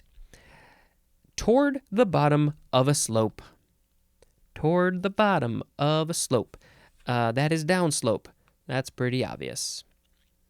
All right. It is now time to reread the words and come up with a word of the episode. So, how do we do that? How do we pick one? I don't know. Sometimes it's easy and sometimes it's hard. So today we had down home, down in the mouth, downland, downlight, downlink, download, down market, down payment, downpipe, downplay, downpour, downrange, downright, downriver, downs, downscale, downshift, downside, downsize, downslide, downslope. Mouthful, right? Well, I think, let's see. Yeah, I think I'm going to pick download as the word of the episode. There were some other good words in here. I like down in the mouth. That was a new phrase that I had not heard, just like in the previous episode, down at the heels. But yeah, I don't think there was really anything else that was just like, oh my God, that was amazing. Okay, download. Please download this podcast. It's the greatest thing to do. I would love it if you downloaded. It would make me very happy. It didn't rhyme at all, and I really hoped it would, but it didn't. That's okay. Download is the word of the episode, and now I shall tell you another movie I watched recently, because that's what I do sometimes at the end of these episodes. Tell me what you think. I don't go into much detail, but sometimes if I took notes, if I watched these movies again and I took notes, I would have so much to say. So much. Okay, so this movie is called Scream Queen. I think there's a subtitle too.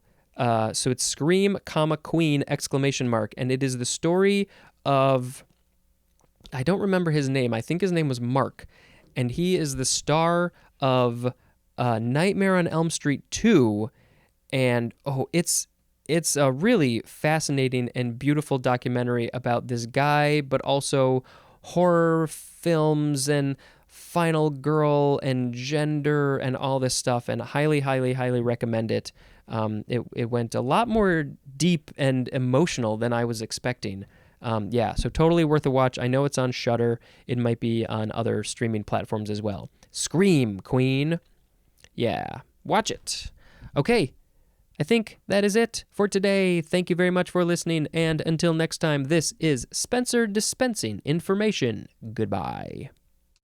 Hello, word nerds. Welcome to the dictionary.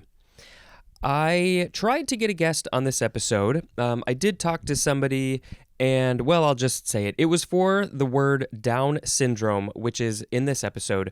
I talked to somebody whose daughter has Down syndrome. I think, is that the right way to say it? Well, we're going to talk more about that later. So she said that she did not feel very comfortable having her daughter on the podcast, which is totally fine. Totally respect that. I wasn't going to push the issue, but I do want to talk about it a bit more when we get there. So I did bring up a couple of links to talk about how common is this, what exactly is going on. We'll get some of that information in the definition here, but not quite enough. I haven't read the definition, but I'm sort of looking at it and I see some of these words. But I think there's more information to say. And she actually sent me an email sort of describing what her life is like. So I think I'm going to read that in this episode as well, which she said she was okay with. I think that this is something that a lot of us should learn more about and be aware of and be respectful about. And so, when we get there, we will talk more about that. But before that, we have to talk about some other words, like downspout, DOWNSPOUT, noun from circa 1896, a vertical pipe used to drain water from a roof. Downspout. It's spouting the water out of the hole, down, down, down. The sound effect today will be just boom, boom, boom, boom. The next word is downstage. First form, adverb or adjective from 1793. Maybe that's when 1793 is when they first came up with these phrases: downstage, upstage, stage right, stage left, all that stuff. This is one of those words that hurts my brain. I know it's not that complicated, but it can be confusing if you don't deal with these words all the time. So, number one is toward or at the front of a theatrical stage. The front of the theatrical stage is going to be closer to the audience, so it is down stage. So the way that I think you're supposed to think about this is if you are on stage, it is down from where you are. And maybe back in the day, some of the stages literally were slanted. I don't know. I'm just guessing. But down that direction, I don't know of another way to describe it, towards the audience. So then, of course, the opposite would be upstage, which is back towards the backdrops and the things like that. And it's all from the perspective of being on stage. Number two is toward a motion picture or television camera. So again, similar idea, but you're not on stage doing a play or a musical or a one-person show or a comedy stand-up thing. It's motion picture, it's a movie, it's a TV show, and so while you're shooting, downstage is towards the thing that you are acting towards, the audience, the camera, whatever it is. Boom, boom, boom, boom. Second form of downstage is a noun from circa 1931, the part of a stage that is nearest the audience or camera. Yeah, so the first one was the adverb or adjective, so you're describing a thing like the downstage motion, the downstage actor, the downstage prop, the downstage thing. You're describing the thing as downstage, but the actual part of the stage that is downstage is called the downstage. The first form of downstairs. Downstairs. I don't know. I looked at the pronunciation, and I don't know why it just looks silly to me. Daunsterz. It looks like downstairs, but it's all pronunciation. Downstairs. Adverb from 1596. Down the stairs. Or also on or to a lower floor. Going down the stairs, Homer has fallen down the stairs so many times. I don't know if I've ever fallen down the stairs. I hope I never do. Have I? I've slid down the stairs. Like when I was a kid, we would take like a mat, a sleeping bag, or something, and slide down the stairs. That was fun. Or also just going to a lower floor is downstairs. Boom, boom, boom, boom. As that's what it sounds like when you're walking down the stairs. Boom, boom, boom, boom. I wish stairs made sounds. I know somebody, was it in New York or something? They put some like musical notes. They put some things on the stairs in the subway station, so then when you walked up it would make tones. I think all stairs should do that. Second form of downstairs, adjective from 1819. Situated on the main, lower, or ground floor of a building. It's the downstairs, it's all the way at the bottom, not the basement, not the lower level, not the sub-lower basement level, the cellar. No, it's just the main floor, the first floor. The floor with the streets and the sidewalks. Boom, boom, boom, boom, boom, boom, boom. The third form of downstairs. And this one, it looks like you can emphasize. Now, you can emphasize the first syllable, downstairs, or it also looks like you can emphasize both syllables. Downstairs! We gotta go downstairs!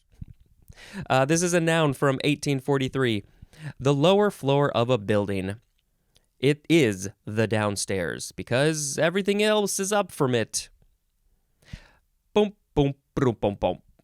Downstate, noun from 1909. The chiefly southerly sections of a state, also the chiefly rural part of a state, when the major metropolitan area is to the north. That's interesting. Why would they specify that? I mean, so the state that I live in, Illinois, I live outside of Chicago, and yes, the major metropolitan area of Chicago is in the north. And so downstate is actually more rural, so it fits with Illinois. But how often is that the case? Every state is different. The major metropolitan areas are all going to be different. Why? It just seems odd that this specific section is talking about that. Is it common enough that the metropolitan area is in the north and the rural part is down to the south? That's interesting. Otherwise, yeah, just generally the part of the state that's more south is downstate. Downstate is an adjective or an adverb, and downstater is a noun. Downstream. Now, yes, this is another example where both syllables are emphasized, and I'm looking back at the first form of downstairs is also downstairs. Both are emphasized. The second form of downstairs, the first syllable is emphasized more, downstairs. And then, downstream. Downstream. Both are emphasized equally. They are partners in this relationship. Adverb or adjective from 1706. 1. In the direction of or nearer to the mouth of a stream. And I feel like either before this or after this, because I've recorded a whole lot of episodes after this, there was something else about the mouth of a stream, something. Maybe it was in an earlier down word. The mouth, I think, is where the water is going to that. It's going downstream. The gravity is pulling it down, down, down. 2. In or toward the latter stages of a usually industrial process or the stages, as marketing, after manufacture. This is all about the marketing, the creation of a product, business, corporate things. downstream. What comes after the other stages? We're in these stages now, but the later stages, the latter stages, are downstream. Boom, ba-doom, boom, boom, boom, boom. Downstroke, noun from 1852. And I should also say, I think all of these have been one word so far. Most of these words are one word in this episode. Downstroke, noun from 1852, a downward stroke. Like what? What would be a down? Golf was the first thing that came to mind because there are strokes in golf, but I'm not sure if that's what we're talking about. You have to do a downward stroke to hit the golf ball. What else would that be? I feel like I should know this, right? Tell me. Contact me. Beep, beep, beep, beep, beep, beep, beep. Downswing. Noun from 1899. 1. A downward swing. Oh, this could be baseball. I guess if you're like swinging the bat either down or down and then up. I don't know. Something, baseball seems to make sense here. What else would you swing? I mean, golf, you have to do a downswing so you can get the end of the club to the ball. Are there other downswings? There's also, well, number 2, the synonym is downturn. So this doesn't have to be literally swinging something. This could be like the stocks have a downward swing, a downswing, where all the prices go down, but then maybe they come back up. Boop, boop, boop, boop, boop, boop, boop. Okay, here is Down syndrome, and we have to be very specific about the spelling of this because there are some incorrect ways to say and write these words. So it is 2 words. The first word has a capital D, and it's just down, D-O-W-N. And then the second word is syndrome. There is no apostrophe S. So, yeah, I did read that in one of these links that I will talk about a bit more. So, Down syndrome is a noun from 1961. Now, we have to imagine that this condition, this congenital condition, existed, I'm sure, way before 1961. I don't know if they have an earliest recorded case of this. I'm sure they do. Maybe I'll put a link in the show notes if I find something. But the term, I guess, didn't exist until 1961. And I'll just read the etymology now. It is from J.L.H. Down, who was an English physician who died, it looks like died in 1896. But I guess he was the first one to name this thing possibly or kind of learn enough about the specifics of this, the medical aspects of this. But if he died in 1896 and it wasn't named until 1961, that means somebody else must have named it after him, which I guess I'm sure happens. So what is it? It is a congenital condition characterized by moderate to severe mental retardation, slanting eyes, a broad, short skull, broad hands with short fingers, and trisomy, I hope that's the way to say that word, and trisomy of the human chromosome numbered 21. I'm going to talk a little bit more about chromosomes in a minute. Chromosomes? Yeah. Okay, this is interesting. It does say it is called also Down's syndrome with an apostrophe S, but I am pretty sure that is not appropriate. Okay, so I am not going to literally read the information from these links, but I am going to do a little bit of scanning and just give a bit more information because I think it's just important for us to know. So this is going to be in the order of the website, and I will put the links in the show notes as well. How common is this? Well, it says approximately 1 in every 772 babies in the U.S. are born with Down syndrome. It's the most common chromosomal condition. About 5,100 babies in the U.S. are born each year. Now, it would be nice to have this worldwide information, but I just have the U.S. information here. Let's see. Late 19th century, John Langdon Down, he published a description of somebody. This was, published in 1866. So he's considered the father of the syndrome. Why 1961? Why the dictionary said 1961? I'm not sure. Here, it says in 1959, the French physician Jérôme Lejeune identified Down syndrome as a chromosomal condition. Okay, so John Down didn't figure out that it was a chromosomal condition, but so once we got more information, then it became Down syndrome because he is the father of the syndrome. And so what this French physician found out that was instead of the usual 46 chromosomes, 23 from one parent, I think, and 23 from the other one, there were actually 47. And so this chromosome 21 split additionally, and that's what causes this whole thing. So there are some different types. There is trisomy 21, which says it's a non-disjunction, and there's a whole chart that sort of shows the sperm and the egg and the 23 from each of them, except one of them has 24, and then it shows kind of how it all splits. I don't totally understand what it's showing, but there's different numbers to show that there's a change in the chromosome.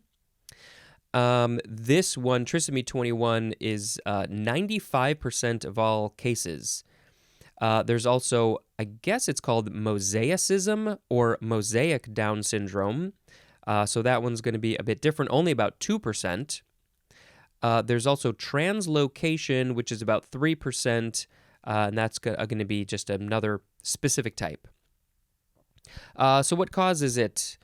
Well, I did see a chart, I think that might be in the other link, that the chances of having a baby with Down syndrome go up quite a bit as the age of the mother goes up. This is just science. So if you are on the older side, when you are getting pregnant and have a baby, there is a better chance that you will have a baby with Down syndrome or probably other conditions. So, just keep that in mind for yourself. Sometimes it's unavoidable. It does here say age is the only factor that has been linked to an increased chance of having a baby with Down syndrome.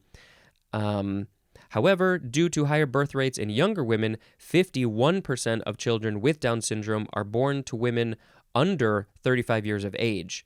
And that's just because there's more women having babies below the age of 35 than above. So that's why there's about half of the cases are in that population. There is no definitive scientific research that indicates that Down syndrome is caused by environmental factors or the parent's activities before or during pregnancy. Interesting. Does Down syndrome run in families? It says only 1% of all cases of Down syndrome have a hereditary component, meaning that the gene was passed through, parent to child to child. So it seems like it's more about the age of the mother. Oh, yes, and here's the actual chart. So if the maternal age is 20, there is a 1 in 2,000 chance of Down syndrome. If the mother is 30, it literally gives every year, 20, 21, 22, 23, but I'm jumping to 30. The incidence of Down syndrome jumps to 1 in 900, so that's more than twice as likely. If the age of the mother is 40, it jumps all the way to 1 in 100. So that's a massive jump. And then if you go all the way up to age 49, I don't think there's a lot of women having babies at 49, but it does happen. The possibility is 1 in 10. So yeah, interesting chart there. Let's see. There are some other pictures. There's a picture of all of the chromosomes, and it shows all of them have 2. There's 23 chromosomes. All of them have two portions of it, but number 21 does have 3. Preferred language. This is really good information. So you're not using the wrong information. People with Down syndrome should always be referred to as people first. Yes, you will hear a similar thing when we get to the word dwarf. Learn the person's name. Learn about who they are. What do they like to do? Their likes and dislikes. Those types of things. They don't have to be described as somebody with Down syndrome first. Instead of a Down syndrome child, it should be a child with Down syndrome. Also avoid Down's child and describing the condition as Downs, as in he has Downs. Don't say that. And it does say here that they do prefer Down syndrome rather than Downs syndrome because it's named after a person, and the apostrophe S connotes ownership or possession, which is not the case. So there's a lot more information in there. I will quickly just read some of the physical features from this other link. There was a bit here in the dictionary, but I will give more.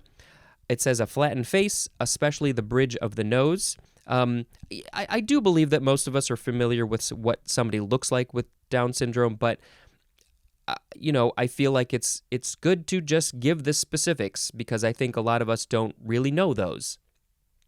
So the rest of them: almond-shaped eyes that slant up, a short neck, small ears, a tongue that tends to stick out of the mouth, tiny white spots on the iris, that's the colored part of the eye, small hands and feet, a single line across the palm of the hand, that's called a palmar crease, small pinky fingers that sometimes curve toward the thumb, poor muscle tone or loose joints. And they don't say this here, but I feel like I have heard that they tend to be pretty strong. So that goes...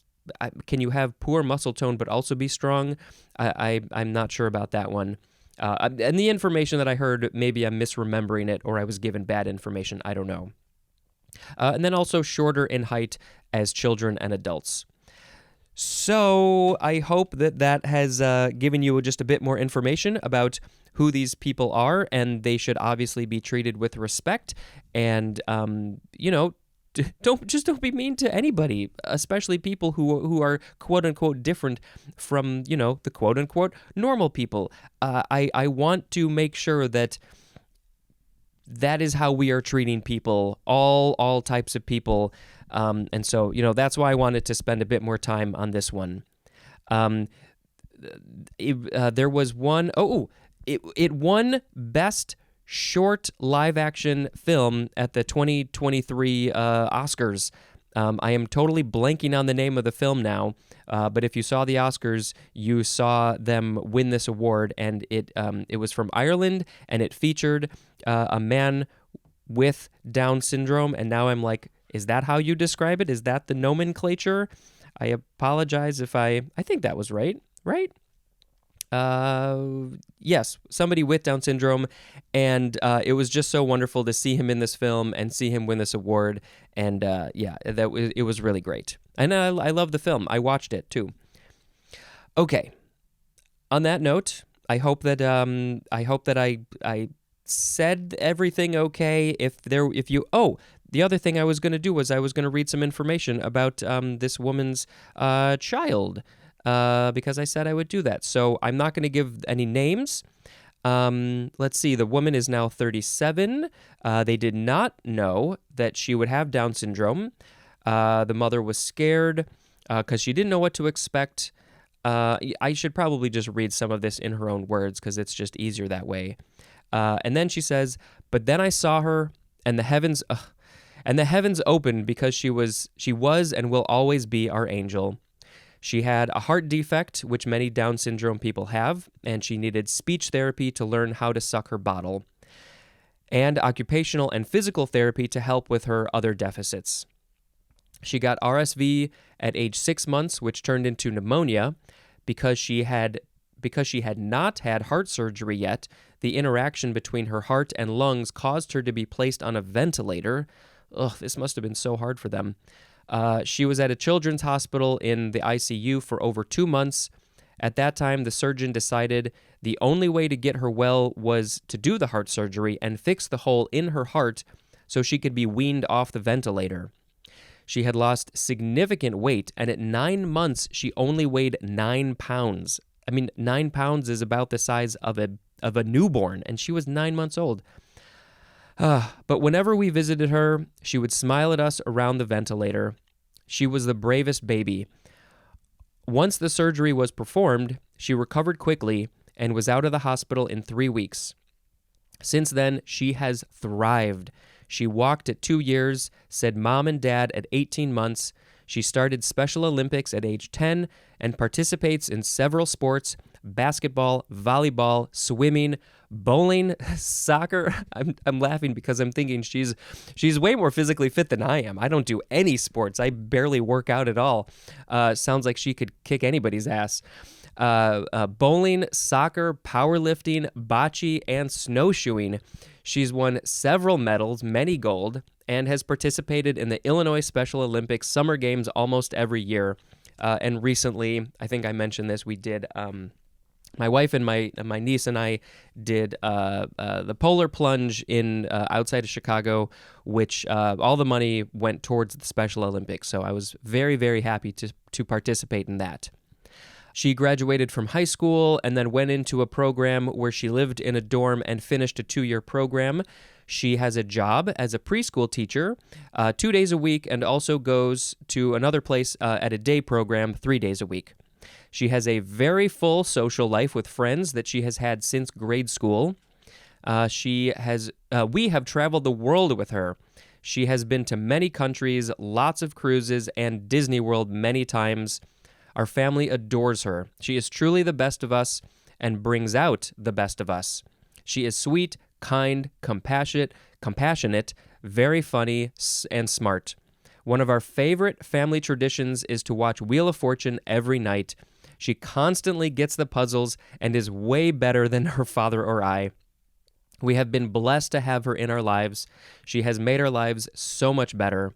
I know we are lucky to have the financial resources to give her the best of everything, because many families do not. That's why we started 2 scholarships at the University of Illinois.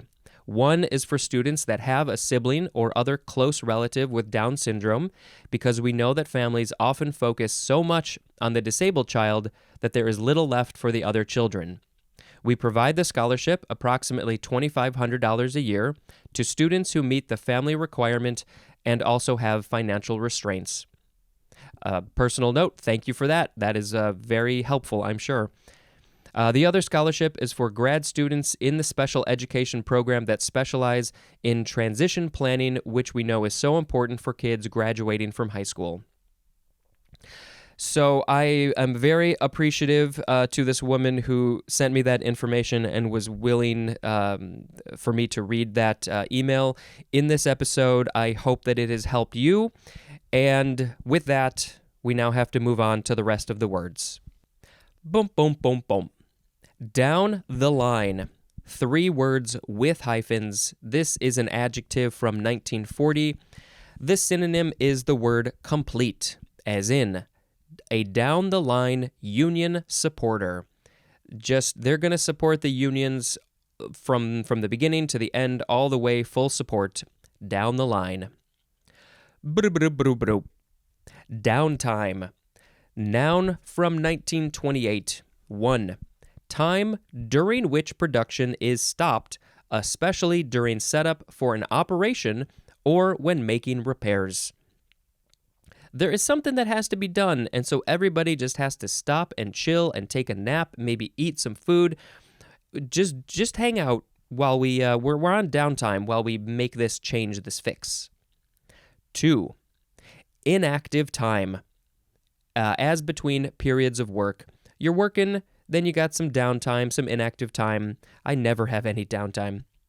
And then you do work again. As in, napping during our downtime. Oh, wouldn't that be great if I could get some naps? Also as in, an injured athlete facing months of downtime. That's got to be pretty difficult. Boom, boom, boom, boom. Down to earth. 3 words with hyphens.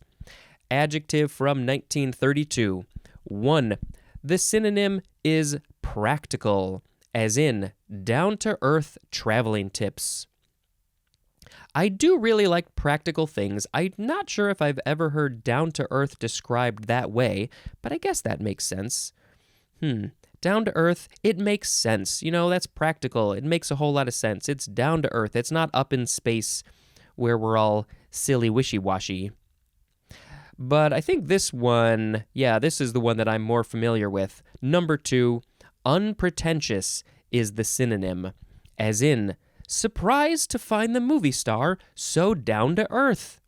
They're not up in the heavens, up in the sky, the stars, with only their few people where they feel so high about themselves. No, they're down to earth. They're not pretentious. They're cool. They're just like you and me. They're people too. Down to earthness is a noun. Oh, they have so much down to earthness. Down to the wire. 4 words with hyphens. Adjective from 1952. Full of suspense, especially unsettled until the very end. If something is not settled until the very end, there's going to be a lot of suspense. What's going to happen? Oh my God, it's down to the wire. Who's going to win? What's going to happen? Are they going to defuse the bomb? It's down to the wire. Wah! That's what it sounds like. Boom, boom, boom, boom. Downtown. First form. Downtown, we're going downtown. I don't remember the words to downtown. Adjective from 1836. 1. Of, relating to, or located in the lower part or business center of a city. This always confused me. It's the business center of a city, but it could also be the lower part. Downtown makes me think it's the lower part, but the downtown, the business part, could be north, it could be up, it could be left, it could be right, it could be anywhere. It just depends. Why do we call it downtown? I'm guessing that this was named after some place where the business center was either to the south, or it was maybe like in a valley or something, like it was literally down and there were maybe hills around or something.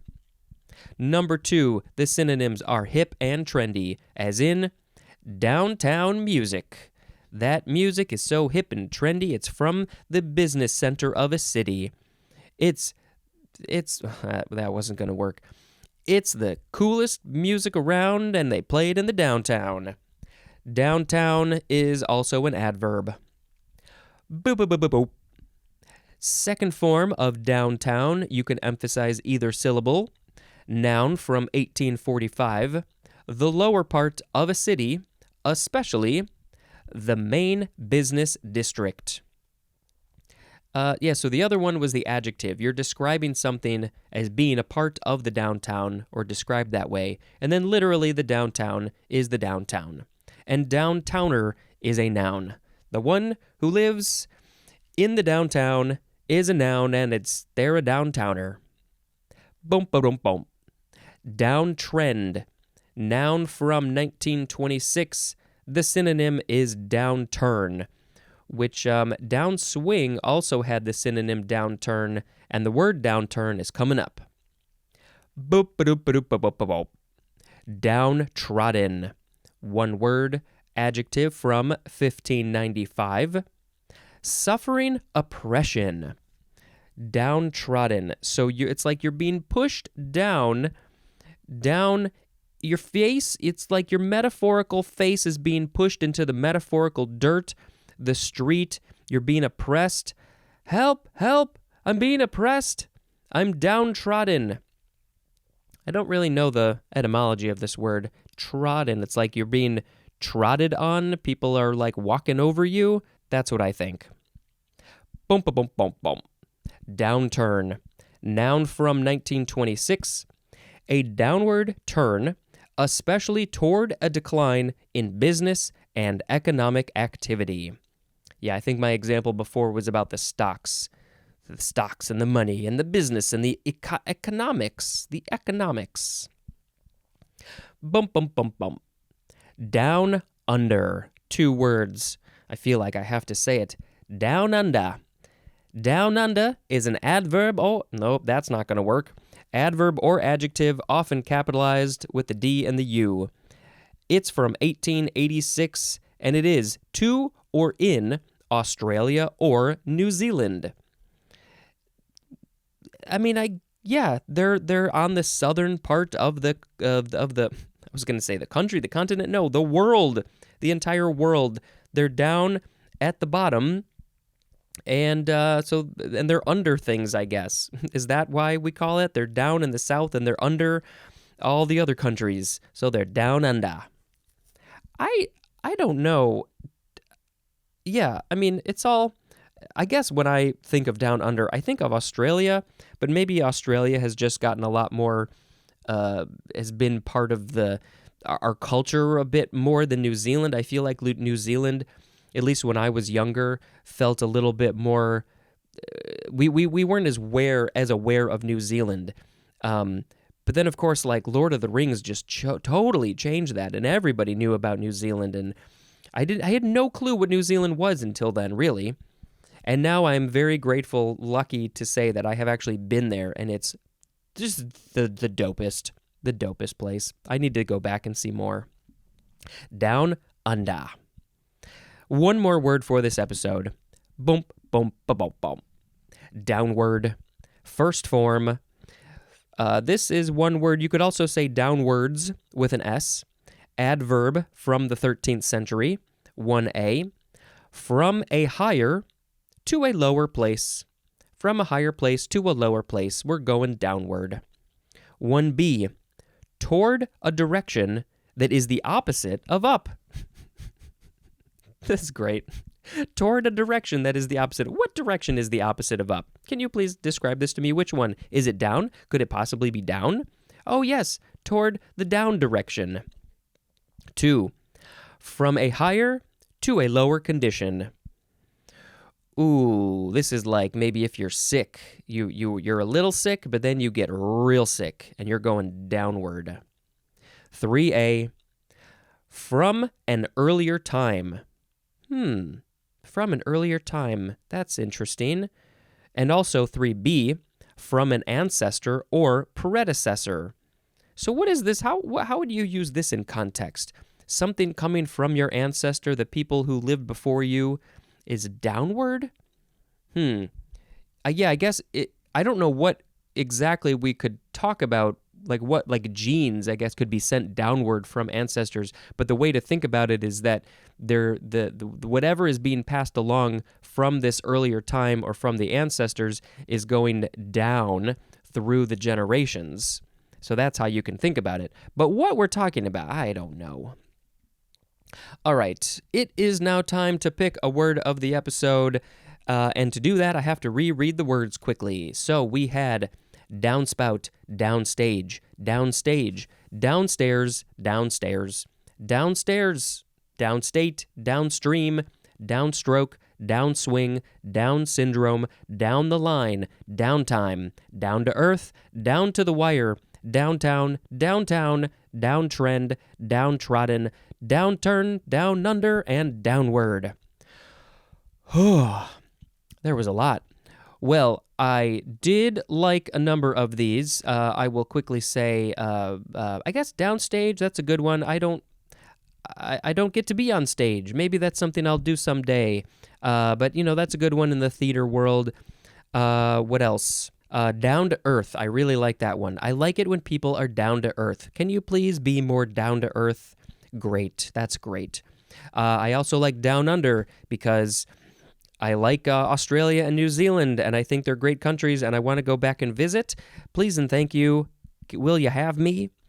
And everything that's related to those.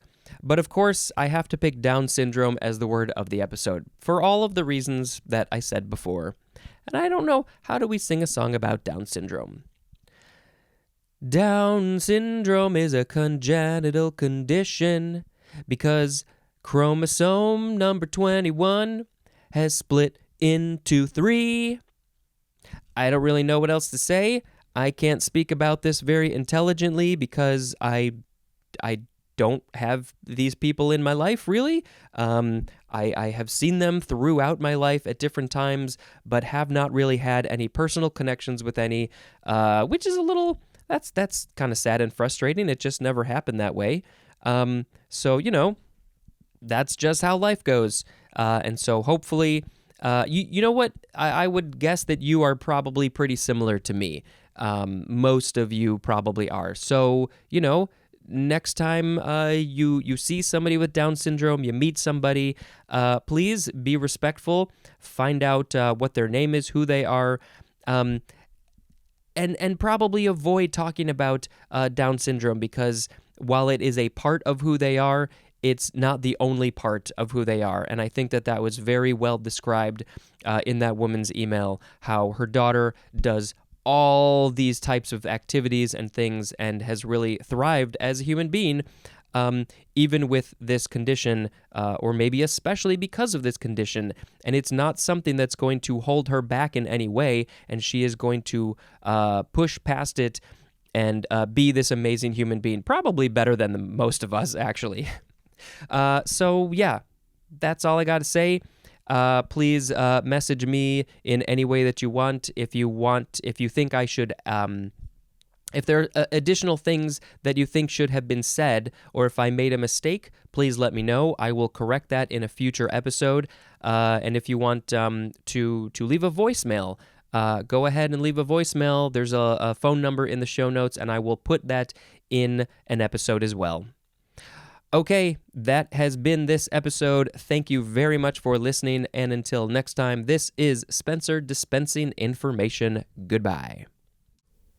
Hello, word nerds! Welcome to the dictionary. My name is Spencer. I am so glad that you are here still yet again. What else can I say? Oh man, my brain is so tapped out when you do 7 of these a week. You just don't even know what to say anymore. It's the same thing every time. Hey, what is going on with you?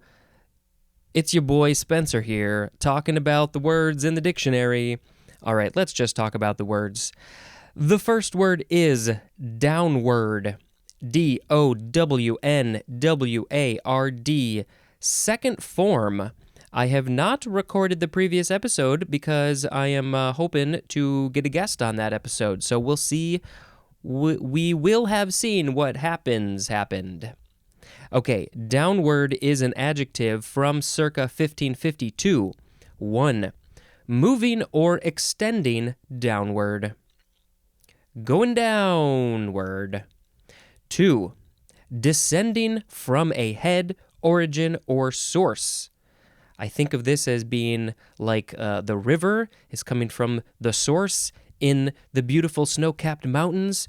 Beautiful, tasty, wonderful, fresh spring water flowing downward from the source to the mouth, going through all of the cities that have been built up on this wonderful river, providing life and sustenance for everybody.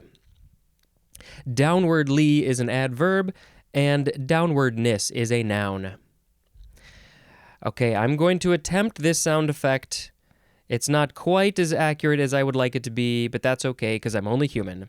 The next word is downwash. Now, you can pronounce it downwash or down... What's this other one? Downwash? Wash. Downwash, downwash. I say the downwash. Noun from 1915. An airstream directed downward, as by an airfoil. Okay, so didn't we have a couple episodes ago, we had, where was it? It was something down-related, down, when you had the airfoil on and the spoiler, and it was playing around. Was it down here? Downforce. Downforce 3 episodes ago. Yes, a downward aerodynamic force generated especially by an airfoil, and so that actual airstream that's being pushed downward is called downwash. I don't know why, it's a silly word. Downwash. Okay. Downwind. Adverb or adjective from 1826. In the direction that the wind is blowing. See, this is a very good term to learn if you ever happen to be in a very natural setting with wild animals, possibly dinosaurs. I don't know why, but whenever I hear downwind, the first thing I think of is early on in Jurassic Park 2, The Lost World, which isn't called Jurassic Park 2, it's just called The Lost World. And he's talking to the old dude, and I think it was in this scene in his mansion, and they mentioned downwind, or at some point they mentioned downwind, because, they're these carnivorous, massive, strong reptilian creatures who are going to smell you and may want to eat you. For some reason, that movie is the first thing I think of when I think of downwind.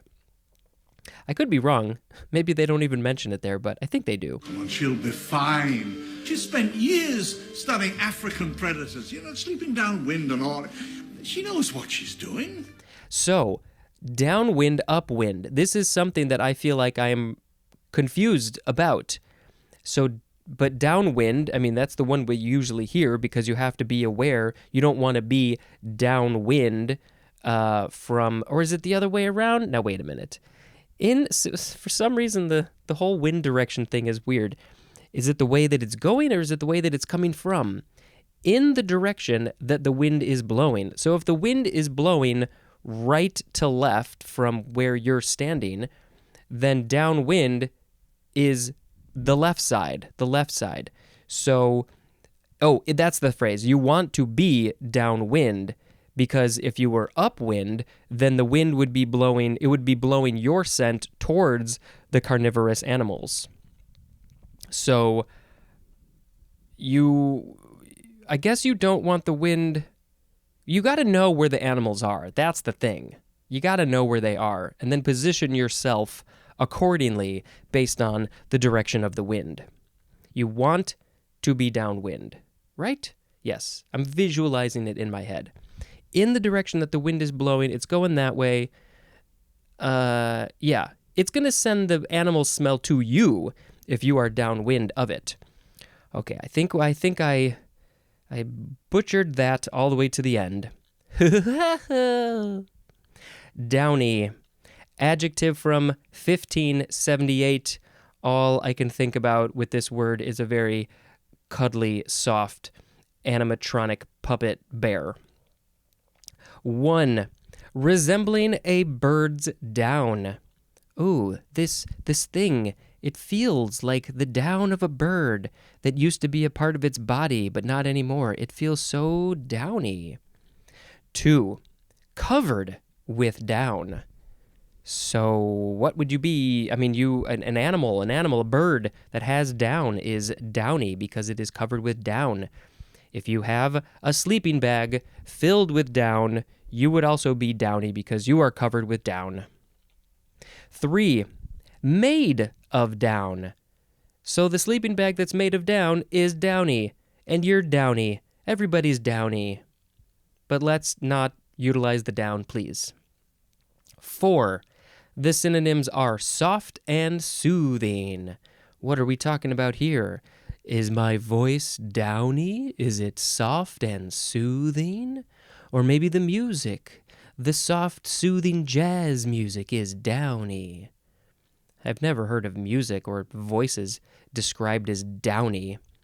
It's like your voice is made of the down feathers of a bird. Do woodpeckers have down? Downy mildew is next. 2 words. Noun from 1886. Is this mildew that is soft and soothing? Can mildew be soft and smoothing? Soothing? To some people, maybe. Okay. Number 1. Any of various parasitic lower fungi that produce whitish masses of sporangiophores or conidiophores on the undersurface of the leaves of the host. Okay, all right. What do we got? So we got this fungi. It's living under leaves, I think, or it puts things on the underside of the leaves of the thing that it has attached itself to. Sporangioforms, conidiospores. Oh no, I said that wrong. Sporangiophores. I don't even know what I said. Sporangiophores and conidiophores. The family name for this lower fungi downy mildew that is parasitic, there's a bunch of them, but the family name is Peronosporaceae. Peronosporaceae. That is downy mildew, but we have a number 2. A plant disease caused by a downy mildew. So if a plant has a downy mildew on it, it might get the downy mildew, or it has now downy mildew. I don't know how I feel about this name. Where does downy come from in this context? I'm a little confused by that.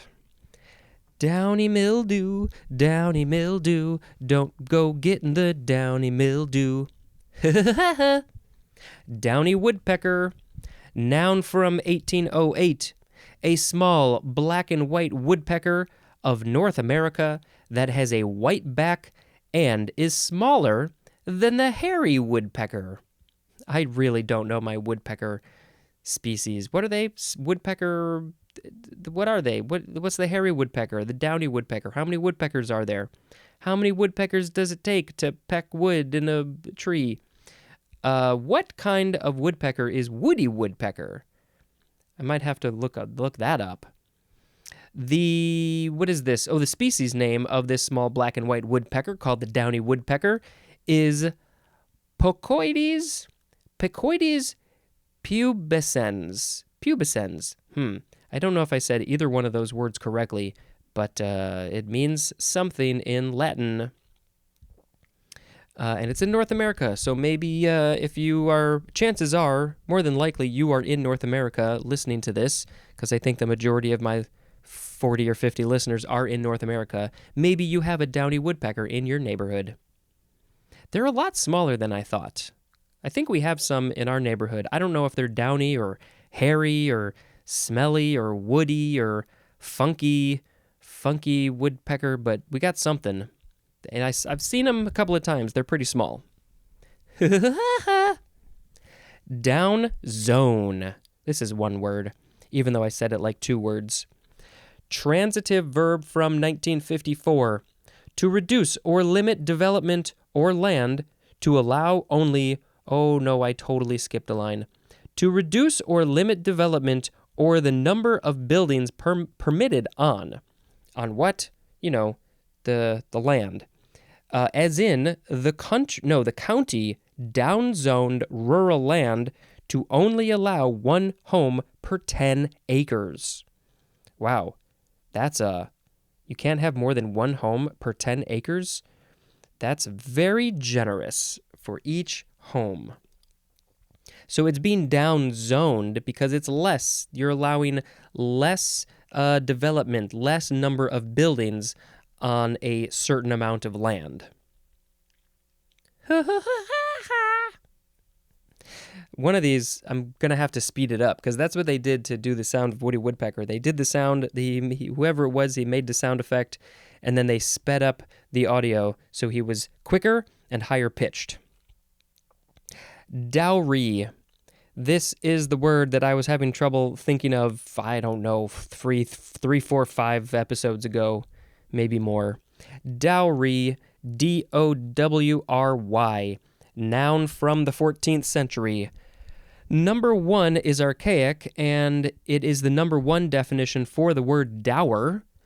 And yes, I think that was the one, but let's see, the part of or interest in the real estate of a deceased husband given to by law to his widow during her life. That's the dower, also the dowry. Number 2, the money, goods, or estate that a woman brings to her husband in marriage. Oh, I'm sorry. Is it not good enough that she has accepted your hand in marriage, that you get to live your life with a good woman? You need to provide him with more? I feel like it should be the other way around, right? Is it? Oh, here, wait a minute.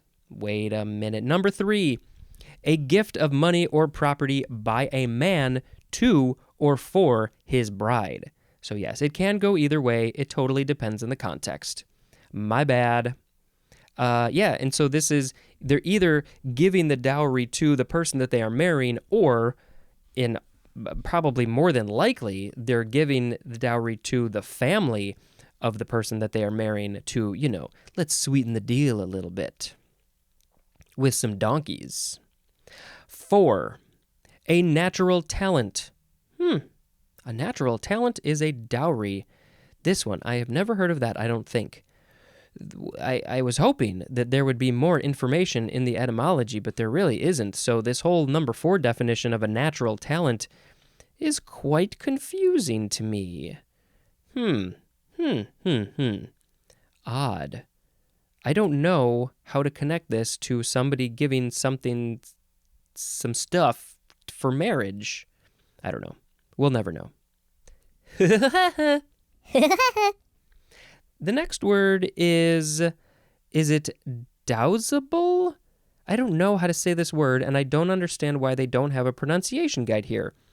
It is spelled D-O-W-S-A-B-E-L,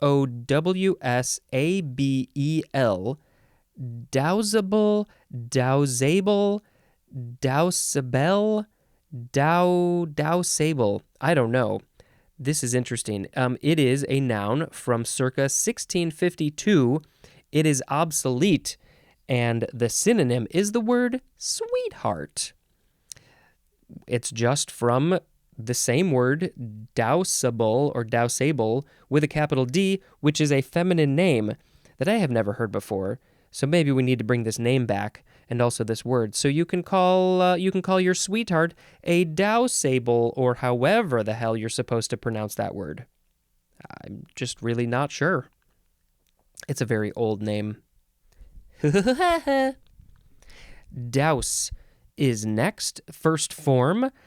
This is a variation of douce spelled with a single U instead of a double U. Second form of douce. This one looks like it's pronounced douse, though. Douse, because it is a verb. You're dousing things. Dousing. This one is a verb. Yes, I think I said that. From 1691, starting with intransitive. To use a divining rod or divining rod. And why is it that my brain can never friggin' remember how to pronounce that? And it doesn't say. That's the thing. When you go to divining rod or divining rod, there's no pronunciation for the word, and there's no other word of divining or divining to tell you how to pronounce it. This is a major lack in... I mean, I could check, the internet for the actual pronunciation, but I don't want to do that. Let's see. So we'll say divining rod, I guess, because you're divining information about where liquid and water is. So to use a divining rod is douse, and then transitive is to find by dowsing. What you are finding could be water. You're dowsing a rod to douse the water. And the origin is unknown. We don't know why this word got invented for this process. It doesn't really make sense to my brain. We got a couple more. Dowser. Noun from 1838. The synonym is divining rod. Also, a person who uses it is also the dowser. Not Bowser from Super Mario Brothers. Dowser. And I believe by the time this episode airs, the new Super Mario Brothers movie has aired, and I will hopefully have seen it. And I'm thinking possibly that they did actually a good job with it based on the trailer that I saw. We'll see. Okay, so clearly there is a connection. There's these multiple words used for this process of divining rod. The dowsing rod, divining rod. The dowser is also the divining rod. Dowsing is using the divining rod. And what else? Dowsing rod. Did I say that already? I don't know. Maybe I did. It's a noun from 1691. The synonym is divining rod. So dowsing and divining, same thing. but we don't know where the word douse or dowsing came from, which is very frustrating. Okay, that was the last of the DOW words. Those went on for a little while, and we're going to get through a few more letters here. The next word is doxology. DOXOLOGY. Noun from circa 1645. A usually liturgical expression of praise to God. Well, I mean, I usually see ology at the end, and I think this is the study of a thing, but I guess that's not what this one is. What is this word? Why is this word? Where did it come from? It is from the Greek word doxa, and that means opinion or glory. And then that is also from dokein, which means to seem or seem good. And there's more at the word decent. So a liturgical expression of praise. So, glory to the God. I'm using the words from the etymology. Glory, it is that person's opinion that they would like to praise God, or that God is worthy of praise. Seem good. Oh, God seems good, so that's why they are praising God.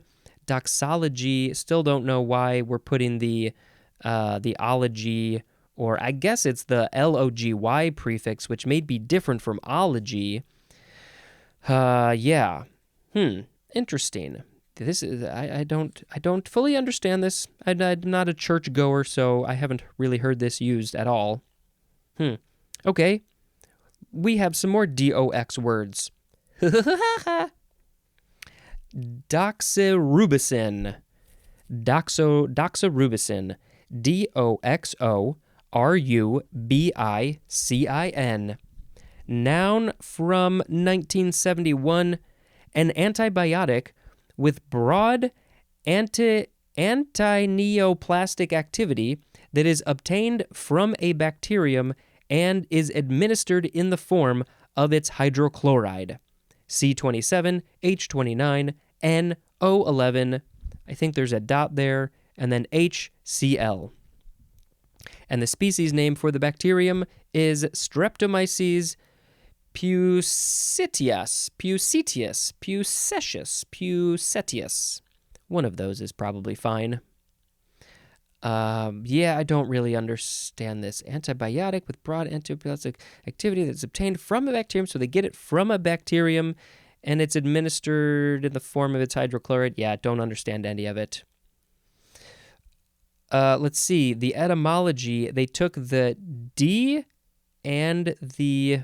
I'm trying to read the D and the O and the X from deoxy. So they got rid of the E and the Y. That's the DOX. And then the rest of it is orubicin, as in the word donorubicin. No clue what that is. Okay. That one was weak. Weak. Let's do it again. That one was slow and also a little weak. The next word is doxy. DOXY or DOXIE. Noun from 1515. Number 1, the synonyms are floozy and prostitute. A doxy. And number 2 is the 4A definition for the word mistress. All right, where did this word come from? Let's see. It is perhaps modified from the obsolete Dutch word dock, D-O-C-K-E, which means doll. And that's really it. That's about it, people. So doll became doxy, and doll is dock, which became doxy, which became floozy, prostitute, and mistress. Not a word that I have ever heard before. If you like to self-describe yourself, you can call yourself a doxy if you like. That's what I'm trying to say. Doxycycline. DOXYCYCLINE. Noun from 1966. A broad-spectrum tetracycline antibiotic, C22, H24, N208, with potent antibacterial activity that is often taken by travelers to prevent diarrhea. Doxycycline. Yeah. Ooh, okay. Well, where would you take this? I don't know. I mean, the first couple of countries I can think of for most people that would travel to that could possibly get diarrhea, maybe from the food or the water, would be Mexico, maybe other South American, Central American places, and also India. I think those are kind of the two big culprits when people have some stomach issues. They might have traveled there. That's not really what I meant to say. They might get stomach issues if they travel to those places. I don't know how things have changed. I would like to think that things have maybe gotten better, especially from the water standpoint in Mexico. So maybe you don't need to take this doxycycline so much. But also, if it hasn't really changed much, then make sure you drink bottled water. That's the number one thing. I'm getting very tired. Doyen is next. Doyen or doyen? Doyen. Is that how we're saying this? Doyen. I think that's it. So doyen or doyen, it is spelled, this is the first D-O-Y word, D-O-Y-E-N, noun from 1670. 1A, the senior member of a body or group. That's the doyen or the doyen. That just any senior member of a body or group. If you got a group of people, a board of directors, a president, a prime minister, just the leader, a treasurer maybe, they would be a senior member. The vice president, I don't know, any one of those is probably fine. They are a doyen. 1B, a person considered to be knowledgeable or uniquely skilled as a result of long experience in some field of endeavor. Well, I don't always feel the most knowledgeable or skilled, but I guess I would be considered a doyen in the video department where I work at, because I have been here for 16 years, and I guess I have knowledge of the business more than other people, and I'm old, but I also feel like those young kids know more than me, so I don't always feel like a doyen, but in some way I guess I am. 2, the oldest example of a category. The oldest example of a category. So what would that be exactly? I'm not sure. That's kind of a vague definition. This word is from the Old French, dein. Yeah, I don't know how to say that. D-E-I-E-N. From the Lower Latin, decanus, which means dean, D-E-A-N, and there's more at the word dean. So like the dean of a college, they are the leader, the senior member. They know what's going on. I guess they would be a doyen. So yeah, I see some similarities between the words dean and doyen or doyen. Next word.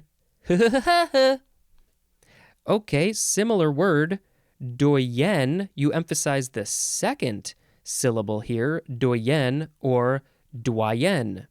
Noun from circa 1897, and the spelling is a little different. We've added an N-E to the end of doyen, so it's D-O-Y-E-N-N-E. This is a woman who is a doyen, Not confusing at all.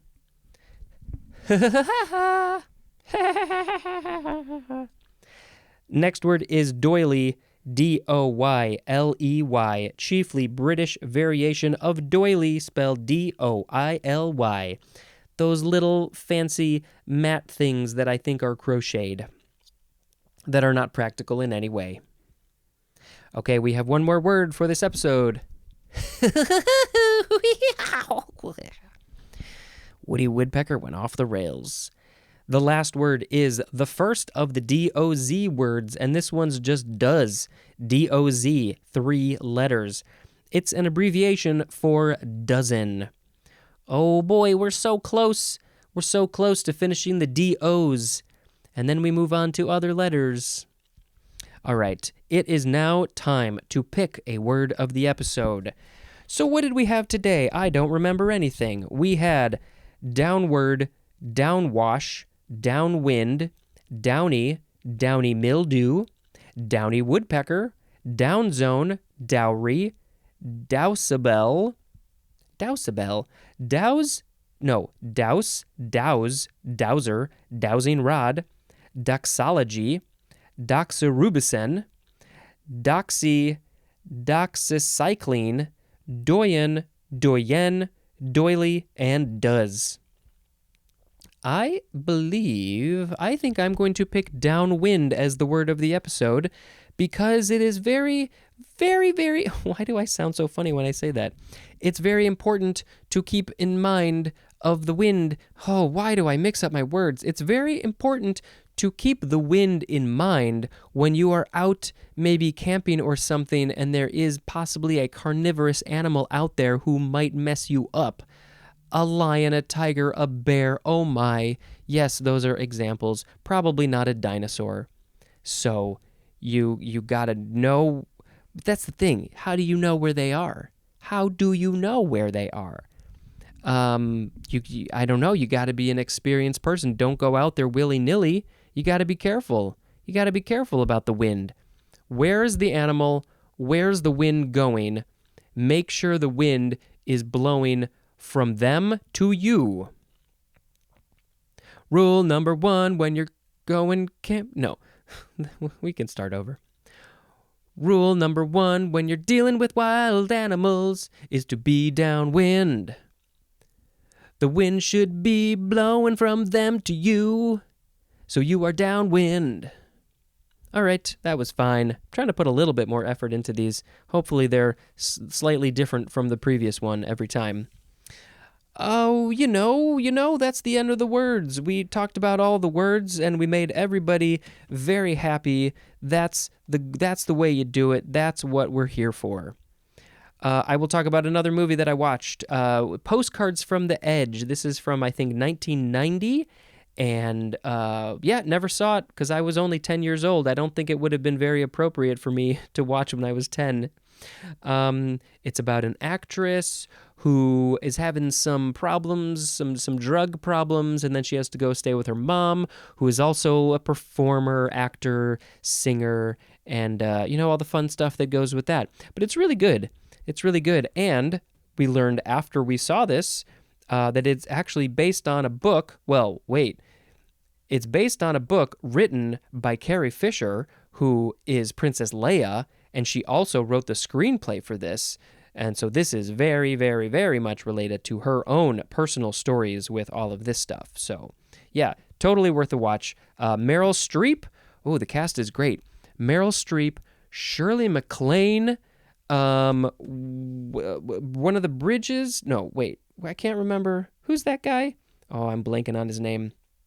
Anyway, great cast, great movie. Watch it. All right, that is going to be the end of this episode. Thank you very much for listening. Please go ahead and share this show with everybody you know. This has been Spencer dispensing information. Goodbye. Hello, word nerds. Welcome to the dictionary. The bird is the word, and I'm gonna tweet you.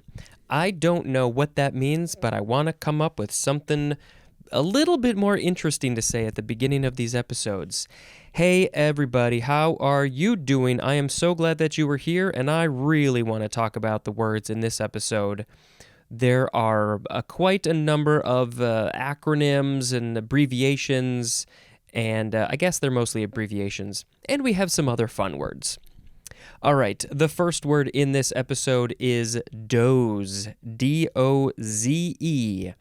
First form verb from 1677. Let's see, we are starting with intransitive, number 1A. To sleep lightly, just a little doze. I'm just going to go doze off here in a meadow with some birds and a deer, with a doe, where the doe and me are going to doze. The doe is dozing. Doze, a field of does dozing. That would be good for a kid's book. 1B, to fall into a light sleep. And this is usually used with the word off. Doze off. Man, sometimes it is so hard to doze off. Light sleep. I mean, I want to go to actual sleep, not light sleep. And I still use doze off to go to regular sleep. But sometimes the brain just doesn't shut up. Number 2, to be in a dull or stupefied condition. Set your, what are those things called? Your scanners, your lasers? Set your lasers to doze. No, that's not what they're called. Set your what are those things called? The phaser? Phaser? Is that what they're called in Star Trek? They say set your phasers to stun, but no, I think we need to set your phasers to doze. Transitive verb is to pass drowsily, and the thing that you are passing is time. To pass time drowsily. Oh, just going through my day in a doze. I'm dozing through the day. What did I do? I don't know. I was kind of in a doze all day. I think that's pretty similar to daze. Doze is also a noun, and dozer is also a noun. This is perhaps from Scandinavian origin, akin to the Old Norse douce, which means to doze. So, yeah, I guess that's where we got it from. We don't usually get a lot of words in English from Norse, Scandinavian origin. Yeah, that's, I feel like that's probably kind of rare. Do we have any other words that are sleep-related that are similar to this word? I can't think of any. Doze, dozing, yeah. We are going to have one coming up, but I think it has the same etymology. All right, the sound effect shall be... The second form of doze is a transitive verb from 1945, and no, this is not sleep-related. It is the number 2 definition for the word bulldoze.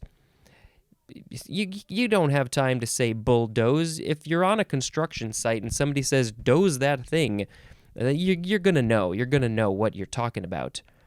What a weird word, though. Like, bulldoze sounds right, but then you just say doze it.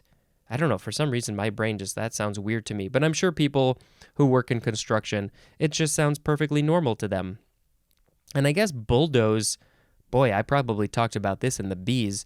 Bulldoze, it's like you're like a bull, like the bully pulpit, the bull, a bully is just going to push things over and just force its way through a thing. So, yeah, I guess that's probably about that word. Dozer is a noun. And actually, dozer is going to be a word coming up here, which is basically the same thing. So I don't know why they put dozer here as a noun when it has its own entry. The next word is dozen.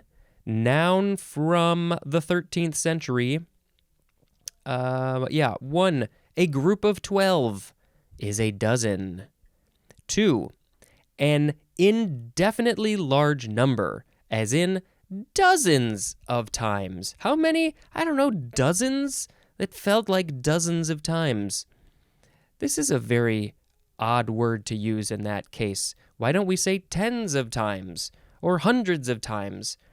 Do we love the word dozens so much that we have to put it in this case? How many were there? Dozens. There were dozens of them. It's just many 12s. 12 and 12 and 12, right?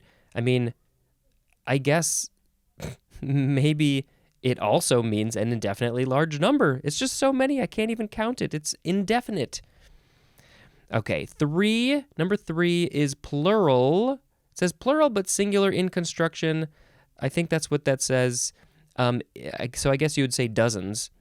A ritualized word game. that consists of exchanging insults, usually about the members of the opponent's family. What? I think we need to put a link in the show notes for this game. I don't think I've heard of this one. Exchanging insults about the members of the opponent's family. How do you play this game? What is going on with this game? Why is it called Dozens? Or the dozen? Yeah, it says it's used with the word the. The dozen? Or maybe the dozens. Fascinating. Okay, where is this word from? Let's see. Okay, it is from Anglo-French, douzaine, from douzaine, from douze, D-U-Z-E, which means 12. And of course, I don't know how to pronounce any of those words, so I'm just guessing. But yes, this is from the, I guess, Anglo-French word for 12, which is why is dozen. It is also, well, see, it goes back even further. I don't know why I stopped at Anglo-French. Let's keep on going. It is also from the Latin word duodecim, which is duo, which means 2, and decim, which means 10. 10 plus 2 is 12. That's a duodecim. And then, of course, there's more at the words 2 and 10. So duodecim to douze, douzième, douzaine, and it became dozen because American English people cannot say those other words. Dozen is an adjective, and dozenth, this is a word? Dozenth. So we just added a th to the end of the word, and that is an adjective. Like the dozenth time that you went to the store, is that how you would use this adjective? I have no idea. I've never heard anybody use this. We saw it in the B's, but we have to mention a baker's dozen. That's 13. Why? I don't know. I don't know nothing. Let's see. I don't know if I have anything else to say about dozen. I don't know. It's you want a dozen donuts. I would like a dozen donuts. I haven't recorded the donut episode. I was just thinking, I don't think I'm going to get Kyle MacLachlan on that episode. So, I might just have to get a donut baker to come be on that episode. I think that would be wonderful. But you've probably already heard it. It's a dozen notes. The next word is dozer, noun from 1942, and it is the number 2 definition for the word bulldozer. That is a little different than the number 2 definition for the word bulldoze, which is what we saw in the second form of doze. But yes, so the dozer is a bulldozer. And that's it for that. Dozy. D-O-Z-Y. Adjective from 1693. The synonyms are drowsy and sleepy. I'm feeling dozy. I actually am feeling kind of dozy. I'll let that yawn go. I've been working all day, and I got more work to do when I get home. So yeah, I'm always feeling dozy. Dozily is an adverb, and doziness is a noun.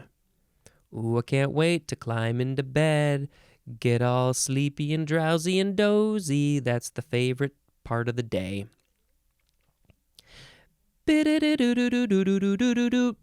don't know. I could mix this up a little bit more. Oh, I got a lot of opportunities in this episode to mix up the sound effect. The next word is DP, all caps. First form, noun from circa 1944. 1. A displaced person is a DP. They probably use that in, some sort of legal documentation, something or other. A displaced person. I can't think of other examples. 2. Double play. That is the synonym. That gets shortened to DP. They got a double play. They got two of those Cubs out. So that's the end of the inning. DP. Boop, boop, boop, boop, boop, boop, boop, boop, boop, boop, boop, boop. Second form of DP, abbreviation for 1. Data processing. 2. Degree of polymerization. How much polymerization is in that chemical-y thing? 3. Dew point, and that is DEW. Has to do with the, I don't know, what, the humidity in the air, maybe? Possibly, I think, maybe. 4. Director of photography. The other name for that role in filmmaking is cinematographer. They are the DP. You hear DP in relation to movies? They are the director of photography. What do they do? I probably talked about this in the C's. I don't remember. It's fine. They, or maybe director of... Was that even in here? I don't know. They're the ones who talk about, they plan, like, what's the lighting gonna be like, and to an extent, where's the camera gonna go, and what's the shot gonna look like, and how does the camera move, and all that kind of stuff. You'd think that the director would have a lot to do with that, but not necessarily, or depending on the director and the DP, they'll work hand in hand. But yeah, it's a very important role. And then number 5 for DP is Doctor of Podiatry. And I believe that is about the feet. DPE, all caps, abbreviation for Doctor of Physical Education. So if you know everything there is to know about being a gym teacher and educating people about how to be physical, let's get physical. Physical, I'm gonna educate you. Physical. Then you're a Doctor of Physical Education. Boop, boop, doop, boop, boop, doop, boop. Oh no, I lost count. I did too many notes I didn't mean to do. DPH, abbreviation for 1. Department of Public Health. 2. Doctor of Public Health. Department or Doctor of Public Health? The Doctor of Public Health probably works in the Department of Public Health, so the DPH is in the DPH.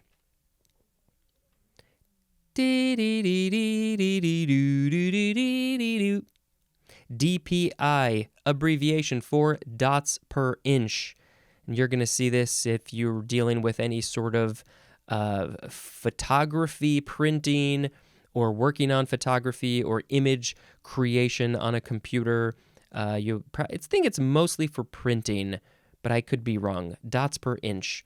How many dots are going to be in 1 inch? The higher number, the more dots there are going to be within an inch, which means the resolution of that image is going to be very high. Lots of resolution. But of course, if you have an image, if you lower the dots per inch, your image could be printed larger. It just might not look as good because the resolution will be lower. That's kind of a good description.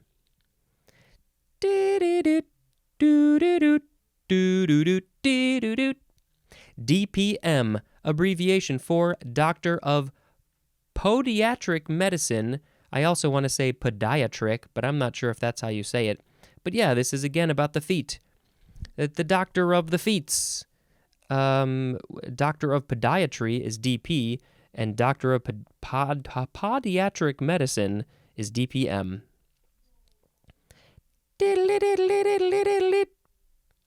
DPN, all caps. Noun from 1938. So the synonym is NAD, or maybe you pronounce it NAD. I don't know. But I can tell you that the DPN comes from diphosphopiridine nucleotide. And so it's the D from diphospho, and then the P from pyridine, and then the N from nucleotide, which also is NAD or NAD. Some sort of chemical thing.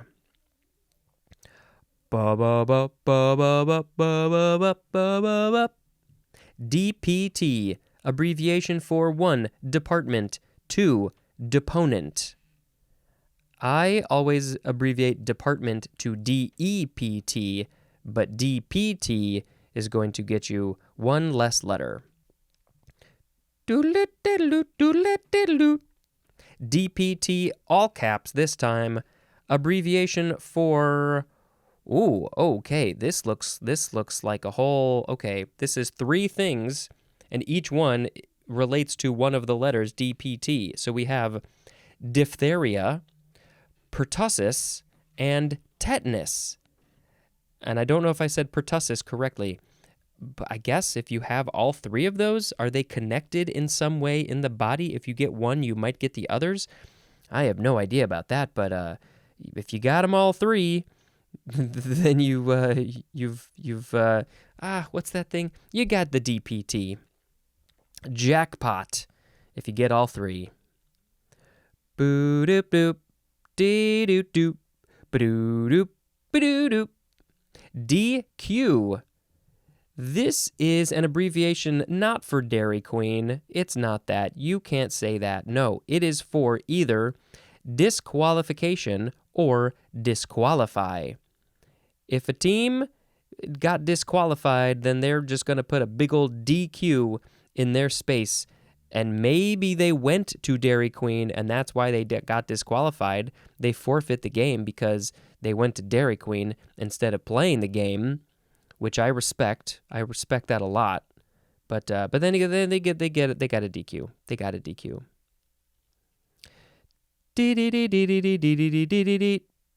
DR. Abbreviation for 1, debtor. This is spelled DEBTOR, like if you owe debts, you are a debtor, or the debts are owed to you, then you are the debtor. I don't remember which one it is. It's also for number 2, drachma. Ooh, we're going to see that in the next episode. Also for dram.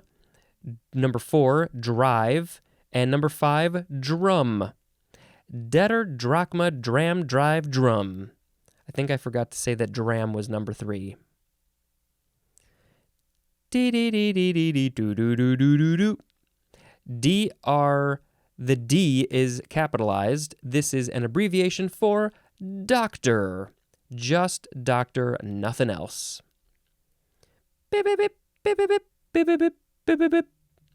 DR, all caps. Abbreviation for 1, dead reckoning, and 2, dining room.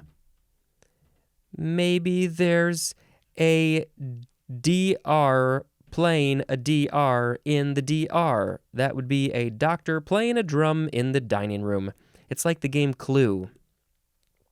I think it was the doctor playing the drum in the dining room. Boo-doo-doo-doo-doo-dip, boo-doo-doo-doo-doo-dip. Okay, no more abbreviations for this episode. Next is the first form of the word drab, D-R-A-B. Noun from circa 1515. Number 1, the synonym is slattern or slattern. I think it's the first one, slattern. Yeah, I'm sorry, I don't know what that is. But number 2, if these are related, number 2 is going to give us more information because you probably know this word. The synonym is prostitute. So yeah, I mean, I guess when we get to slattern, we'll learn, is it similar or different? I mean, sometimes when you got 2 definitions here, they don't have anything to do with each other. We've definitely seen that sometimes they're like opposites. So that's confusing, but usually they're pretty similar.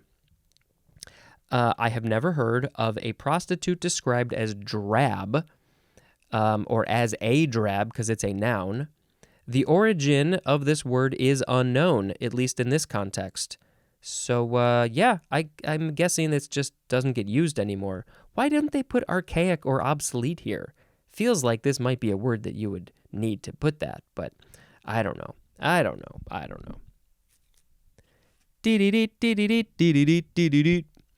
The second form of drab is an intransitive verb from 1599.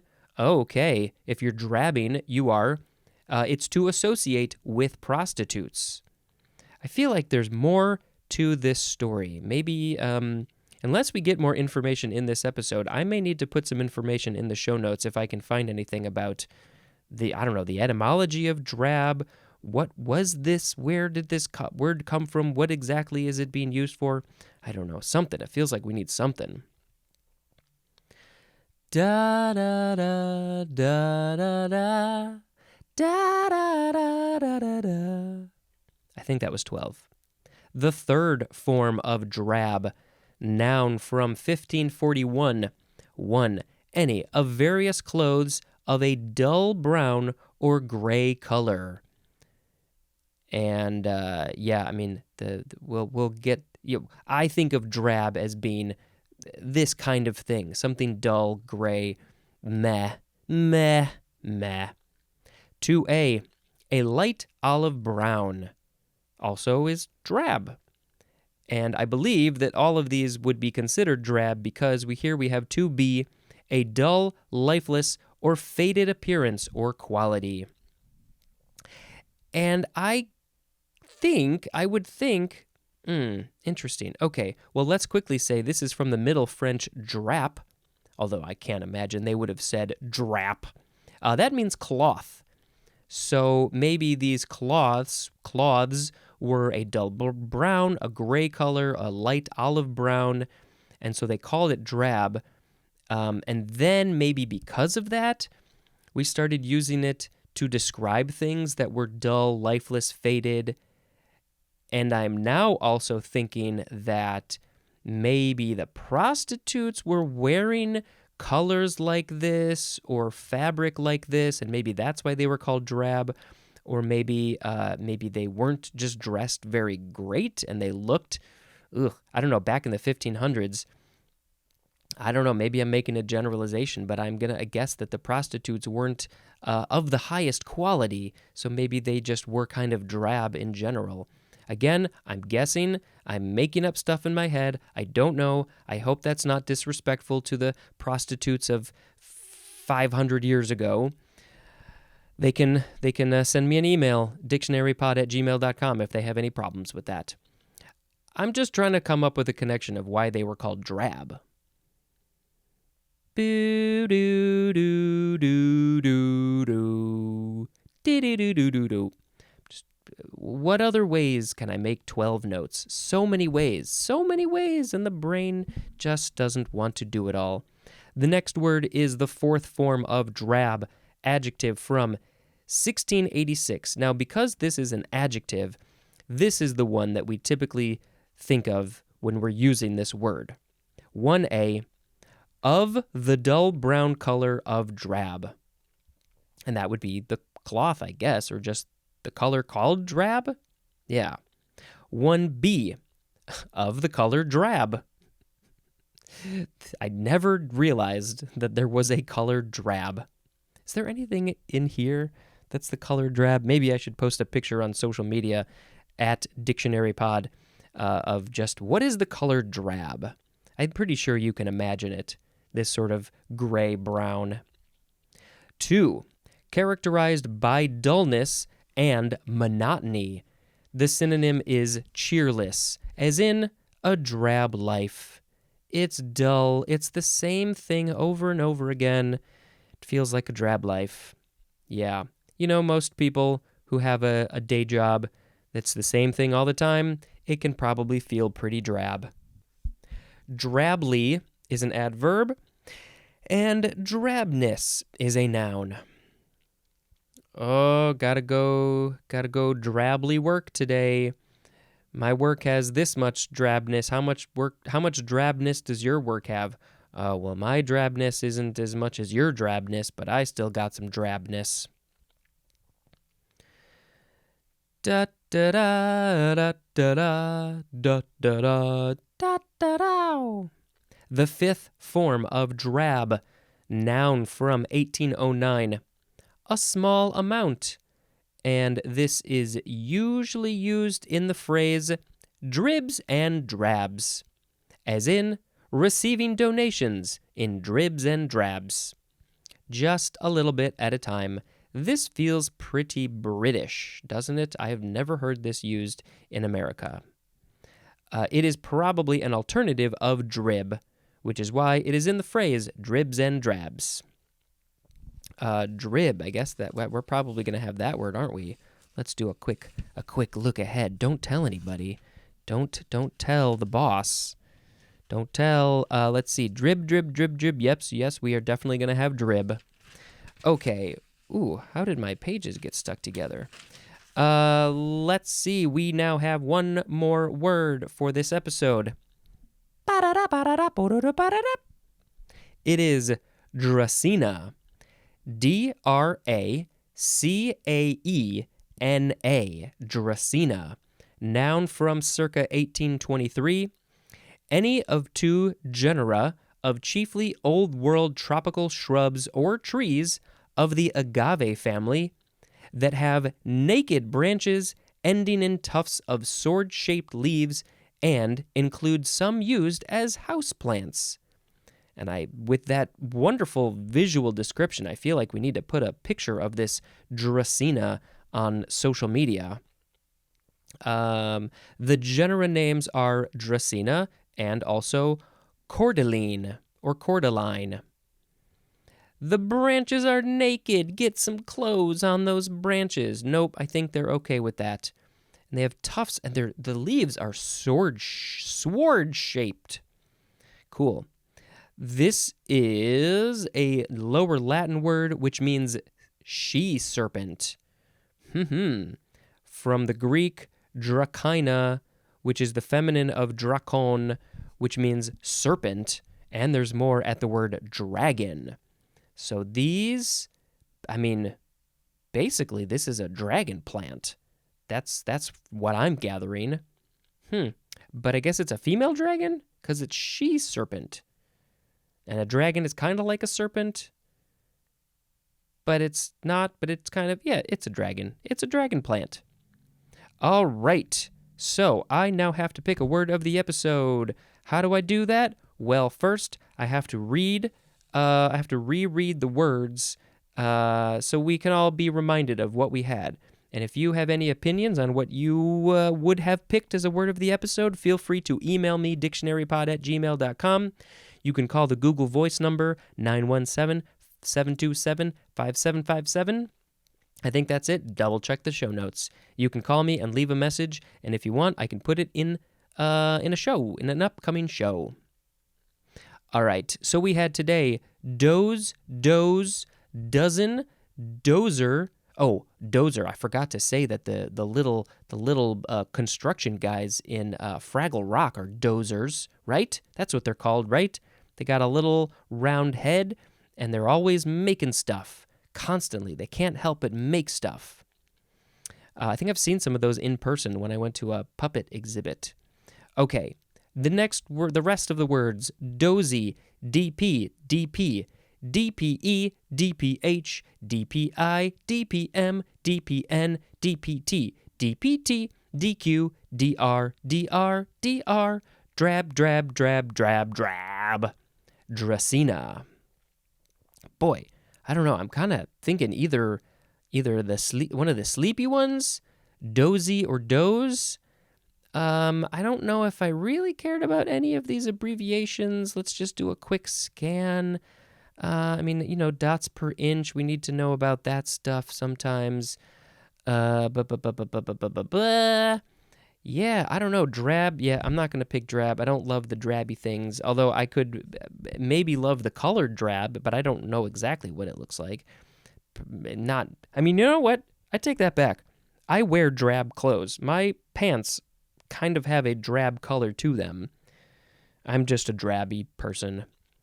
And then Dracena is a kind of interesting sounding plant, but I don't really know my plants. I don't have one. I don't know. Let's just pick doze. Who doesn't love to go to sleep? I never feel like I've gotten enough done in the day, but I do get sleepy most days at the end of the day, and I'm like, yeah, I'm ready for bed. Let's go. Let's do this thing. Come on. Let's get going. Let's sleep. So yeah, let's pick doze. I'm going to doze when I put my head on the pillow.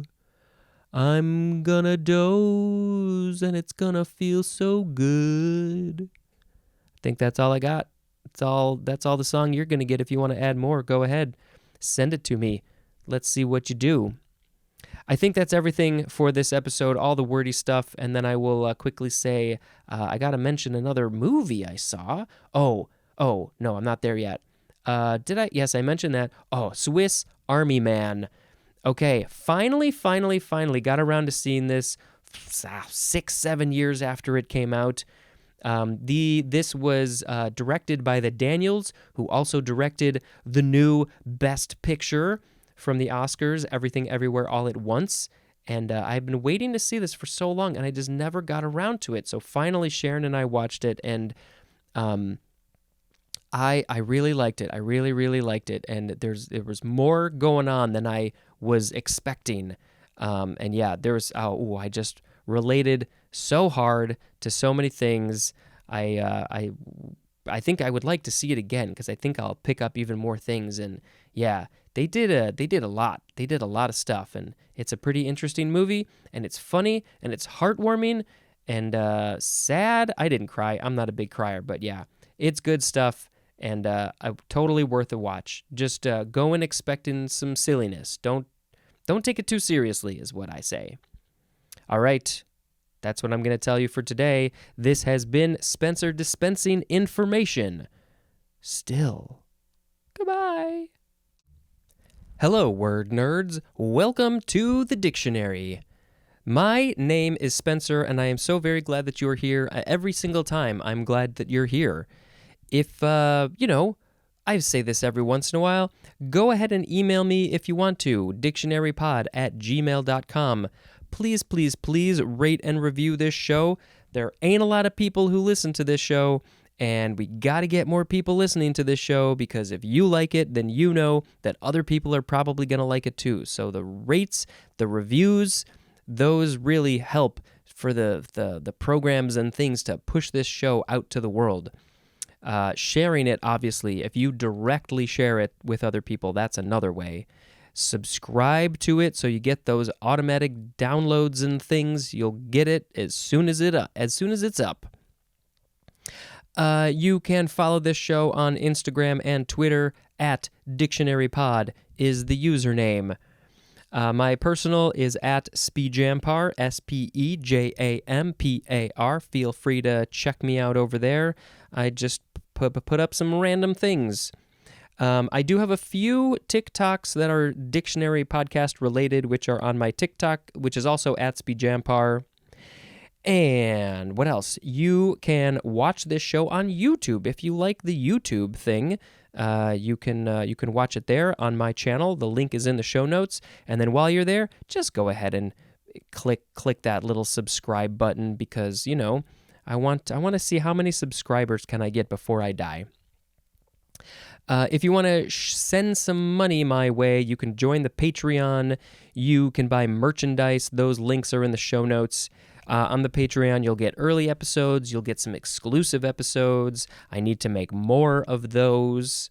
But yeah, that's what we got going on. Check the show notes for some other things. All right, it is time to talk about the words in this episode. We have today dram. Yeah, dram. DRACHM. You were not expecting that one. DRACHM is dram. Noun from the 14th century. Number 1, the synonym is our next word, drachma. Drachma. And then number 2, this is the chiefly British spelling of the first form of the word dram, DRAM, which, is that going to be in the next episode? Nope. It is going to be like 1, 2, 3, 4 episodes from now. They like to spell it with a CH in the middle, and that makes no sense to me. All right, it is sound effect time. The sound effect says when one word is done, and here comes the next word. We're going to do whoosh, whoosh, whoosh, whoosh. Here is drachma. DRACHMA. Noun from 1525. 1A. Any of various ancient Greek, units of weight. Okay. And I believe the dram is also a unit of something. Yes, it's a unit of something. You're just going to have to come back in a few episodes to learn what that is. So that's why I guess the Brits spelled dram with a CH. 1B, any of various modern units of weight, especially the first definition of the first form of the word dram.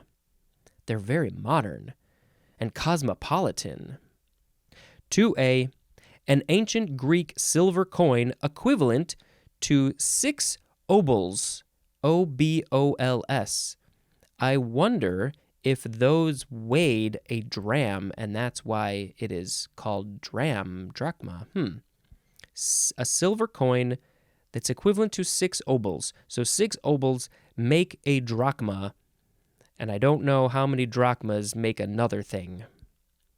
2B, the basic monetary unit of Greece from circa 1831 to 2001. They were using drachma all the way until 2001 for 170 years. They were using drachma. I think are they part of the European Union? I feel like they would be. 2001 sounds about right when they would have switched to the euro. So maybe they use the euro now.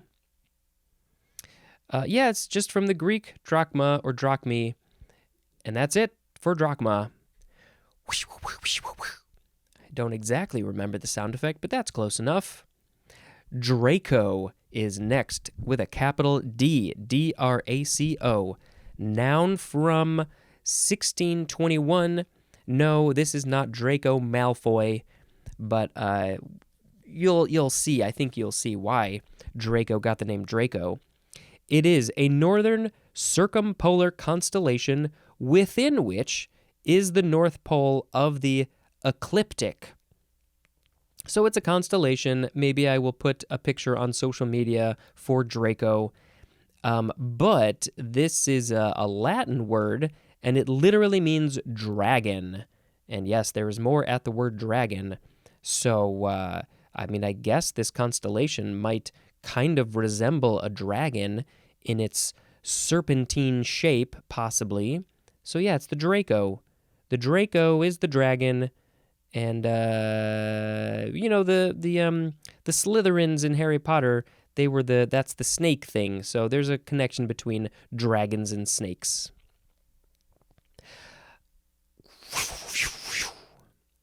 Draconian or Draconian. This is next. And I'm going to assume that it's similar to the last word. This is an adjective often capitalized from 1775. 1. Of, relating to, or characteristic of Draco, or the severe code of laws held to have been framed by him. Who is this Draco? We'll find out soon. So something about Draco is draconian. 2. The synonym, couple of them, cruel and severe, as in draconian littering fines. The fines when you litter in certain countries are considered to be draconian because they are very severe and cruel. Could be chopping off your hand, I don't know. So this guy Draco created, I guess, a severe code of laws. And so who is this? Who is this Draco person? I guess he was an Athenian lawgiver. An Athenian lawgiver. This would have been in Greece because it's from Drakon, which is Draco. And I think we got to put a link in the show notes for this this Draco guy who was like, "Yo, dude, I'm the dragon. Don't come messing with me. I'm gonna put a severe code of laws on your ass." Wow, this guy, he probably had some issues. Draconic is next. First form, adjective from 1680, of or relating to a dragon. I wish I could get a dragon on for the episode 2 episodes from now for the word dragon, Ooh, that would be great. You know, Benedict Cumberbatch, he played a dragon. If he wants to come on down, Benedict. I don't know any dragons. I don't know any dragon experts. I think I might just have to talk about dragons myself.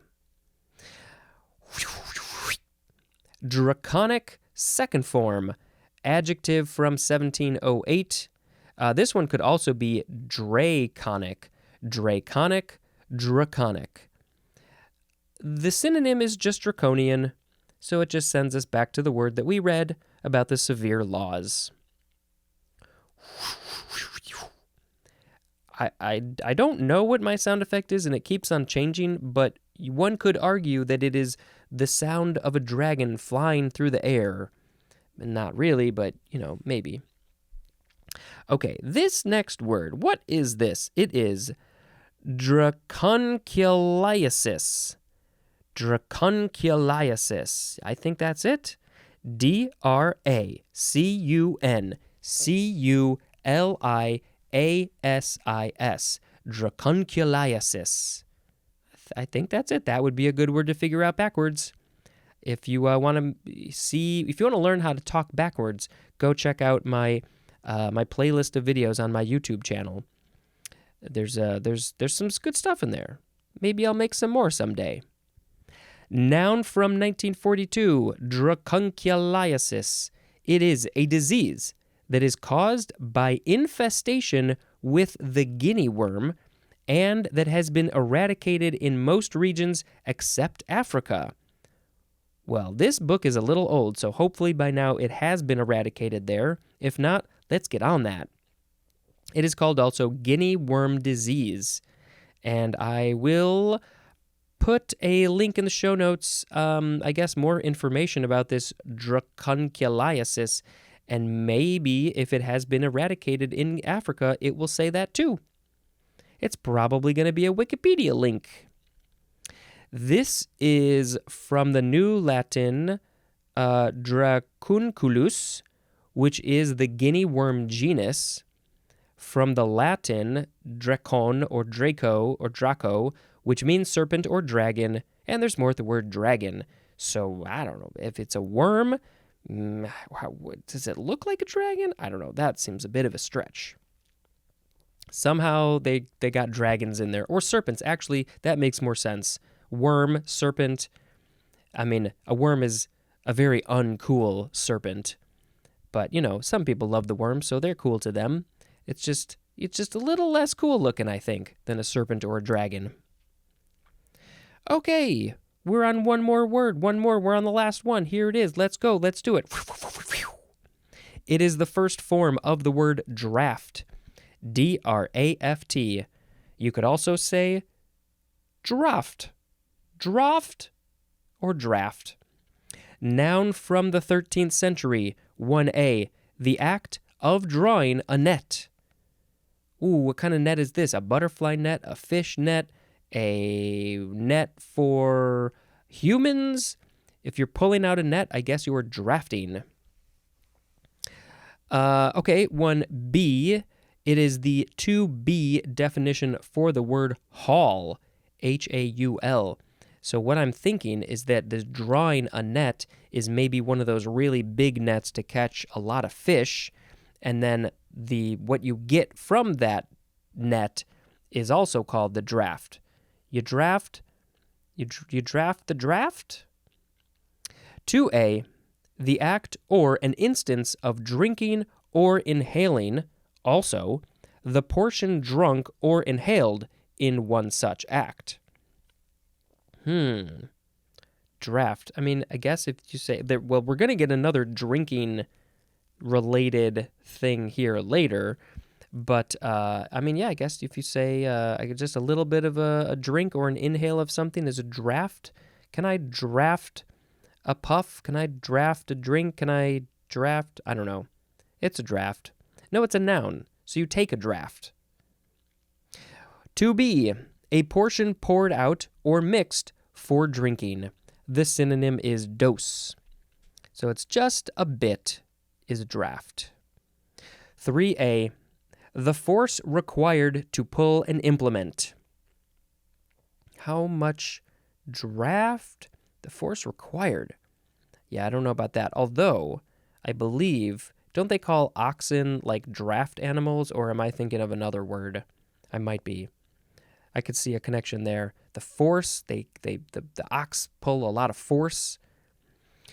3B, load or load pulling capacity is the draft. These are ways that I am not familiar with this word at all.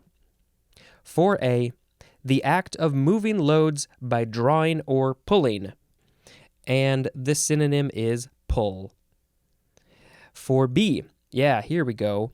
A team of animals together with what they draw.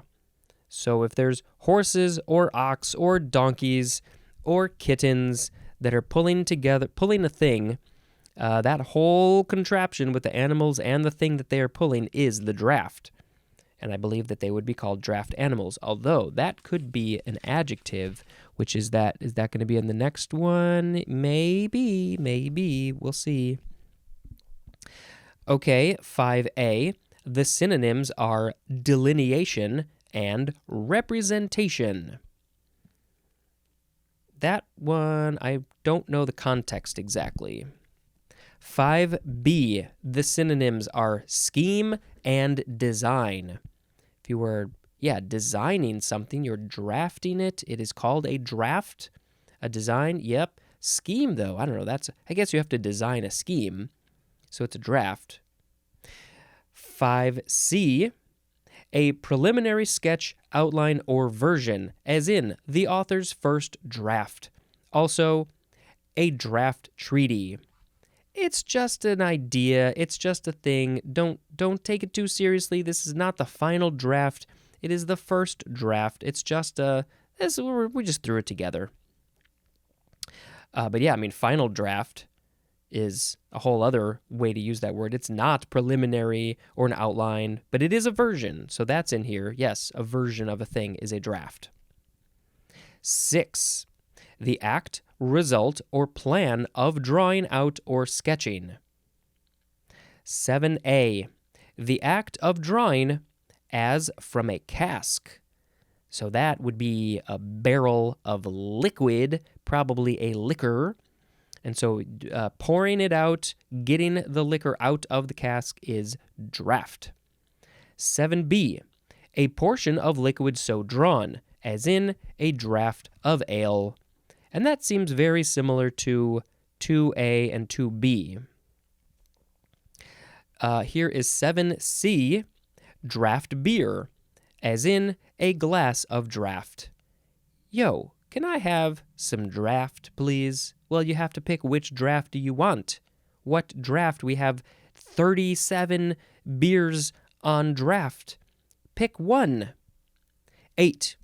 The depth of water a ship draws, especially when loaded.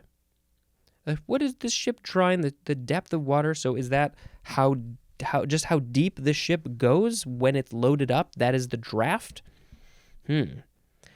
Boy, so many ways. Well, the etymology is a lot simpler than you would think, based on all of this. But also, it does make sense. So, we got more words, more definitions, 9A1, a system for or act of selecting individuals from a group, as for compulsory military service.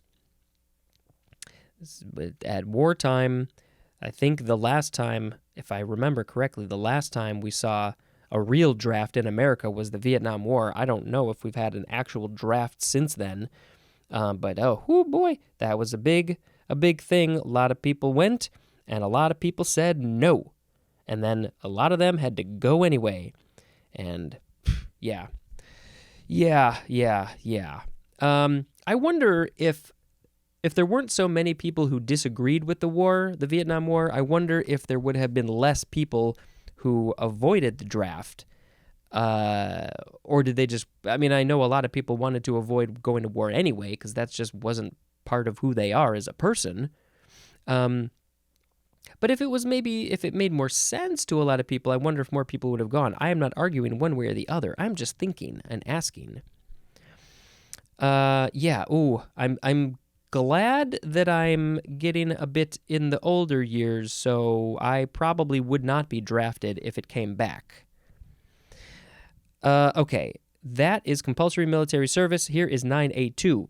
An act or process of selecting an individual without the individual's expressed consent. And this is for political candidacy. So you can draft somebody into politics without their expressed consent? That's interesting. Okay. 9B, a group of individuals selected especially by military draft. So once they have been drafted, they are the draft. 9C, a system whereby exclusive rights to selected new players are apportioned among professional teams. This is like the NFL, right? They got a draft. They're like, hey, we want you to come over to our team. And they're like, yeah, let me go play for you.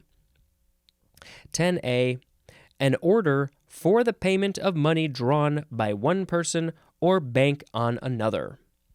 10B, the act or an instance of drawing from or making demands upon something. The synonym is demand. 11A, a current of air in a closed-in space, as in, felt a draft. Did you feel? I felt a draft. Where is this wind coming from? I'm in an enclosed space. There should be no draft here. What's with the wind? 11B, a device for regulating the flow of air, as in a fireplace. You got to open the draft in the fireplace so the smoke goes up and not out into the house. 12. The synonyms are angle and taper. Specifically, the taper given to a pattern or die so that the work can be easily withdrawn. And that one is a bit confusing to me. 13. A pocket of reduced air pressure behind a moving object. Also, the use of such a draft to save energy. Oh, this is so good. This is so okay. There's a lot of examples of this, but the idea is that there's one thing moving at a higher speed, like on a highway, and it is disturbing the air. So when something else comes up behind it, they're not going to hit a wall of air. The air that they're hitting is broken up, and so it's easier to go through that air. And so they don't have to put as much energy to go the same speed. So this is used, the first two examples I can think of are on like bike races. If there's a lot of bikers I thought of a third example. Bikers, they will get in a line, so the person in the front is putting in all the energy, but then the next biker doesn't have to work as hard. They don't have to pedal as hard to go the same speed as the first bike. And I think it just sort of gets easier down the line. The air is being broken up so much that they're just like, oh, this is so easy. Another example is very practical on the highway. This is not, I guess, always the best thing to do, but if you are very low on gas and you just need to get to a gas station, if you find a car or preferably a larger vehicle like a truck, you can get behind them. Don't get too close. That's extremely dangerous. But if you get behind them, you won't have to you won't have to use as much gas to go at your normal highway speed. So that's a way to save a bit of gas until you get to a gas station. And the other example in nature is this is the reason why birds fly in a V, because the first bird is breaking up the air, and then the next birds in line on either side of them that are spread out a little bit, they are basically riding the draft. They're riding through that part of the air that's broken up, and so they don't have to use as much energy to fly, and it just goes on and on and on down the line. So you will sometimes see them switch places. When the first one gets tired, because they're doing the most work, then maybe the ones in the back who are getting an easy job, they can go in the front and they can put in some effort. And so, yeah, birds just figured this out. So that's why they fly in a V. Oh, that was a lot for that. But we have one more thing for the word draft, which is the phrase on draft. And this is ready to be drawn from a receptacle, as in beer on draft. Yeah, okay. So that was so much stuff for the word draft, and there's a couple more forms in the next episode. But the one last thing is that we have to say this is from the Old English word dragon, which means to draw. And there's more at the word draw. So, as you probably could tell, most of these definitions, if not all of them, were very obviously something about drawing, pulling a thing from one thing to another, pulling a thing out of something else. Just go through down the line and you'll be able to see. So it's drawing a thing. It's not literally drawing on paper. This is pulling something from something to another thing. Or in the case of draft animals, they are literally pulling a load. That's why they're called draft animals. All right. We did it. We have to pick a word of the episode. We had dram, drachma, Draco, draconian, draconic, draconculiasis, and draft. Which one do I want to pick as the word of the episode? I don't know. I just feel like draft probably because it just has a crap ton of definitions. And, I don't love all of them. I don't love the whole group of number 9, compulsory military service, that sort of thing. That's not my favorite. But yeah, I don't know. Let's pick draft. The word draft can be used in so many ways. It can be used to pour out liquid or animals pulling a thing. It can also be used to put people into the military, or it can be used to use less energy when going behind a thing. Wow, that was so many words, but we just had to find a way to end it. All right, I think that is it for all of the words and the definitions for today. I don't think I have anything else to say for that. So, in that case, I will just quickly tell you another movie I watched. This is the 4th time I watched this movie. We watched Everything Everywhere All at Once. Sharon and I, she's seen it one less time than I have. My dad had only seen it once, and he didn't really care for it. Sorry, Dad, I'm outing you. But after seeing it again and talking about it with us, I think he appreciated it a whole lot more this time.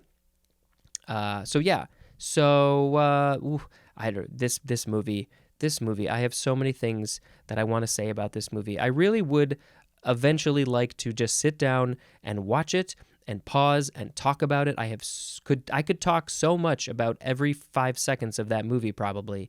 There's just so much between the acting and the production and the ideas and the messages and I don't even know all what, but everything. So if I ever get around to it, maybe I'll put it on this feed as a bonus for you, or a portion of it, and then you could say if you like it, if you want more or not. I don't know, but yeah, this movie is something else. That's good for today. I'm so glad that you have listened to this. I very much appreciate you. Feel free to reach out and contact me in any way you want, and that's it. I love you. This has been Spencer dispensing information. Goodbye.